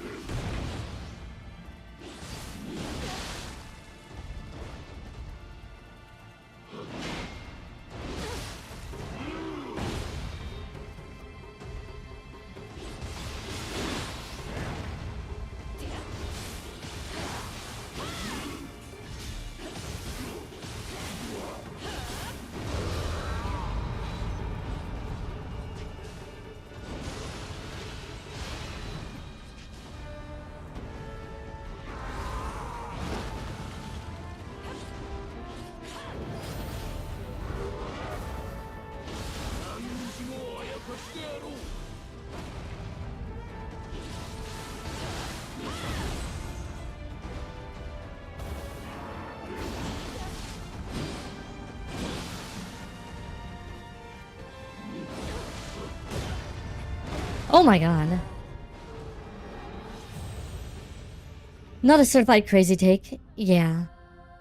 I'm gonna try a really heavy weapon build against him.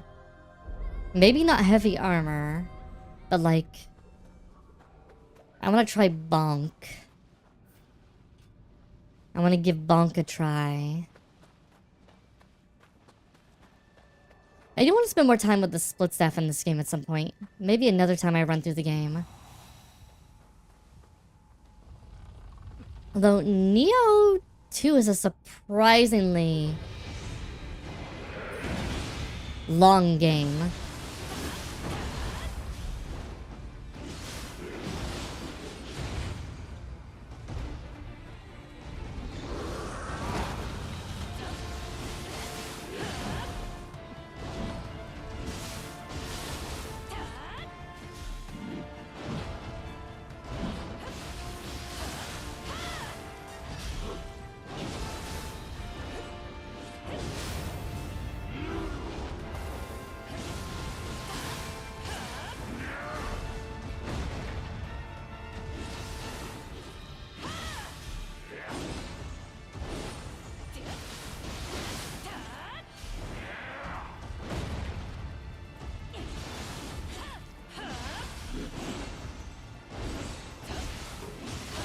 And so is Nioh 1.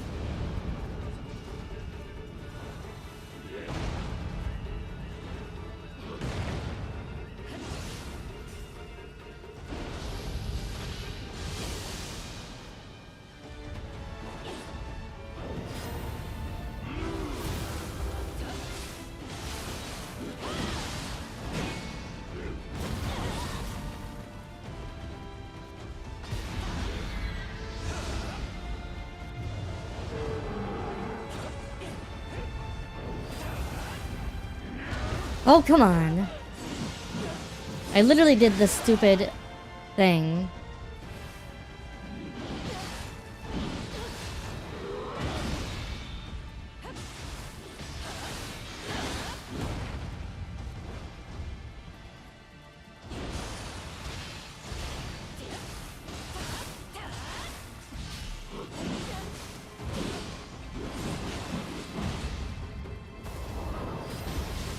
Okay.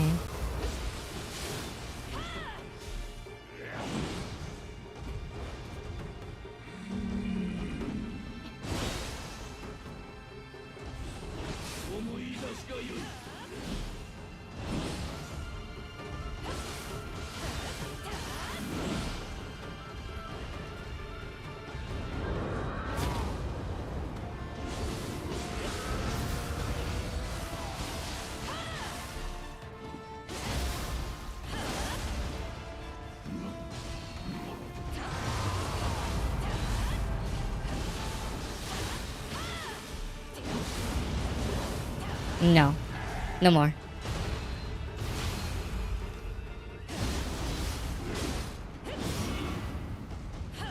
Freaking hell.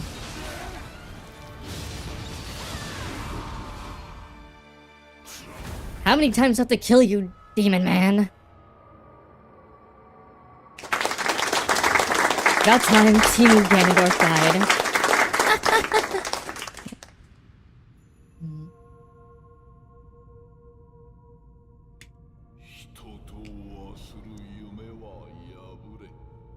Mm-hmm.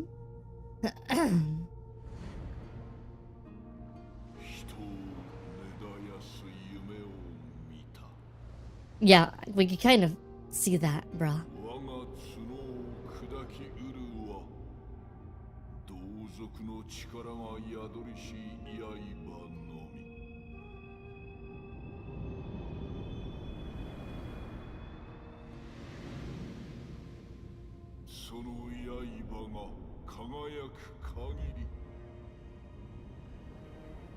I mean, you know.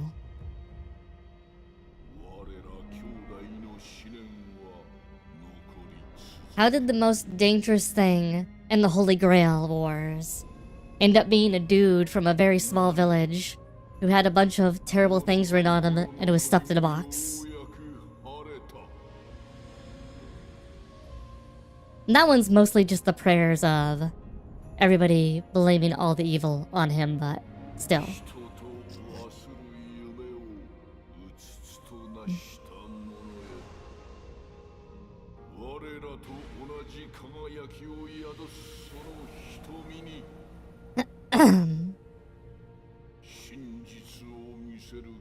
You just want to see hot Oni babes. I know Hazuri. I know how you think. I know what's going on. To be fair, there are worse reasons.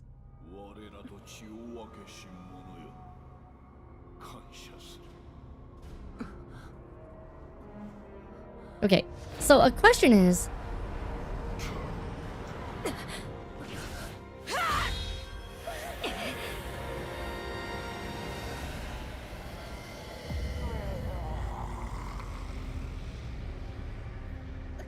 if we kill Otakemaru here, what happens in the present?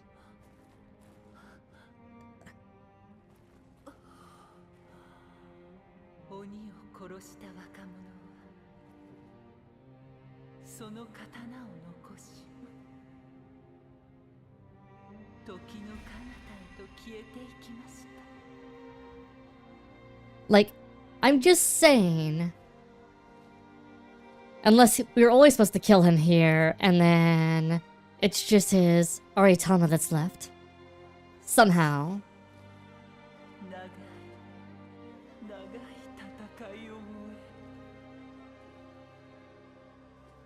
I said it was Mama.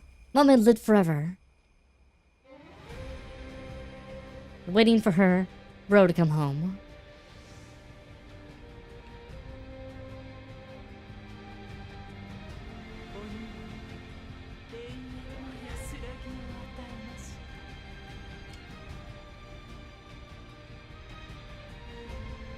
Noriona.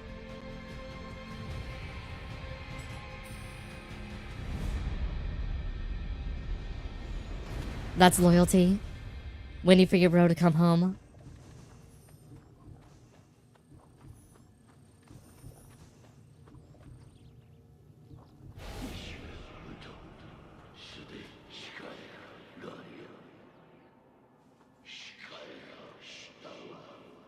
I mean, you know. Of course he's a Giga Chad, and she's a super attractive woman. To be fair, that is the story about Oni falling from grace that exists. Is they technically were supposed to be like super duper beautiful.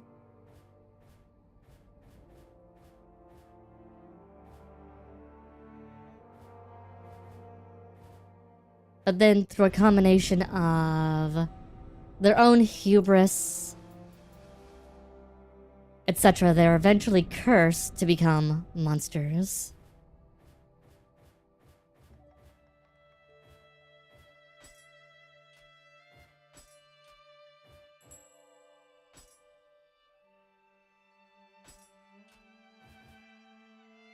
His taper ate his dreams of... God damn it. Now if there was just, you know, some credits at the end of this, it'd be great. But there are no credits. Alright. Alright, chat. I've spent a long time playing Nioh 2 today. We completed it.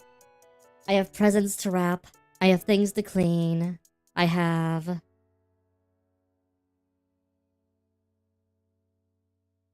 tapirs to murder. What? No one worked on the DLC. Obviously, no one worked on the DLC. Hey, we'll raid in a second. We don't gotta start the raid and messages yet, Saber. Give it a second. Okay, this song is a little bit too... Let's get something a little more chill, bruh.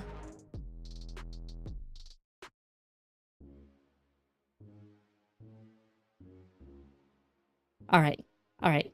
I gotta find somebody to raid, and I gotta do all my thank yous and everything. What is wrong with you people? You all are trying to send me on my way. I see how it is. I see how it is. Everybody's trying to already get rid of me. Everybody's trying to get rid of me. I see how it is. Can we get something a little less... There we go. This is a little chiller.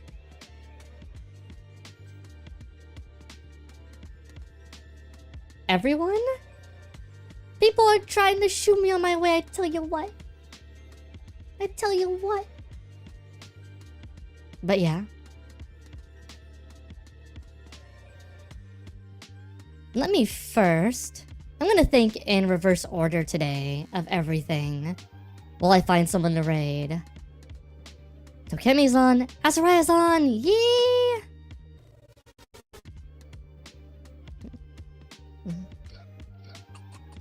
Alright. I'm gonna start the raid yet, I will in a second. But... thank you to all the viewers, watchers, etc. over on X. Thank you all so much, I really appreciate it. Thank you to everybody on Kick. Hiding, hanging around, whatever. Thank you all the viewers, watchers over on YouTube. Leave a like, comment, subscribe. It really helps the channel grow. Same thing on Twitch. If you're watching, please leave a follow. Helps me out a lot.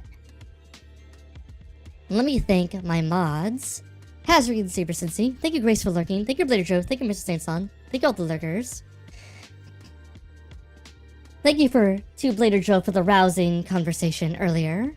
And yeah, we will see... What is tomorrow? Tomorrow's Wednesday. Is tomorrow the 24th? Okay. I will probably not stream tomorrow. If I do, it'll be a short stream.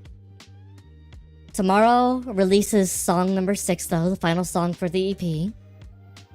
I will not be streaming on Christmas at all. I will probably stream on Friday morning for... That'll be when we begin Code Vein 2. I might also stream maybe Friday evening, and I'm not sure yet. There are other things I gotta figure out. A lot of pieces that have to move. Or not move. We'll figure it out. We'll be starting Code Vein, finally.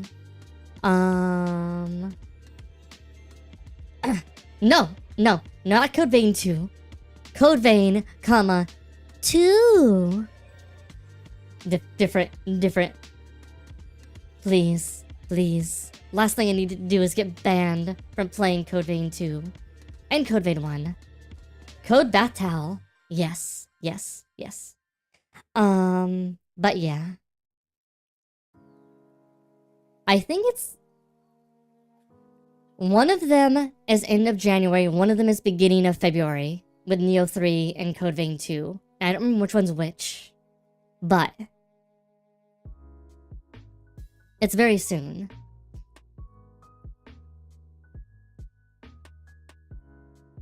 There we go.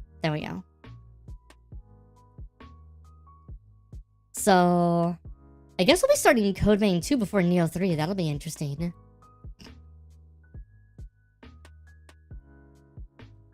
Golden Ichor instead of red blood. I wonder if they're getting rid of the blood part and they built into the story so they don't have to censor things in certain places. Because green and yellow blood don't count. For dumb reasons that we could get into later. But I just realized maybe that's one of the reasons why they changed the gold Ichor. Anyhow. I will see you guys. Both have waifus. I'm very excited. Like, maybe Christmas evening, but for sure on Friday, the day after Christmas, for Code Vein. Maybe Christmas evening for Where Winds Meet, starting to get through the campaign there. We'll see how that goes. Anyhow, I'll start the raid.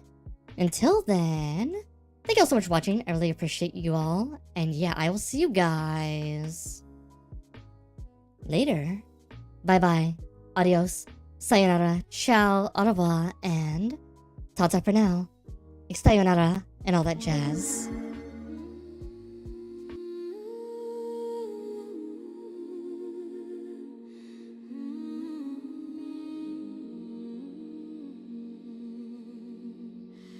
No bells here, no fire glow, just the sound of breathing slow.